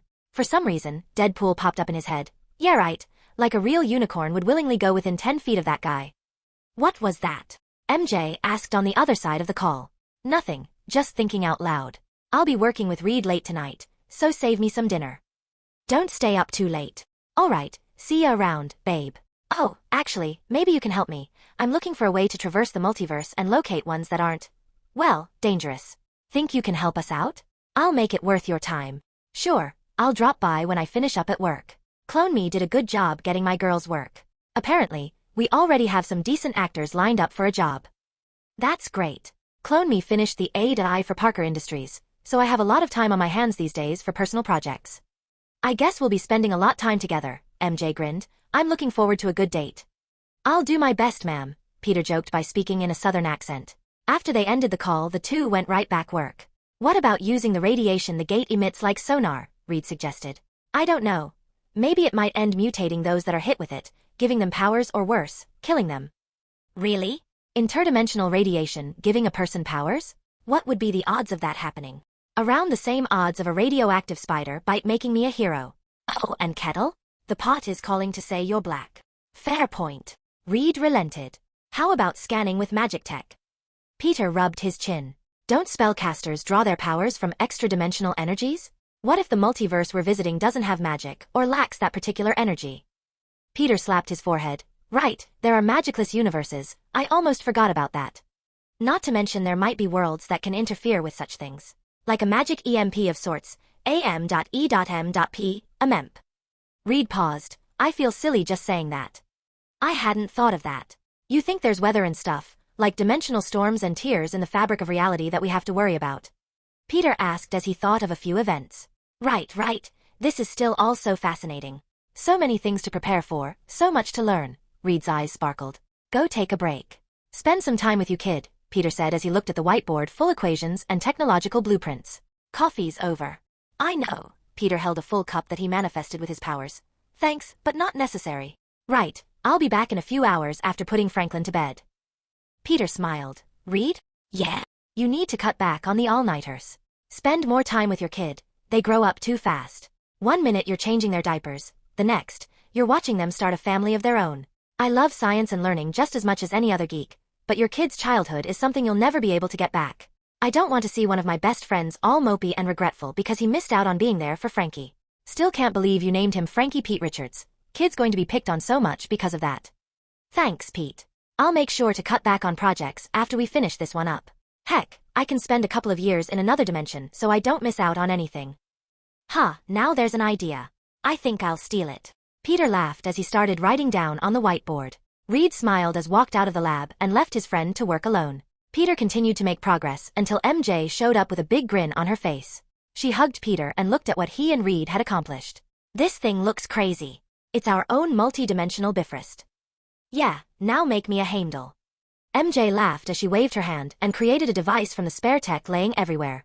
What was made turned into a silver box that plugged into the gateway's main computer. Peter looked at the program that popped up and laughed. This is genius. You made a universal scanner that can detect the environment with photons generated by the reactor. Solar radiation used like sonar. This is crazy. Not only can give me a 3D map of radius equal to half of Earth-sized planet, it can scan the environment for any particles, elements, and radiation present. It can even give a detailed report on the genetic makeup of any nearby life forms. I do what I do best, MJ smirked as pulled the machine open and studied how it worked. Let's see, yeah, this is fine. Radiation levels are lower than what we get from our own star, so it shouldn't give anyone cancer. It'd be like getting flashed with a UV light from a tanning bed for a second. The machine isn't just a scanner, it's an energy converter, MJ announced. It should have other options too, radio waves, infrared, and even different forms of sonar. Peter looked through the program and smiled. So it sends a pulse beacon that self-destructs after sending the information. Well, that's pretty useful. We don't have to worry about people getting their hands on the tech. Can we turn it into a probe instead of a beacon? MJ nodded her head. I see what you're getting at. We can cut back on material cost if we don't have to destroy it. A probe can be retracted, and it doesn't have to stay on the other side for more than a few seconds. Want me to make one? No, we can make one just fine. If we did everything, Reed would pout. Mary Jane laughed. He would, wouldn't he? I guess we can send Venom back in a couple of days.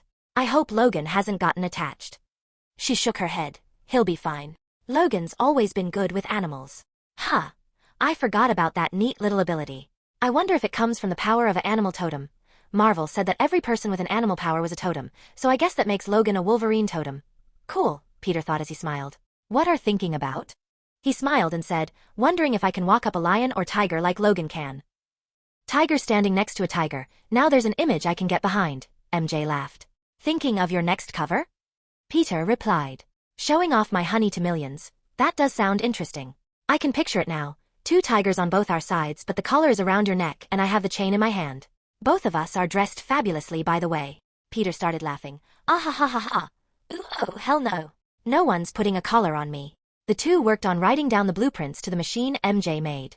After detailing a few changes to the gateway that would be beneficial to Reed, they moved on to mechanic formula and programming methods for the programs they needed to run. Once they thought that would be enough for him to go off of, the two left the building without even saying goodbye. The spider heroes webbed back home and met up with their family for dinner and planned out more of their wedding details. They decided on it being a small wedding, chose a spot on the surface of Venus to hold the ceremony, and worked on the invitation list. As much as they wanted it to be small, they already had over 40 people listed. The next morning, Peter went to Venus and started thinking of animals to fill it with. He started with farm animals. Cows, chickens, bees, horses, ducks, pigs, and filled the ocean with the best-tasting fish from Earth's selection of aquatic life. He made sure to make a roughly 10,000 each and crafted their animal souls himself. Once he had the basics down, he thought long and hard. What can I bring to this universe? Merlin made countless things that could drive the gods mad with desire when he was still in training. Aha! How about a phoenix? A real one made of flesh and blood. We have a white tiger, dragon, but no black tortoise or vermilion bird. However, I can't be sure of that. I know Kunlun might have had them in the past since there is a steel phoenix clan. Peter held his hands up and imagined a powerful creature covered in flames. He had sensed the energy of the cosmic phoenix, but he compared it to the sensation he had when he fought against the immortal dragon. Arise! Immortal phoenix. Nothing happened. Am I missing something? Right, I don't know how to construct a phoenix. I could probably make one of my own, but I'm trying to make the one that existed in Kunlun. If only I had a bone or feather to study. Wait, can't I just copy them from other timelines? Peter pulled up his search engine and went through the multiverse, looking for when all 4 beasts were still alive in Kunlun. A screen of information appeared in front of him. Wow, it's been 4,000 years since the phoenix was killed. Oh, if you kill it in water it can't use its ability to self-immolate. He read on about where its body was and looked up the black tortoise. Killed by its own clan to obtain immortality. Yesh. I feel sorry for the guy. But I bet that was one hell of a turtle stew. Peter drooled a little remembering how the immortal dragon tasted. I almost forgot. A snap of his finger brought thousands of cow dragons into existence. It has an animal soul and is still technically a new type of dragon. However, it has the brain and body shape of a cow. The only difference was that these cows have red scales instead of fur. They actually look kind of cool. 1. He then locked on to the spatial coordinates and portaled over the bones of the 3 remaining deceased cardinal beasts. After moving them to his lab, he got to work on making clones while studying their genetic makeup. I guess I don't need the white tiger's bones anymore. However, there are some useful people in Wakanda I'd like to form connections with. What can I do for Takala? South Africa still has a lot of issues. Maybe give him enough resources to take over the whole country? Been a while since I remember reading about when Black Panther became king of South Africa. Peter saw how long it would take for the automated machines to extract all the valuable data from the bones and decided to head off to deal with his totem business. He moved to a lab capable of mimicking the animal splicing project that used the same radiation that gave him his powers. In front of the hero was a bedchamber with a mindless and soulless symbiote. It was just a really advanced machine. He pulled up a file on beetles and learned that he shouldn't look down on beetles. They can lift over 1,000 times their body weight, have an extremely tough endoskeleton, can fly, camouflage, and several other abilities depending on the type. Okay, let's make the power set for the red beetle. DC has blue. I don't see why I can't have a red. The first power he designed was the proportionate strength factor. The second one would be an internal endoskeleton that surrounds his bones and organs. For the third power, the ability to sprout beetle wings, and to finish it off, a slight healing factor that was on par with the original Spiderman. Peter finished up the genetic coding before he loaded the serum into the symbiote. He went to the next bedchamber and started doing more research, this time into lions. Craven was a risky choice, but he'd prefer pulling him over to his side rather than being a villain. He had to check up on his activities and see if he could trust him. If it doesn't work out, there were always other candidates. I might be able to find someone from another reality, one where Craven is a good guy that lost everything. I could offer a guy like that a way out. Huh, that sounded really messed up for some reason. Once he finished the lion serum, he hooked it up and pulled up his screen to find the last location the creator of the Griffin formula. He didn't even bother to talk to the guy. Peter simply locked him up and destroyed the illegal lab. He was experimenting on homeless people, prisoners, and kidnapping victims. He set them free and returned the prisoners back to their cells before going back to Venus. He spent around 8 hours deconstructing the serum and perfecting its flaws. Now who get the Griffin powers? Strangely enough, the only power it really has besides the basic super enhancement is to continuously grow stronger when facing stronger opponents. If I gave this to the Hulk, he'd be unstoppable. So maybe not him. Someone from the police force or maybe... Ugh, I can't believe I'm considering him, but Wade is actually perfect for this one. His regeneration factor mixed with this could make him a valuable ally, but also a terrible anti-hero that can't stopped. He let out a sigh. To be honest, even without this, I'm not sure I can stop that guy. Maybe I can use this as incentive for him to stop killing every crook he can get his hands on. Reel him in a little. Okay, now to teleport over some unicorn bones.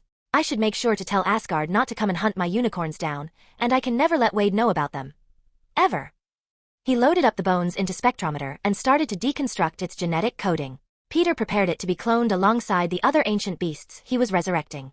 The machine notified him that the complete scans of the vermilion bird, black tortoise, and white tiger were finished.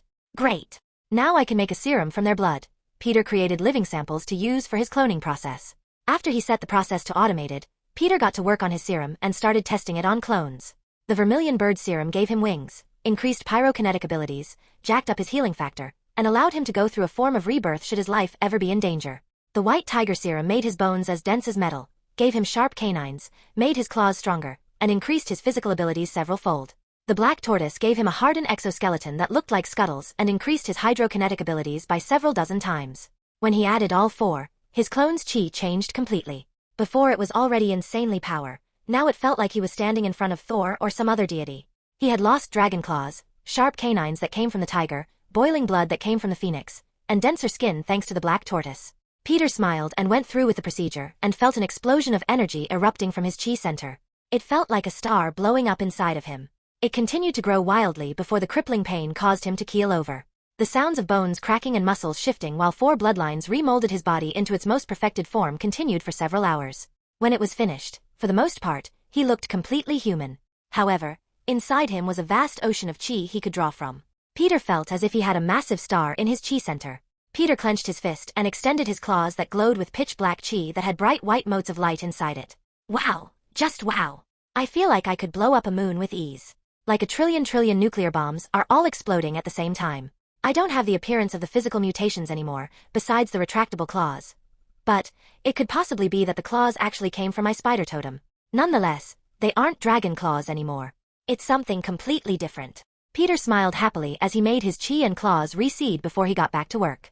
He started by tracking down the beetle. Hiring him on was rather easy. All it cost him was a fat monthly paycheck and some tech upgrades for the suit. Of course, he didn't turn down the chance to become a superhuman like Peter when Spider-Man mentioned he was working on serum that would grant powers in the form of a beetle's abilities. Peter already had the cash and the serum ready to go. He hired him on as his family's bodyguard and gave him a cushy life to enjoy. The transformation was a complete success. There were no physical deformities and he looked completely human. After giving him the details needed for his job, he gave the Red Beetle the DC version of the suit, powers and all, but with a red color and an advanced AI. After that, he went Avengers HQ and started looking for candidates for the other serums. He decided on giving the Lion Serum to a SHIELD agent known as Clay Quartermain. He was a highly decorated SHIELD agent with many accomplishments under his belt, and one of the few agents that Fury trusted completely. After setting him up as the next candidate, Peter went on to give Maria Hill the Unicorn Serum. To his surprise, the serum gave the taker an incredible healing factor, enhanced physical abilities that leaned towards a speed type, and made their blood a tonic that could heal almost any wound. All that was left was the Griffin.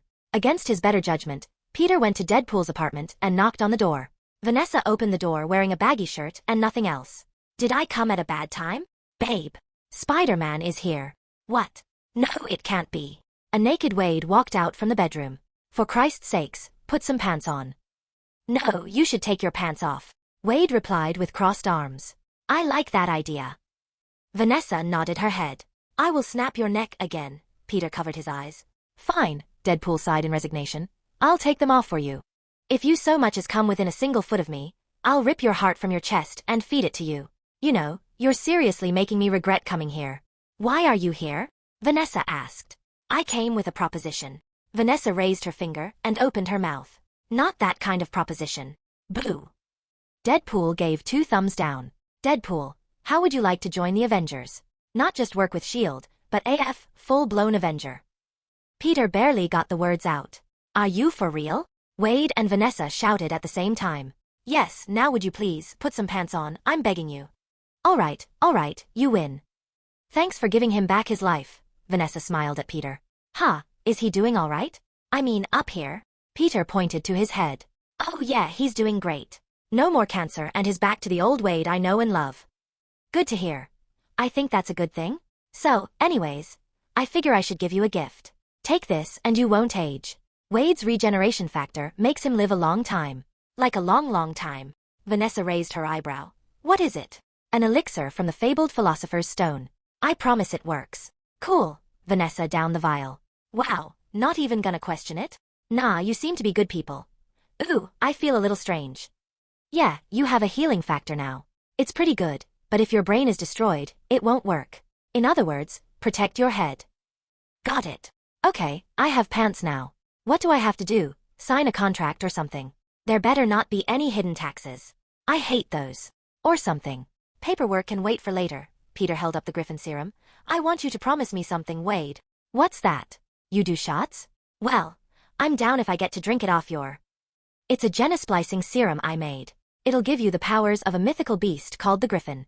Other than enhancing your physical abilities greatly, it'll allow you to grow wings from your back on command, and its most powerful ability will make it so that you get stronger when facing a stronger foe. Sounds like I hit the jackpot. You don't say that. You never that. Only MJ can say that. Peter shook Wade back and forth with anger in his eyes. Sheesh, it's just a saying. Ha ha ha. Vanessa held her stomach and laughed for some time. It's like you're a comedy duo acting in a sketch. You guys have great synergy. Promise me, DP. Do not kill unless absolutely necessary. Wow, you're not going to make me quit cold turkey like Colossal Nuts wants me to? I know better, but I also know you can be better. Help me make a difference that matters, Wade.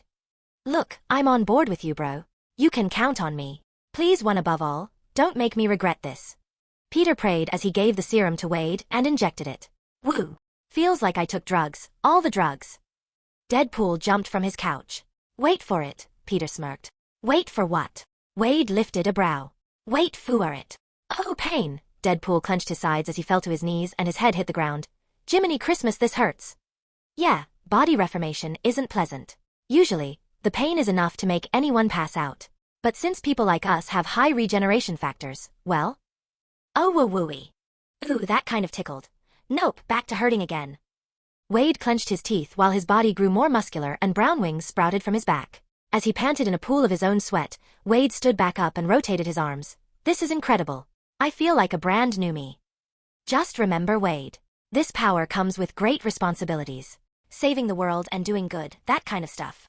I get ya, bro. I really do. But sometimes, some people just gotta die. I agree.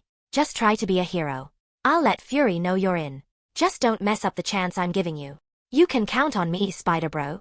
I'm already regretting this. Peter opened a portal to his office to make some calls and get Deadpool settled. The clone he left in his lab, on the other hand, was hard at work. It just finished the unicorn serum and started cloning the ancient beast. Within a few days, the magic clone he made would take them to Kuan-Luan and populate Venus as well. Peter finished up his call and worked till late. After some light patrolling, he headed back to his house and spent the night with his family. The next morning, he got a call from his clone telling him that there a giant penis carved into the surface of the planet with the words, "Who's the biggest dick in the world?" now written on it. "I'm gonna kill him," Peter huffed as he got up and went to fix the damage. After fixing the landscape, he teleported to Reed's and shouted, "Where is he?" "He." Sue tilted his head. "The flaming turd. He graffitied my planet." Peter showed her a picture. "Ahahaha. You finally saw it." Johnny poked his head out from the next room. Peter rushed over and slapped him on the forehead. "What the hell? It was just a joke." Johnny rubbed the spot where it hurt most. "Oh, I know. But payback is a bitch, bro. You gotta learn the lesson the hard way." Unbeknownst to him, Peter had stamped the image dead center on his forehead with the words, "Still the world's biggest dickhead." Sue snorted before she started laughing. "What?" Peter held his finger up to his lips from behind Johnny. "It's nothing. You should consider this you getting off easy." "Who does that?" "Seriously?" Johnny lowered his head. "I thought it was funny. A penis on Venus." "Is that Peter?" Reed came in before he started laughing at Johnny. "What?" Sue covered her husband's mouth. "You have a handprint on your forehead." The flaming hero looked at Peter with a hint of anger. "Really, dude? Don't draw dicks on my planet." As Johnny stormed off, Sue leaned over and asked, "That will fade, right?" "Yeah, it'll fade all right. In about a week." "Where's Frankie?" "Taking a nap." Sue showed a sigh of relief. "Keeping you up too late?" "Just a bit." Reed nodded his head. "Just you wait. One day you'll understand." Sue pinched the bridge of her nose. "Anyways, I finished the probe and the gateway. It's ready for use." Reed smiled. "Ooh, that is good news. I'll go get our visitor and send him back. I also wanted to go to a few places with some friends. Just to freak them out a little." "All right, since you are navigating the first jump, you should set the coordinates." Reed nudged his head towards the lab. "Right." Peter walked into the lab and used his Merlin stones to locate Venom's home universe. After he entered the coordinates, the portal opened, and he opened another to Xavier's mansion. "The hell?" Logan mumbled as he saw the portal floating in front of him. "Time to go home, Venom." "That time already?" Logan stepped through the portal. "I'm almost sad to see the creepy crawly go." "You are a suitable host and I have learned much from you." Venom separated from the hero. "This will take me back to Flash?" "It will. I've even locked on to his biosignature. So, you should appear within 100 feet of him. I will trust you, Spider-Man. Just this once." Venom slinked inside a pod that zipped through the portal before Peter shut it down. "Now that it's done, I'll have to give you something to pay you back since you've been babysitting that guy. I think a reinforced adamantium suit that doesn't have any weight to it ought to help." Peter snapped his fingers and gave Wolverine the yellow, blue, and black suit. "Huh, thanks, bub. Getting shot does nothing to me, but it still stings." Logan hopped back through the portal. "Stop by sometime. Kids miss you." Yeah. Make sure your schedule is clear for December 5th. You got a wedding to attend. The invitation is coming in the mail. Don't lose it." So, Steve was telling the truth. "Congrats. I had a bet with Cap that you were too chicken to pop the question. I guess I gotta pay you." The portal closed on his face. "Okay, Venom is taken care, the totem stuff is taken care of, Venus has life on it now, and the company is doing great. I'm free to do whatever I want now." He was about to go home when the portal suddenly turned back on. Peter turned around and saw a massive web-like structure appearing before his eyes when a series of screams echoed out from across the multiverse. Peter clenched his head in pain as his spider senses went haywire. Chapter 88. Issue 88. The Amazing Web Part 2. Arg! Peter smacked his head against the ground before jumping to the ceiling. He rolled around and struggled as visions of reality being torn apart by a pitch-black hole suddenly filled his head. When it stopped, Peter realized that countless lives had just been lost. He looked up to see that the portal was off, and the strange web was nowhere to see. The web is in danger. He hopped back to the ground and connected to MJ telepathically. You felt that, right? I did. MJ replied with fear in her voice. I think we have to check in on our friend. What the hell happened? Peter opened the portal to Miles' universe and another for MJ. She jumped through and changed into her suit at the same time. What do you think happened to the web? There's a hole in it. It like an entire universe was sucked into a large empty void. Peter held out a set of injections. What's that? I cheated a little on finding the bones. I just teleported them over and got all 4 immortal beasts in one go. Neat, so this is them? Anything interesting happen? Oh, definitely. I already used it on myself, and I can say without a doubt, my chi has become something that feels divine in nature. I got that same feeling from the Asgardians when they use magic. So, divine chi. I can't think of anything else to call it, Peter chuckled. MJ injected the serum and went through the same changes Peter did. Her skin was glossier, she gained the combined abilities of the 4 directional beasts, and her chi evolved into the same tier of crazy Peter had reached. The only difference was that MJ's chi was white with specks of black glowing like stars. Holy crap. Why didn't you tell me how much it had hurt? MJ huffed. Would it have made a difference? I don't know about you, but I'd rather not know when the tape is being ripped off. You know the old Band-Aid idiom, right? Well, sigh, I guess the pain was worth it. I feel stronger than ever. Come on, whatever's happening is serious. That vision I got, I'm sure it was coming from 1610. So, we get see Miles again? Neat, should we bring ours along? At first I wanted to, but now it's not safe. Peter, he's a spider too. He can handle it. What about Gwen? She's a spider too, sort of. Peter scratched the back of his head. Why don't we just make her one already? MJ shook her head. Well, she has proven her capabilities. Peter handed her a serum that was made from his own blood. With the isolated spider gene, she would gain a copy of his spider powers. I'll be back in a bit. Peter waited by the portal for a few minutes when Reed came in to check on him. Everything all right? It could be better, Peter sighed. Did something happen? Yeah, something is eating away at the multiverse.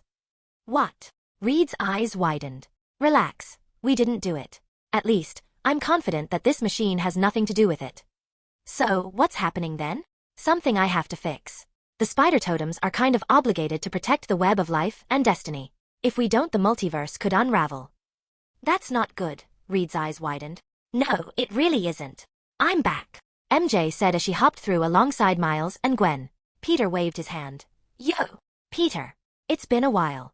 I mean, your clone is getting better at talking, but it's totally different, you know? Miles walked over and shook his hand. I hear you made Harlem your stomping ground. I saw just how hard you've been working to keep the streets clean. Good work, kid. Spider-Man just thanked me. Cool off, fanboy, Gwen said as she shook Peter's hand. Thanks for the power-up. No problem. Just use it wisely and responsibly, and we're all good.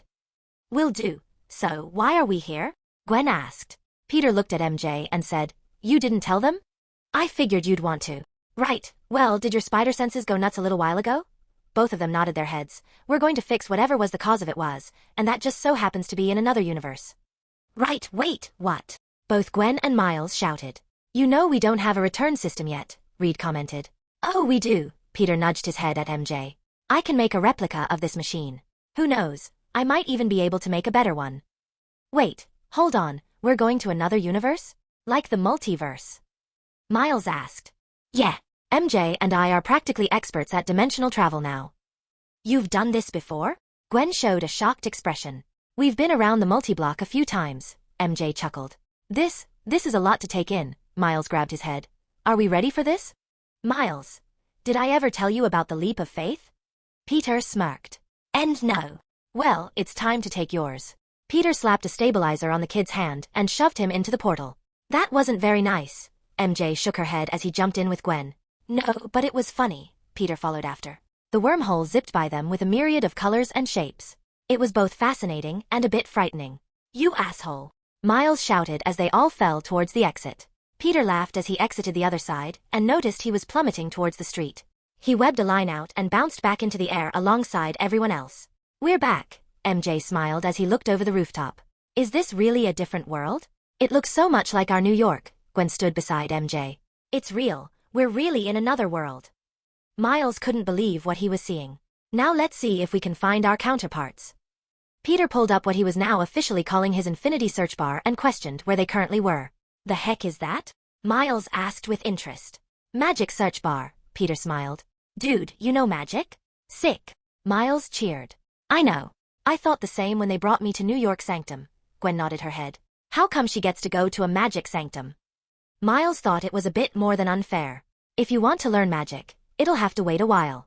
We're still working out a schooling program with Kamartaj. It takes a lot to move a seasoned sorcerer, especially when it comes to making them teachers of teenage children.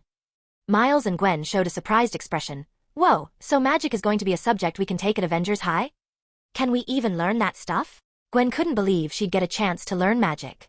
Strangely enough, mutants and superpowered people have high affinity with magic learning, but it's not for everyone, MJ followed up. So cool.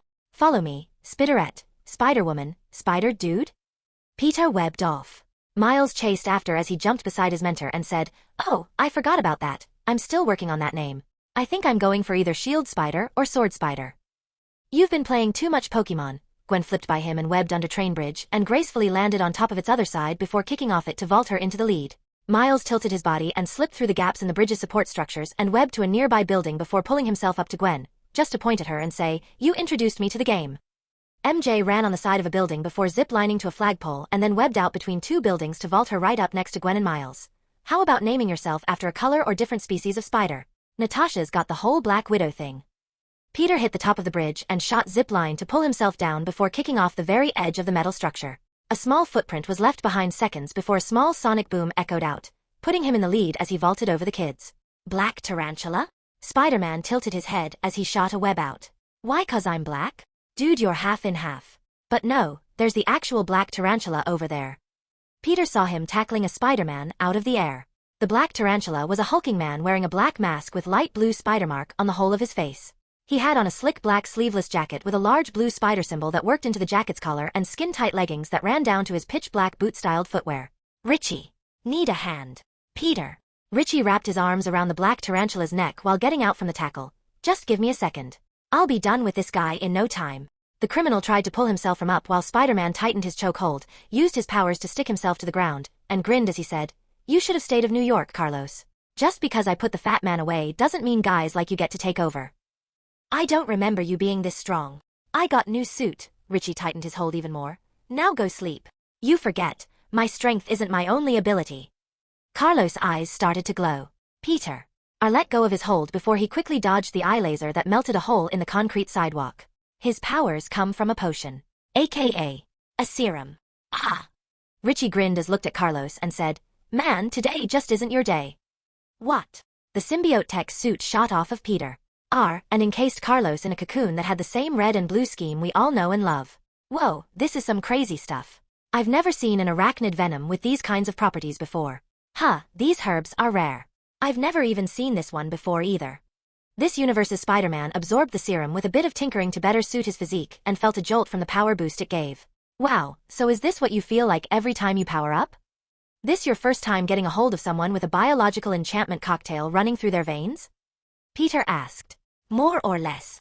My power. What did you do to me? Carlos called out, feeling weaker than ever. Made you a regular dude, Peter smirked as he webbed the guy up. So, what brings you to my neck of the universe? Peter asked. The web is in trouble. Something from here is the cause. MJ landed alongside the other spider heroes. Really? That's never good. Peter. Looked at Miles and Gwen. Hey kiddos. Been a while. Dude, it's another Peter. Miles shook Gwen. They're from our universe. You have 4 spider heroes? Nifty. Richie nodded his head. So, what's been happening with you? Peter asked as he webbed up to a nearby roof. I got a kid now. Richie landed next to him. You got a kid now? Peter asked with a shocked expression. I got a kid now. Richie replied with a more excited as he pulled out his phone. Check out Annie Mae Parker. Isn't she just the cutest thing in the world? Yep, but what do you expect, she's our kid. Richie moved behind the spider quartet and wrapped his arms around them as he said, I know, right? This is her grumpy face, her laughing face, and this one she learned to pout to get treats from her mama. Wow, she's adorable, Gwen smiled. Cute kid, Mile nodded his head before saying, Yo, can we be real for a sec? Not that I don't mind seeing an alternate version of my teacher's kid. But don't we have bigger issues to deal with? Teacher. Richie lifted a brow. Oh yeah. I'm a part-time teacher at Avengers Academy. I take a more of a hands-on role with teaching Gwen and Miles.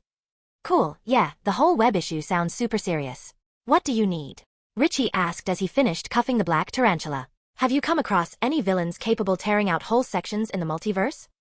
MJ asked. Not I remember. What about spatial abilities? Peter followed up. Nope, nothing recently anyways. Maybe Miles might have had better luck. Peter sighed his web to a nearby building and looked at his version. How about Ebony Spider? Dude. Miles threw his hands out. Dude, your suit is mostly black.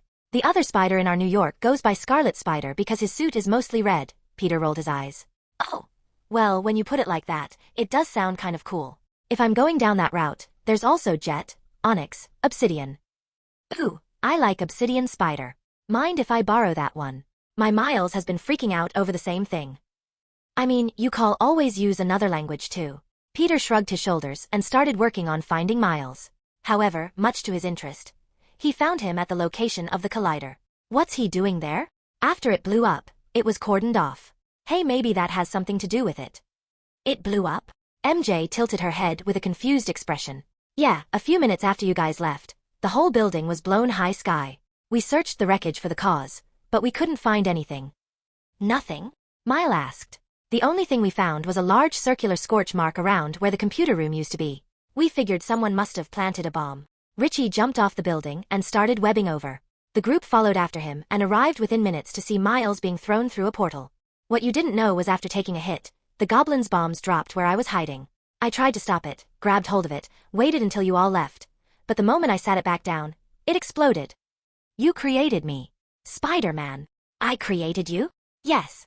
You created me. Why'd you create this guy, Spider-Man? Officer Davis asked.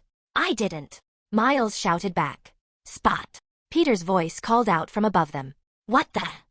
More Spider-Men? And women? Gwen and MJ said at the same time. The father of Miles followed up by saying, and women, why are there so many of you? We have a club, Peter joked. How's it going, Officer Morales? The possible Ebony Spider spoke up while trying to disguise his voice. That's my wife's last name. I'm Officer Davis. Really? Ebony Spider felt confused because his dad took his mother's last name in the marriage. Don't ignore me. Spot shouted as his powers went haywire. Everyone's spider senses alerted them to danger as they grabbed the other Miles' dad and leapt out of the way. The pitched black portals he opened tore through what was left of the building and left only a massive crater in its place. That's one way to save in cleaning costs, Peter said with a look of fear on his face. His spider sense told him he was in immediate danger.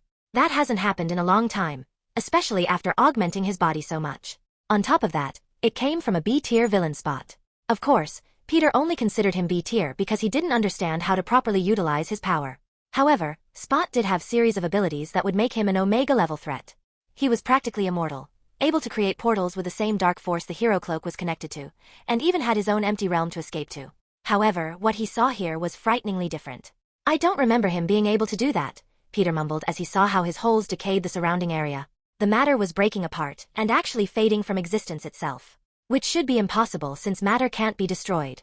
Even the most powerful disintegration abilities he knew of left some form of particles like ash or pure carbon. Where is he? MJ asked as she landed next to him. Gone. Peter said as he tried to use his infinity search bar to find him. The hell? What? MJ asked. The information. It's just a single black dot. According to this, he isn't anywhere right now. That's impossible, Peter scratched his head. Can you please get me down now? Jefferson sighed as he hung from his son's hands. Right, sorry about that. Miles lowered him to the ground and looked at the destruction. No, you saved my bacon. Thanks for that. Jefferson patted the dust off his uniform. What we do now? 881,211 Miles asked. Find him, somehow. Spot used to be a scientist, so he must have a paper trail we can follow, Peter said with a frown. So, some old-fashioned detective work, MJ smiled. You know, I am a cop. Jefferson mentioned. We'll need an employee register to find out who was there when the collider blew up, MJ said. No need. His name is probably Jonathan Owen. At least that's who he was in our universe. However, we should still run a check. It could be a completely different person here. Universe. Jefferson's eyes widened. Oh yeah. Hey, how's it going? We're spider heroes from another universe. Apparently, multiversal travel is kind of in the job description. Really? Gwen and both versions of Miles asked. Web of life and destiny. Have you guys not found out what your totems are yet? Peter lifted a brow as he looked at his counterpart. What, you haven't told them either? I still remember meeting mine. Richie grabbed his sides and shivered. Dude, they appear to you how you imagine them. It doesn't have to be creepy. Spitterette here just got her powers, and I didn't tell Ebony Spider because I thought he already went through it. He seemed pretty on board with accepting his spider side. Peter shook his head. What? Really? So, I didn't have to see that building-sized guy? I had nightmares for weeks. What are you guys talking about? Gwen, Miles, and Miles said in unison. They're conduits for our powers, gods technically. Seeing the blank looks on their faces, MJ smiled and teased. Oh, you guys are going to have a fun time meeting your totems. Just hope you don't get a giant monster with all the eyeballs. That's a joke, right? Gwen said with a worried expression. Right? Both Miles questioned. This universe's Miles Morales Davis looked at his counterpart. Ebony? Really?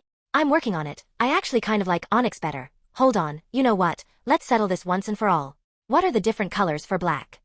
Black, ebony, charcoal, midnight, ink, raven, oil, grease, onyx, pitch, soot, sable, jet, coal, metal, obsidian, jade, spider. Well, that one won't work, spider. And then the last one is leather. Miles Davis rubbed his chin. If we're going to do the whole color scheme thing, then I think using sable is better. Spider sable just makes sense, Miles Morales replied. Holy crap, I'm a genius. I mean, we're geniuses. So, spider sable, is it? That does roll off the tongue nice. Peter and Richie spoke in unison. I mean, ebony spider sounds cooler, but if that's what you want, Peter shrugged his shoulders. Richie happened to speak at the same time but said something different. I mean, obsidian spider sounded cooler to me, but if that's what you want. Wow, that was annoying, Miles Davis lifted a brow. Agreed, Miles Morales added. What does other me call herself? Gwen asked. Ghost Spider, MJ said with a dull expression. Gwen blanched. That's terrible. Why'd she choose something like that? Get this, in her world, Spider-Woman is still available, Peter added. Wow, just wow, Gwen pinched the bridge of her nose. You guys are all over the place, Jefferson said as he watched the chatter back and forth. Yeah, we do that sometimes. So, how's that list coming along? Richie laughed awkwardly. I just put the call in, Officer Davis replied.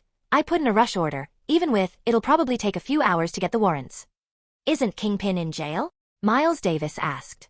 Prisoner or not, he's still got rights, his dad replied. Right, well, what do we do now? Gwen questioned. Wait. MJ sighed. No, I'm not one to wait for the bad guys to come knocking at my door, Peter mumbled as he started to look up the guy's last known resident.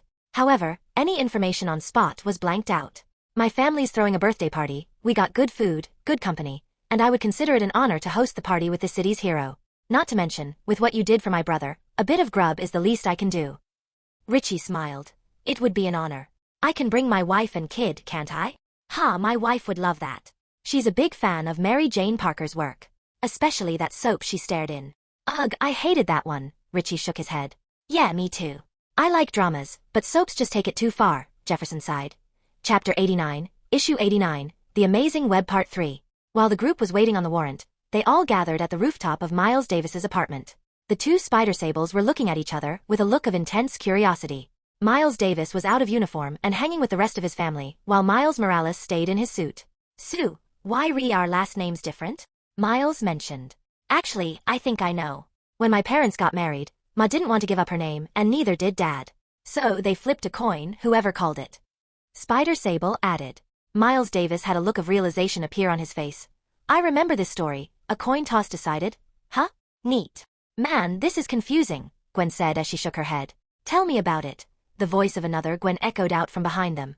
Everyone turned around and saw her in half-civilian clothing, a baggy jacket and loose-fitting jeans with tears on the knees.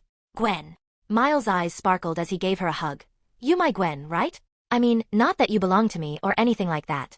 I mean the Gwen that helped. Gwen chuckled as she poked his lips for him to be quiet. Yeah, I'm the same Gwen, see?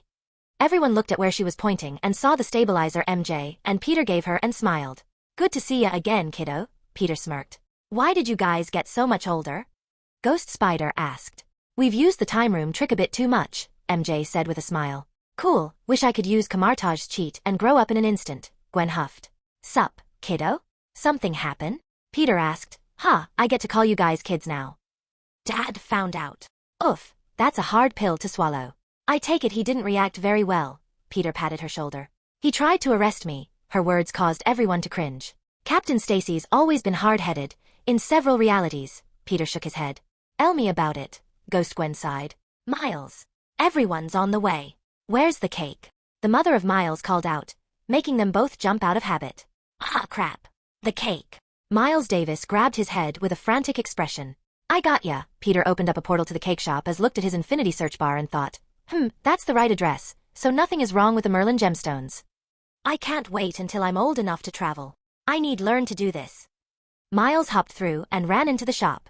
As he walked out of the store with cakes in hand, a dude not 20 feet away tried to rob someone. Gwen, help him out. Got it.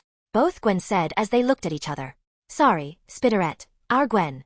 You're out of costume right now, so maybe not the best place to suit up. Right, hee. Spiderette, huh? That actually sounds a lot cooler than Ghost Spider. You had Spider-Woman. Peter slapped his own forehead. It only took Gwen a few seconds to help out as both of them hopped back through the portal. Thanks for the lift, Miles smiled. No problem. Spiderette tilted her head and asked, but what do we do about the suits? It's not exactly suitable for parties. Peter rolled his eyes and transformed into what looked like Tobey Maguire with Tom Holland's face, and MJ took on the appearance of Mila Jovovich but kept her figure as is. Call me Tom Maguire. Amelia Maguire. Can our symbiotes do that? Can you do that? Spiderette asked Sleeper. Within a few seconds, Gwen took on the appearance of her cousin, Jill Stacy. Holy crap, you look just like Jill. Ghost Spider commented. Then you should probably call me as such while we're here. Good idea, Jill. Miles Morales tapped his watch and took on the image of Denzel Washington. Just call me Morales. It'll be less confusing that way. What, you don't have one? Miles asked. No, I didn't want one. The idea of sharing my body kind of creeped me out. I took the tech route. My suit is made of nanobots. You get used to it, the pro-symbiote crew said in unison, which was everyone but Morales. I'll stick to tech. You replicated that with tech? Well, sort of. I had couple of my teachers help, Morales replied. What kind of school teaches you how to build that? Oh, I'm an Avengers Academy second-year student. When I graduate, I can choose to go solo or be part of SWORD, SHIELD, or the Avengers. Get out of here. Your Avengers has an academy? Davis felt some conflicted feelings. Yeah, yours doesn't? Miho. Get down here and help me with the food. Ooh, food, I'm starving. The one calling herself Jill said while grabbing her stomach. Double that, Gwen's stomach growled. We're a weird bunch, Miles laughed before shouting. On my way, Mom.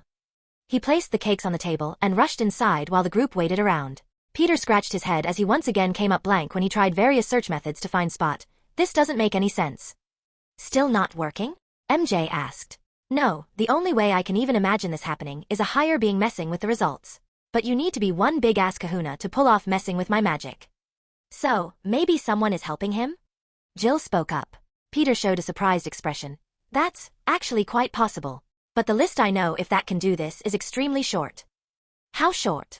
MJ asked. It would have to be a being that's on par with the personification of death herself, so to answer your question, short, very short. If it's Spot you're looking for, I think I have a way to track him, Gwen spoke up. You do? Everyone asked at the same time. Yeah, I got a goober that lets me track spatial tiers. Peter slapped his forehead. I'm an idiot. Guess I'm relying too much on my gemstones these days. MJ. On it, MJ took the technological components Peter made and scanner. When she clicked on it, a series of dots appeared all across New York. Oh, that's not good, Peter said with a frown. What? Morales, Gwen, Jill, and MJ asked in unison. I've got to close these tiers. Too many of them and the fabric of this universe will start falling apart at the seams. Peter raised his hand and used his reality topaz to stick the oldest and largest spatial tiers, and continued chronologically until he was down to just one. I found you. Found who? Miles came out the roof door and placed down several plates of food. The villain you created, Peter snickered. I didn't. Ugh, we all created him. True, the others agreed. Hey, we're here. Richie and Mary walked through the door.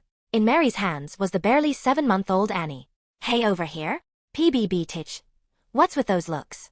You supposed to be movie actors now? And Tom Holland isn't that tall. Richie started laughing. You wouldn't happen to have a twin in this world, do you? Peter lifted a brow. Ah, fair point, Richie relented. But still actors? That's also fair. Peter adjusted it to be a 50-50ths mix of his own face before the others followed suit. MJ's eyes drifted to Annie and smiled as she walked over and said, She's beautiful. Thanks. What am I supposed to call you? Amelia will work. Right. Annie showed a confused expression as she looked at the two moms. It seemed their disguise wasn't working on her. Maybe it had something to do with how they smelled or sounded. Can I hold her? MJ held her hands out. Of course, Mary smiled as she passed over the baby. Hey look Annie, it's your uncles and aunties. Peter pointed to the spider group. Unk. Ot. Oh, the girls cooed as the crowded around. I'm too young to be an uncle. Both the Miles thought before they took one look at Annie and caved to her cuteness. Rio walked through the door and saw Mary and Peter chatting with group. It's really her. Told you I got to invite them. Jefferson smirked as he walked past his wife. I thought you were joking. Rio rushed to put the food and wiped her hands off on her dress before holding one out. I'm a big fan of your work. Always a pleasure meeting a fan, Mary smiled as she shook Rio's hand. And this must be your daughter, and your friends? We work with your husband, Peter said as he pointed to his group. Richie whispered that they were the other spiders in disguise. They're rookies, Jefferson smirked. I'm a friend of Miles from school. I'm Gwen, nice to meet you. Rio looked at her with a sly smirk. She just a friend, Ma, Miles whispered as he nudged her with his elbow. Well, just a friend of Miles. It's very nice to meet you, Rio shook hands and looked at her son. Is that why you're failing Spanish? A bit of blush appeared his cheeks. Gwen started laughing. Oh man, I needed that. Isn't Spanish your second language? Things have been busy lately. What's happening? Morales looked at his Gwen. You think they... Jill blushed a little while thinking, he's only a year younger than me in my universe, and he is a pretty good guy. Not to mention we've been partners for a while now. After Rio was introduced to everyone, she looked at Richie and gave him a hug. I owe you for saving my husband's bacon. He's told me a few times his goose would have been cooked if not for you. Well, all in a day's work, ma'am. Your husband's a good cop. The city needs more people like him on the streets. I can't tell you what happened when we learned who you were. We never imagined that Spider-Man was just some ordinary guy like you. I'm hardly ordinary. Especially after getting to claim ownership over all the products people have been selling my image. I imagine so, Rio giggled. I hear there's a movie in the works. I think they're here. Jefferson pointed to the group of cars parking around the area. Come on, mijo, we got to move double time. No one in our family's going hungry today. I'd be glad to help, Richie offered. Nonsense, your guest, so you'll behave as such, Rio replied with a very motherly tone. Yes, ma'am. Peter kept his eye on the radar waiting for a new rift to open while the rooftop became more and more crowded. Miles and Gwen were eating near the water tower and catching up while Mary brought him a plate. Aren't you hungry? Oh, hey Mary. Peter grabbed the plate and put it down beside him. Eat and relax. The universe isn't going to fall apart if you take a short break. Peter looked up to see that angry face he was so familiar with. He then tilted his head to see his fiancée socializing with Miles' family, while holding on to Annie as if she were made of precious fragile glass. You two really are feathers of the same bird, Peter shook his head. I know better. Pete gets that way when he's nervous. Always stressing out and putting all the responsibility on his shoulders. Yep, that's Peter Parker, he shook his head and took a few bites of the soft shell taco. Damn, this is actually pretty good. So how have you two been? We're engaged now, Peter replied as he showed off the ring. Mary smiled as pointed at herself. We have anything to do with that? I'd be lying if I said it didn't. We always knew we'd be together, but when we saw how many of it made it work in the multiverse, it just gave me what I needed to propose. I'm happy for you too. Now come on, join the party. Right. Peter shook his head with a smile and walked over. Since he was using being a cop as a cover, he acted the part and chatted with family members that approached him and MJ. He heard a few stories that made him laugh, ate some damn good food, listened to the elders speak with wisdom, took some good advice, and he got to see his friends enjoying themselves. Of course, 1610 Peter and MJ were often asked for an autograph that they happily obliged to write it down for the fans. It's been a while since I felt so human, Peter thought as he glanced at the radar. It suddenly blinked and a new rift opened up at a certain location. Seeing that it would be rude to leave without a good cause, he had Webster make a call to his cell phone and acted like he was chatting to a superior officer. Jeff, we got that warrant, so we'll be leaving ahead of time. Sorry to cut the celebration short. No, I understand. You take care of business. I just remember, I have homework left over. Thanks for the food, Ma. Miles gave her a kiss on the cheek. Wait, we haven't had the cake yet. Rio moved to stop him, but her husband placed his hand on her shoulder and nudged his head towards Gwen. I'll help out, Gwen smiled as she walked after him. Rio looked at the two and shook her head with a smile. Leave the door open, mijo. M.A. Miles shouted with thick layer of embarrassment laced in his voice. While the crowd laughed, Peter and the other spiders suited up and snuck over to the kids' bedroom window. You know, we could handle this one, Peter snickered. Yeah, we could give you some space and alone time if that's what you want, MJ said as she looked at her versions. Can we go now? Both Gwen's and Miles shouted in unison. Right, hold on. Peter opened a portal at the location. It was a small apartment right next to the train. Loud, cheap, and we're a dime a dozen in this area. Hold on to what? Davis and Morales asked at the same time. Everyone leapt through the portal and landed on the building. Come on, the readings are picking up quantum activity around. Here. Peter climbed into the apartment with a bunch of lab equipment, holes, and whiteboards full sticky notes and scientific equations. Wow, these designs are pretty good.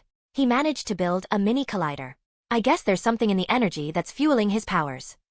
Are we too late? Ghost Spider asked. No, there has to be some way to track him. Peter rubbed his chin before a portal suddenly opened and a dark-skinned woman came riding in on a motorcycle. Kid. Hey, Jess. Gwen held up her hand with a look of shame. You're a little late. Something go wrong? She asked, seeing all the other spiders. Yeah, a reunion of sorts, Gwen mumbled. Come on. We got work to do. Jessica waved her to hurry up. Right. Gwen nodded her head. Wait, you're leaving already? Miles spoke up. I have to go, Miles. This is important. I know that, but can I come with? No, Jessica Drew said with a frown. Yeah, he can come. I'll keep an eye on him. Though I am curious as to why you're so on guard around him. And what Spider-Man are you? Peter Parker from 881211. I'm probably one of the strongest Spider-Men out there. Spider-Bite. Jess called out. I'm looking him up now. A voice echoed out as an eye of Spider-Bite appeared above her stabilizer. Holy crap. You have to bring this guy. He wasn't joking. He's that strong? I'm sending the data packet now. Jess's big yellow glasses had a stream of information rush over it and looked at Peter's group a few times. I see. Well, he's your responsibility, and he'll need this. Jessica threw out a particle stabilizer to Miles and nudged her head for them to follow after. They entered the portal and fell through another wormhole until they passed through a large gateway and out onto a platform with countless spider heroes walking to and from. How did I not know of this place? It's amazing. Peter laughed as he looked around. No, I'm the spectacular Spider-Man, a wayward spider hero joked. Ultimate. Stupendous. Fantastic. Excelsior. Real original other Peters. Peter rolled his eyes. Wow, there's so many of us, Spitterette commented. I know, isn't it just the coolest? Ghost Spider smirked. Too bad Richie had to stay behind, Peter added. He'd be losing his mind at seeing all this, Miles laughed. So, where to, Spider-Woman? Morales asked, unsure if that was her moniker. You're on the money, kiddo. I also go by Spider-Woman. As for where to go, just follow me. Jessica got off her bike and started walking it. As the group followed, they saw many sights that made them laugh or show amazement. It's a T-Rex. MJ's jaw dropped. Hey, there's another MJ and Annie. Looks like the one we came across during the Banff incident. Peter pointed out another. That one is stacked. Think he's part Hulk? Morales commented. Hey, another Jessica, Spitterette waved. Was that Goku? Peter rubbed his eyes before the image of the spiky-haired fighter was gone. Come, speed up, we got places to be, Jess shouted. They all followed after until a couple of friends dropped by. Hey kid. Benji. Love the robe, Peter smirked. Stylish, I know. Peter. Miles jumped over and gave a hug. Ayuu, a bright-haired baby crawled over Peter's face. You had kid too? Miles laughed. Yeah, I got a kid. Wait, two? Ah, Richie, that old dog. Benji laughed. Give me the baby. MJ squealed as he removed her mask and plucked her up. The other Annie was all prim and proper, but you just let your cuteness ooze out of you. Ma, isn't it a little early for her to be talking? Peter asked. I mean, other Annie seemed just as aware. What can I say, our kiddo is a little genius, Benji grinned. A real chip off the old block, Peter laughed. It seems you worked it out in the end, Miles smiled. Oh yeah, I got my butt in gear and won my girl back, Benji huffed out his chest. You begged, Peter smirked. Roses were involved and some slight pleading. MJ laughed as she handed the baby back. So you got remarried too? Yeah, Benji's face softened. Right on, man. Congrats. Miles threw his hands out for a bump. Thanks, kid. Digging the new suit design, but why are your armpits bleeding? I went through a couple before I settled on this, Miles said as Peter looked over to Morales. Yo, nice to meet you middle-aged Peter. Morales joked. Why you got say it like that? You can call me Benji if it's less confusing for ya. And hey, what do we have here? Another Gwen Spider. Yep, all from my universe. Kane is staying with us too. But he's from the 616.2 universe. Kane? Is he alright? Benji showed a soft expression. Same cranky guy you probably know. Yeah, he can be a handful. He's dating Black Cat too. Get out here, Felicia Hardy's dating Kane? Benji's face went from reminiscing to shock in an instant. Wait, Felicia Hardy is Black Cat? Ghost Spider spoke up. Who are Kane and Felicia? Morales and Miles asked. Old Flame and my clone, huh? Don't know how I feel about that, Benji admitted while grabbing his chin. Oh, like Peter's clone, Morales spoke up. You got clones too? I feel for you, man. Benji patted Peter's shoulder. No, our clones are made from magic. Kane is a genetic clone made by a villain called the Jackal, Peter explained. Like a whole living copied human being? Dude, that's... Miles couldn't believe what he heard and prayed that such an event would never happen to him. Quite a few of us heroes have clones, Jessica announced. It's true, Cap had one, Wolverine has a few, and there were hundreds of other me's during the golden age of Jackal Reign of Terror, Benji shivered. Yo, Gwen. A deep British voice called out from nearby. Hobby. Gwen ran over and gave him a quick hug. Thanks for lending me your jacket. Not problem, but you stole my breakfast, and are those my kicks? I was in a hurry. I had a mission. You know how it is. Love, you gotta take a break. You're slipping, the baddie got away. I ran into some old friends, Gwen smiled as she introduced everyone. We found Spot, got a mission. Hobby nudged his head towards a particular area. I'll go with you, this is my problem, Gwen hardened her gaze. I'll go too, Miles said as he walked in between them. Is that the kid from 1610? Yeah, Gwen nodded her head. What's wrong with his suit? He bleeding from the armpits? Funny, Miles gave a flat expression. 881,211 boss wants to meet you. You too, Benji. You got this, Miles? Peter and Benji asked in unison. Yeah, piece of cake. Any advice? Miles Davis asked. Run him dry. If he uses up all his holes he's easy to knock out, Peter shrugged his shoulders. Spot, wow, there's a name I haven't heard in years. Benji shook his head. Should we go with them? Morales asked. No, Gwen and I can handle this, Miles spoke while waving his hands in front of him. Ah, want some alone time, huh? PSH, no, that has nothing to do with it. We're wasting time. Is the kid good to go? Hobby looked at Jess. Not my call. Jess looked at Peter. Let the kid go. I'll take full responsibility if he messes up. Peter rolled his eyes. Annie webbed out of MJ's cuddles and slapped herself dead center into Benji's face. Maybe the web shooters were a bad idea, Benji laughed as he put his daughter in carrier wrapped around his chest. We'll be back in a bit, Gwen said before running off. Later. Miles followed after.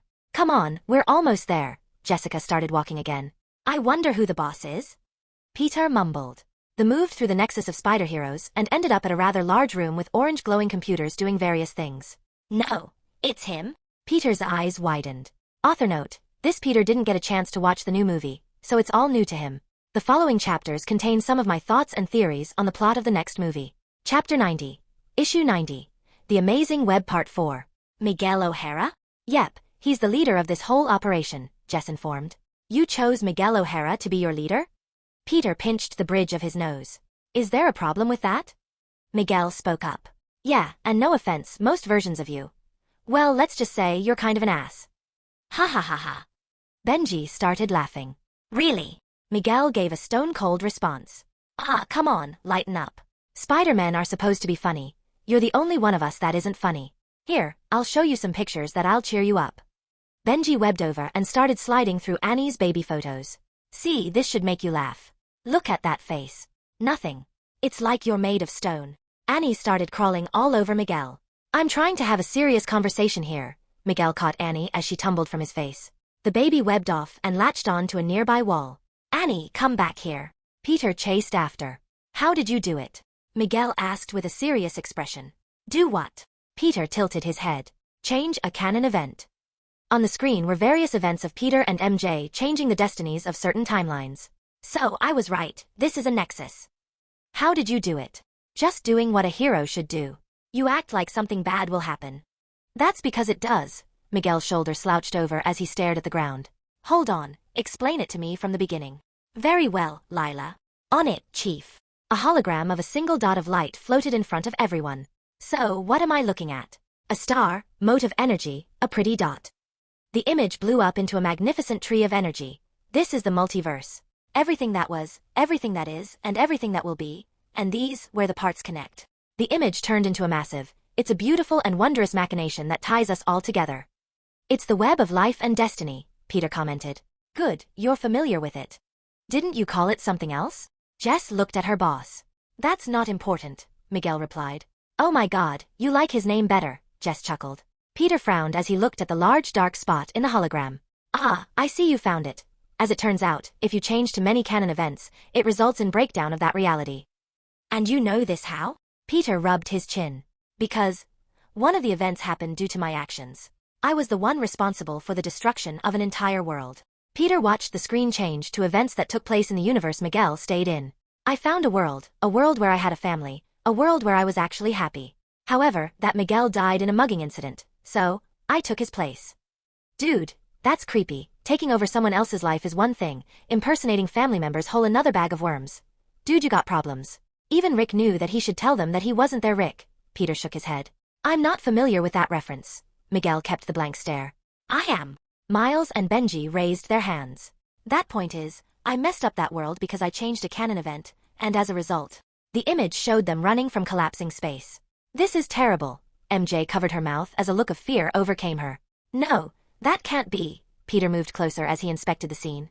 The 616 Peter was supposed to make a deal with Mephisto. He was supposed to lose his body to Dr. Octavius. Your actions should have caused that reality to unravel. Yet it didn't. How? Cool theory, but you're wrong. Firstly, I'm not the only one who's helped other Spider-Men avert disasters, saved entire worlds that were supposed to perish even. A universe can crush an intruding being without issue, but a being can't crush a universe simply by existing in it, at least not without the equivalent force. Universes have merged, branched off into new ones, and even been displaced, but never destroyed. Peter pointed at the screen. Mind if I check the data on the event? Be my guest. Miguel held his hand out to the holographic keyboard. Peter got to work and started looking at the field readings. This can't be right. I was there. These readings are accurate. I've seen this signature from the hero cloak. It's Dark Force. Spot. No, it can't be. He wasn't around when this happened. When did these anomalies start? What? No. What you're suggesting is impossible. Spot wasn't active until recently. Miguel furrowed his brows. Time. It's space and time. Just because he wasn't active then doesn't mean he wouldn't make this past happen in his future. His little pocket dimension exists outside space and time. No wonder I couldn't find him. He didn't exist. Get me on a line with Miles and Gwen. Was I wrong? Miguel looked shell-shocked. Before Peter could snap him out of it, the screen's image popped up showing Miles and the other spiders rescuing people from a collapsing world. Get the containment squad ready. Send them out immediately. Miguel shouted before pointing a finger at Peter. You stay. Explain everything. It's not your actions that caused that world to collapse, Miguel. It's Spot. Whatever he's done to himself has allowed him to rip open holes in the fabric of space-time. For what purpose, I don't know, but what I can tell you is that he has to be stopped. The world you lost. It might not be too late to save it. But what about the anomaly? Jess called out.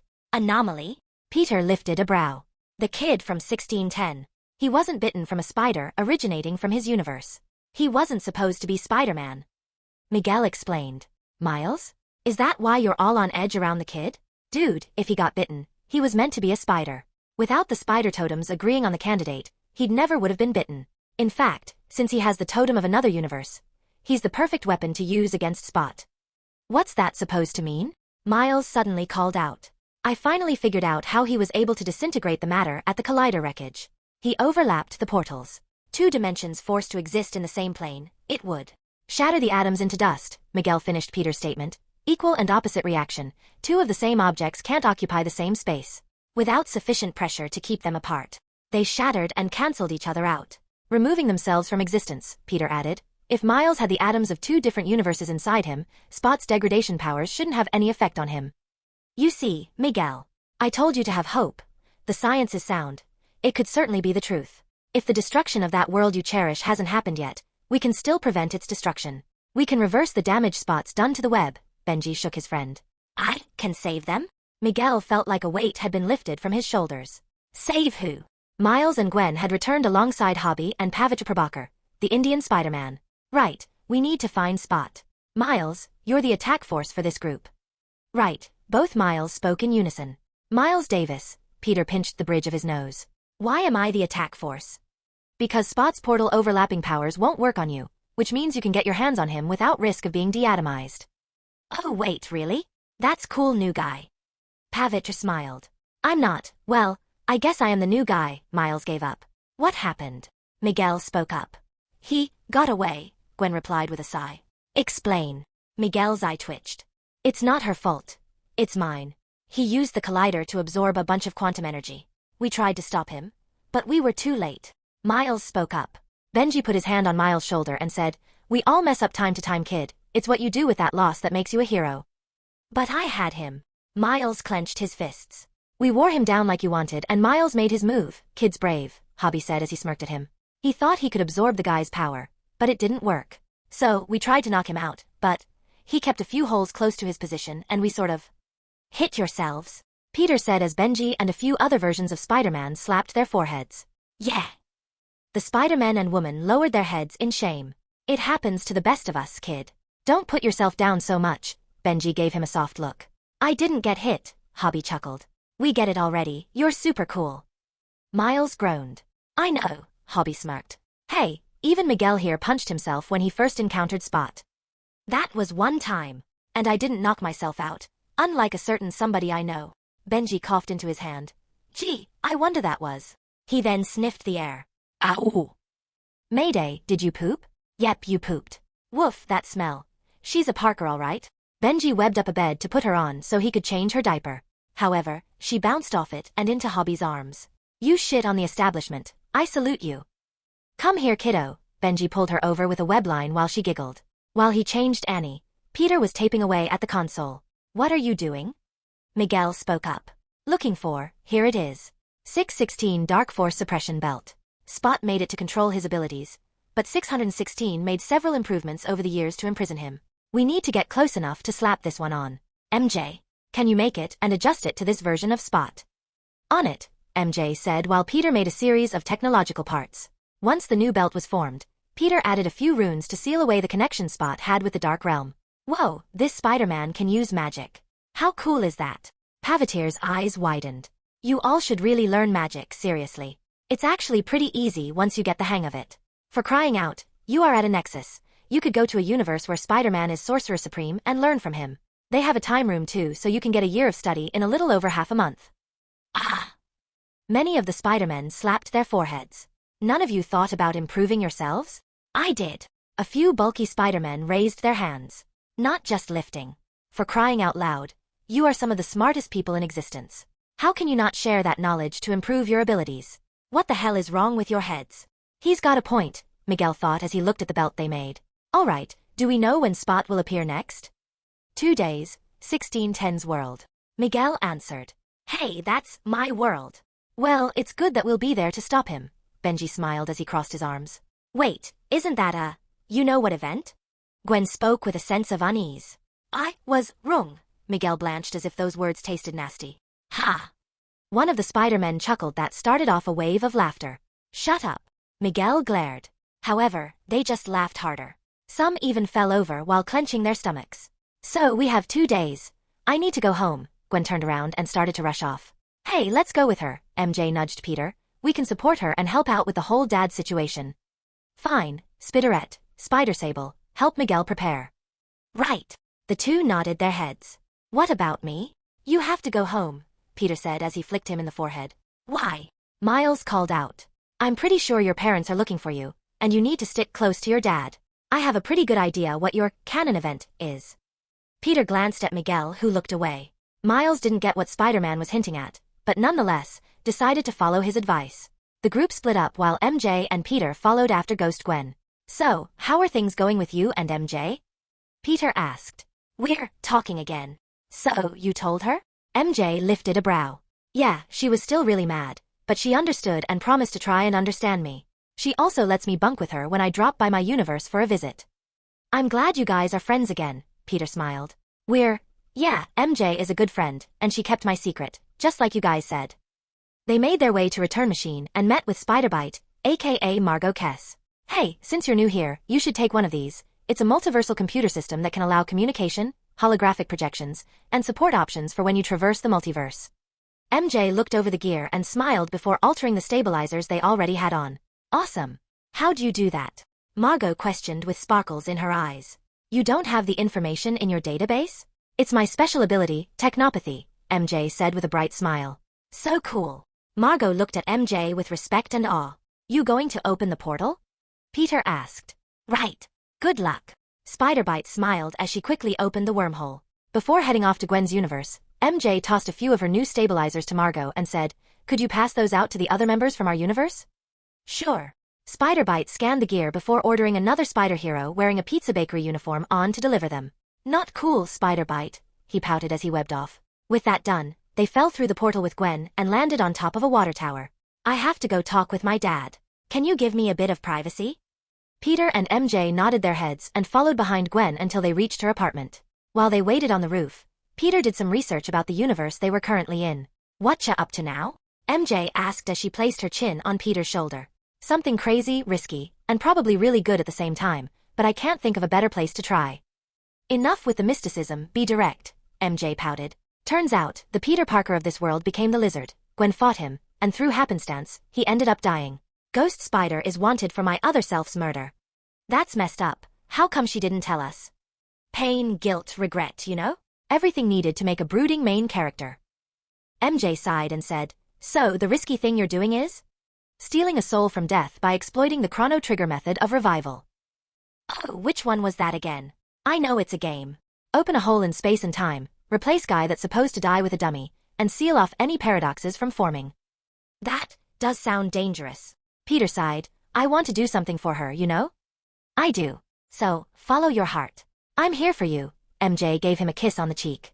"Okay, I'll be back in a bit." Peter teleported to the grave of Peter Parker and his family members. Using the hair from Peter's grave, he created an exact clone of the guy and opened a portal through time and space. On the other side was the night of Peter's demise. The prom, almost 2 years ago, seconds before the rafters fell on top of Lizard Peter. He copied real Peter's memories into the clone and snagged Peter away while leaving the fake to die in the same manner he was supposed to. Back in the present, a very confused Lizard Peter looked on before he was covered in the symbiote. Webster cleaned out the serum that turned him into the lizard while copying over Peter's spider mutation to the kid. As a bonus, he gave him some memories pertaining to the 616 Spider-Man's life, some of his own experiences, and most of all the most important lesson every Spider-Man should know. When he came to, a 14-year-old Peter Parker looked up at his older counterpart and said, Was all of that real?" "Oh God, Gwen, no. No, it wasn't her fault, it wasn't." Peter put his magic suit bracelet on his younger self and watched as the suit appeared in the classic outfit. With great power. Older Peter started. Younger Peter started crying. "Comes great responsibility. Go to Kamartaj in Kathmandu. Find the Ancient One and get him to train you in the time room. Once you age up, go to the police and tell them you had amnesia and never actually died. Tell them that the serum you took continued to regenerate your body after death until you woke up in the grave today. That's the best advice I can offer you." Peter raised his hand and destroyed the box to reveal only the remains of the clone that was left behind. After turning it into dust, Peter looked at his younger self and said, "Get some training, come back, and let them know that you can be special too." Younger Peter hugged his older self and said, "Will I ever see you again?" "Yeah, someday. Heck, when you join the Spider Nexus, you can visit my universe." "Thank you." Young Peter sobbed, "Thank you for giving me this second chance. Clear your friend's name and pay her a visit after your stay in Kamartaj. Also, take video evidence. We have to see the look on her face." The younger version of him finally cracked a smile. "Will do. Can you do the same thing for my family?" Peter sighed. "No. I don't think I should either. Something tells me I was pushing my luck a little too far this time." Young Peter tracked his older self's line of sight. "What are you looking at?" In front of Peter was a woman wearing a black dress-like hoodie with bone tattoos all over her arms and face. She eyed Peter before cracking a smile and waving her finger side to side. "Yeah, definitely pushed my luck." However, she then looked at the young Peter with a soft expression and faded away. Did I do good?" Peter thought as he shook his head. "No, she clearly came here to warn me." "Who'd you see?" "Death. She didn't look too happy either. At least I think she didn't." "Death is a person?" "Sort of." Peter sighed as he opened a portal. "Go on, you should know where to look." On the other side was a tan-colored city with dirt roads and lots of traffic.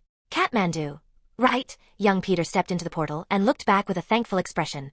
"Good luck, Spider-Man." Peter smiled at his younger self and closed the portal. "Gwen's really going to owe me one." Peter smirked as he teleported back to MJ with a few bags of fast food. Gwen was sitting next to MJ and looked over at the portal before saying, "Where'd you go?"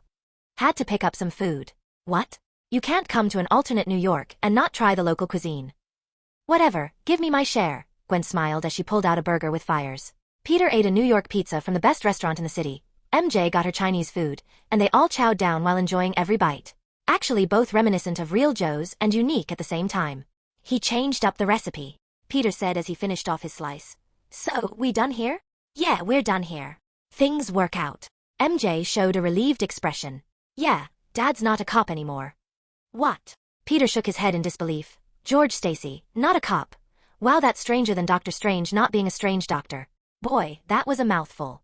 I bet he going to feel stupid in a couple of months. A snort escaped his mouth.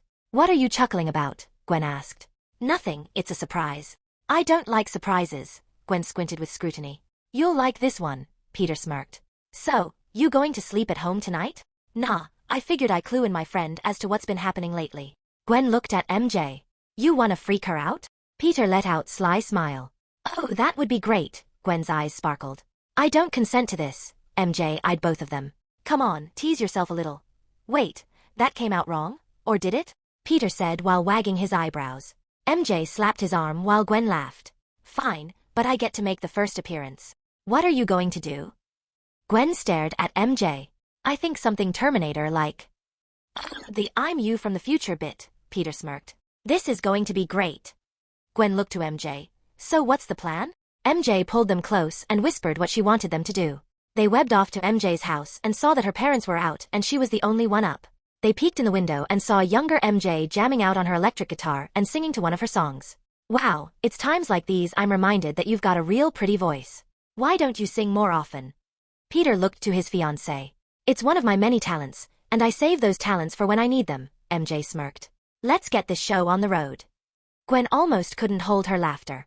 MJ changed her outfit to resemble Rambo and hopped through a portal while Peter made himself look Gwen's age and said, Come, let's go. They hopped through the portal behind MJ's door and waited for MJ's cue. MJ's portal opened right above her younger counterpart and gave her the shock of her teenage life. When they heard MJ scream, Gwen covered her hands with her mouth and tried her best to not laugh. MJ put her hand over her younger self's mouth and shushed her. Listen, Mary. I'm you from 7 years in the future. Skynet is real, and in about 10 seconds 2 Terminators in the forms of our old friends are going to bust through that door to attack you. What? I mean, you look just. The door was kicked open as the two walked in acting like robots. Mary Jane, for the future of Skynet, you have to cease operating, Peter laid on the Arnold voice thick. Get back. MJ raised the fake gun and fried while the younger version of herself screamed and closed her eyes. The room went quiet, and when young MJ opened her eyes, she saw the illusion of the 2 robots lying on the ground. She looked at her older self and asked, Are they out of commission, yeah? Young MJ poked Gwen's body before the spider heroine grabbed her friend's arm. Help. She's got me. MJ couldn't hold it in anymore and started laughing. Gwen was next, and then Peter. The gears started turning in the young redhead's mind before she chopped the top of Gwen's head. You asshole. Ha ha ha. You should have seen your face. You broke my door. Not really. Peter returned to his adult form and suit alongside MJ. When the young MJ looked at the door, she noticed that it wasn't broken at all. How'd you? Shaking her head, she walked up to Peter and looked him in the eyes. Wow, you look just like. Gwen had a somber look on her face as she said, It's because it is him. Just a different version. Good to meet you, Red. This is my fiancée, Mary Jane. Peter held his hand out to his MJ. You can call us Spider-Man and Spider-Woman if you want. Get out. You're both spider heroes like Gwen. Wait, fiancé? MJ kissed Peter on the cheek. Yep. Happily engaged and soon to be happily married. Young MJ was red-faced as she looked at Gwen. The ghost spider snickered and said, I didn't know you thought that way about Pete. No. I mean, we were friends, but it wasn't like that. Relax, Red. Breathe. Gwen placed her arm around her friend. After Gwen got her friend to finally chill, they chatted for a while. Peter thought it was time to leave. He was sitting on the ceiling when looked at Gwen and asked, So are you staying here tonight? Yeah, you guys got a place? We'll head back to the Nexus and wait up for you. We only came here to make sure you were all right, Peter replied as he started walking towards the window. It was nice to meet you, me. MJ shook her younger self's hand. The spider couple exited the house and teleported back to the portal entrance. When they were out of sight, 65 MJ turned to Gwen and slugged her on the shoulder. Don't ever do that again. Like you wouldn't troll me if you had the chance. Gwen rubbed her shoulder with a smile. So, multiverse, huh? Crazy. What, the body doubles or the you marrying Peter part? Gwen tilted her head with a smirk. Be both. Peter and MJ returned to the Nexus and looked around for a bit before checking out the massive city of Spider Heroes' alternate universes. MJ and Peter marveled over the technology and ideas other version had come up with and bought some gizmos that could help take down several villains they might come across in the future. Of course, They paid with ingots of rare metals and materials since money was practically useless here. MJ and Peter stopped by an arena for other Spider-Men to test their might and inventions. Then they moved to an entertainment district that had several activities such as movies from other universes, games, and even arcades. They enjoyed themselves before returning to the living area. Surprisingly, the room and amenities were free. The Spider couple wound up staying the night at an expensive-looking hotel and woke the next day with nothing really to do. However, Peter was deep in thought. What now? I think I should go to Earth 42 in order to make sure that place is taken care of. Since 1610 Miles was bitten, that means that world probably is out of Spider-Man. Then let's go. Fine with me. Peter opened a portal to the Nexus Center. Hey, Spider-Bite, can you catch me a train to Earth 42? Sure thing. Can I ask what you're going for? Going to set some things right, Peter said as it opened. The two jumped in and saw the terrible state New York was in. There were fires everywhere, thugs roaming rooftops, a serious lack of police presence, and crimes being committed every few hours. The hell happened? MJ frowned. No Spider-Man, Peter said as he looked at his search bar. What about you? I'm alive, but I moved to California when things took a turn for the worse. Tony Stark died, so there's no Iron Man either. Captain America is still a popsicle, and all the other heroes we know are either not superpowered or died without a spider hero's help. What about me? You moved to LA to work on an acting career. Peter sighed as he looked around. We definitely need spider heroes to set things right, but we'll also need to help other heroes surface as well. This world needs some serious help. Let's start with ourselves, MJ suggested. Right, I'll handle myself and you handle you, Peter snickered. Where's she at? Living in a nice home at these coordinates. Peter showed her the screen. Here's a profile of her. Spider-Woman studied the material for a few minutes and said, Got it, be back in a bit, babe. MJ popped through a portal while Peter did the same. Only, he ended up a rather nice-looking and empty lab. No one is here? Peter walked around until he saw his other self sitting at a table with crutches next to him. After a brief reading of this world, he learned that this version of Peter was never bitten because he killed the spider before it could do anything. Cindy Moon was the one bitten, and because of that, Peter ended up taking a bullet for his uncle and became paralyzed from the waist down. They moved out of New York, and Cindy, who would have become a successful Silk, tragically met her end because she never met Peter and formed a relationship with him. Without the tech upgrades and advice 64 Peter provided, Cindy was murdered by the Kingpin alongside Daredevil and Jessica Jones. 4 years this universe's Peter lived in quiet rural area of California until Peter went to college, where he majored physics, engineering, and biology. He was currently working on schematics for an advanced prosthetic pair of leggings that would allow him to walk again. Neat design, but you'll need a hell of a power source to make it work the way you're imagining. Who the? Peter, 42, nearly fell out of his chair. I'm pretty sure the lab is closed for the day, Peter smirked as he leaned in. You look. I'm gonna cut this short. Peter held his hands out and covered his other self in Webster and started transferring certain memories and knowledge. Mostly about the advanced arc reactor and how he could build his own model of the Iron Spider suit. Now let's see, I should make this one a bit more unique. How about lightning powers since Miles Spider isn't here anymore? Adding in the powers he got from Electro, he tempered it to become perfectly balanced with his new spider powers. When Peter let himself out of the symbiote cocoon, he was reborn and standing on 2 feet. Holy crap, Jesus Christ, is all that real? The multiverse, spider heroes, totems, and these crazy-ass designs. Yep, and yep. So you're really me? Damn, I didn't notice it before, but I'm a handsome fella. Okay, enough flirting with yourself, Peter shook his head. You know why I came here, so I need you to go back to New York and take care of business. Dude, the reason it is the way it is because there's no Spider-Man. I gave you everything you need to take of the place, and a pretty good plan to boot. I just need you to take the first step. This is a lot. I'm a researcher, not a fighter. I gave you memories of my training. Just keep up at it until it becomes second nature, and put some flowers on my friends' graves for me. Peter sighed as he opened a portal. Wait, you're leaving? Have to, places to be, bad guys to stop. Tell Mary the first said hi. Mary? MJ. What's she got to do with this? You'll find out. Until then, I know you'll make the right decision, Peter smirked. How can you possibly know that? Because you are me, and I am you. Just like how you didn't hesitate to take that bullet for Uncle Ben, you can't let it go when you know that you can do something to help. Will we ever meet again? If fate decides to throw us together. Peter stepped through the portal. Ooh yeah. Look out for a kid named Miles Morales if you run into him. Who knows, a spider may still be in his future. And with that, he was gone. Peter, 42, fell into his chair and wiggled his toes. Ha! Ha ha ha ha ha ha! Tears streamed from his eyes before he clenched his fists. I guess I have to get to work on a suit. I'm crazy. I have to be for agreeing to this. When Peter returned to New York, He started taking out the trash while waiting for MJ to return. MJ was currently convincing her other self to take up the mantle of Spider-Woman and help New York. However, this version of her was less than keen, even with the prospects of powers and a magic suit. Look, I know that being a star is important, but so are these people's lives. New York needs Spider-Woman. Don't try and guilt-trip me. I don't want to be a hero. I have everything I need, MJ42 replied while crossing her arms. I know this is hard for you, but you won't regret it. I promise. You love being a hero. Spider-Woman sighed. Are you really happy living in such a swamp of corrupt people? I read up on you before coming over.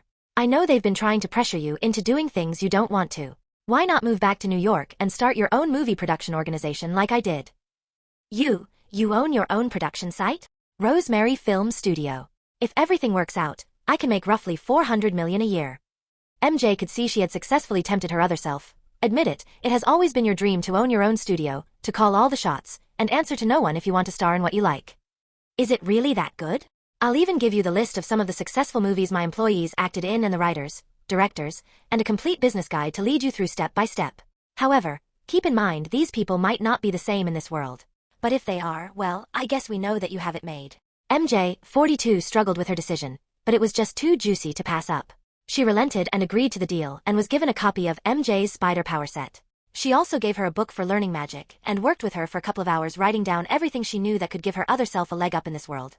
Once it was done, MJ opened a portal back to New York and saw Peter stopping car a few blocks away. Spider-Man tore open the door and pulled out some thugs that tried to shoot at him, but in just a few seconds, they were all plastered to the walls and covered in webbing.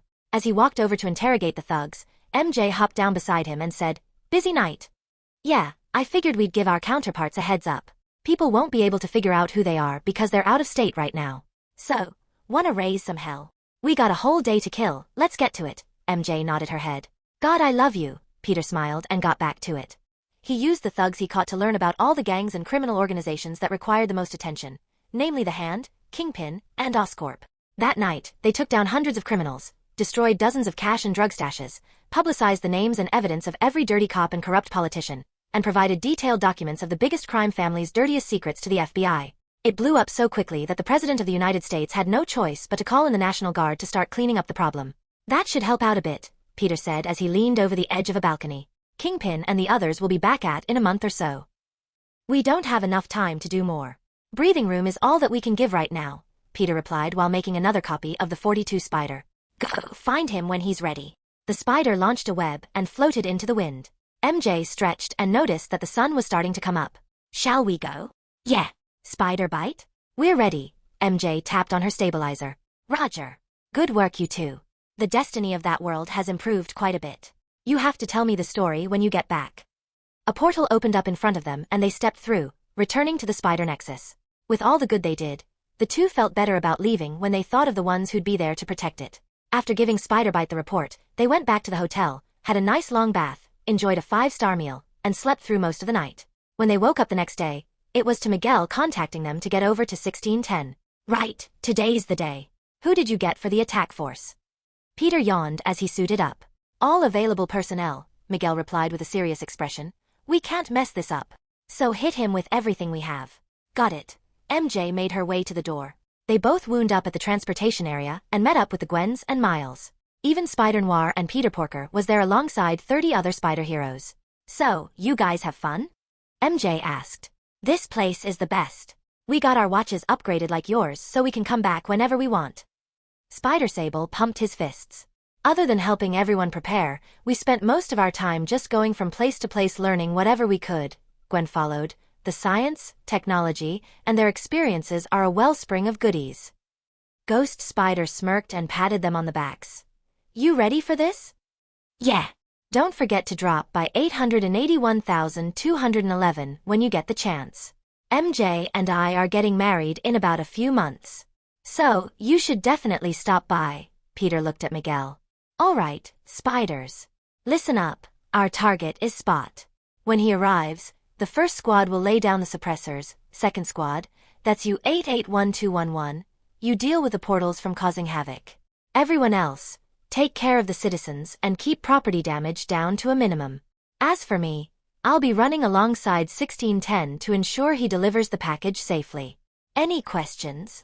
Benji raised his hand. "None." "Good," Miguel turned to Spiderbite. Open the portal. You got it, boss. Well, that was rude. Benji crossed his arms.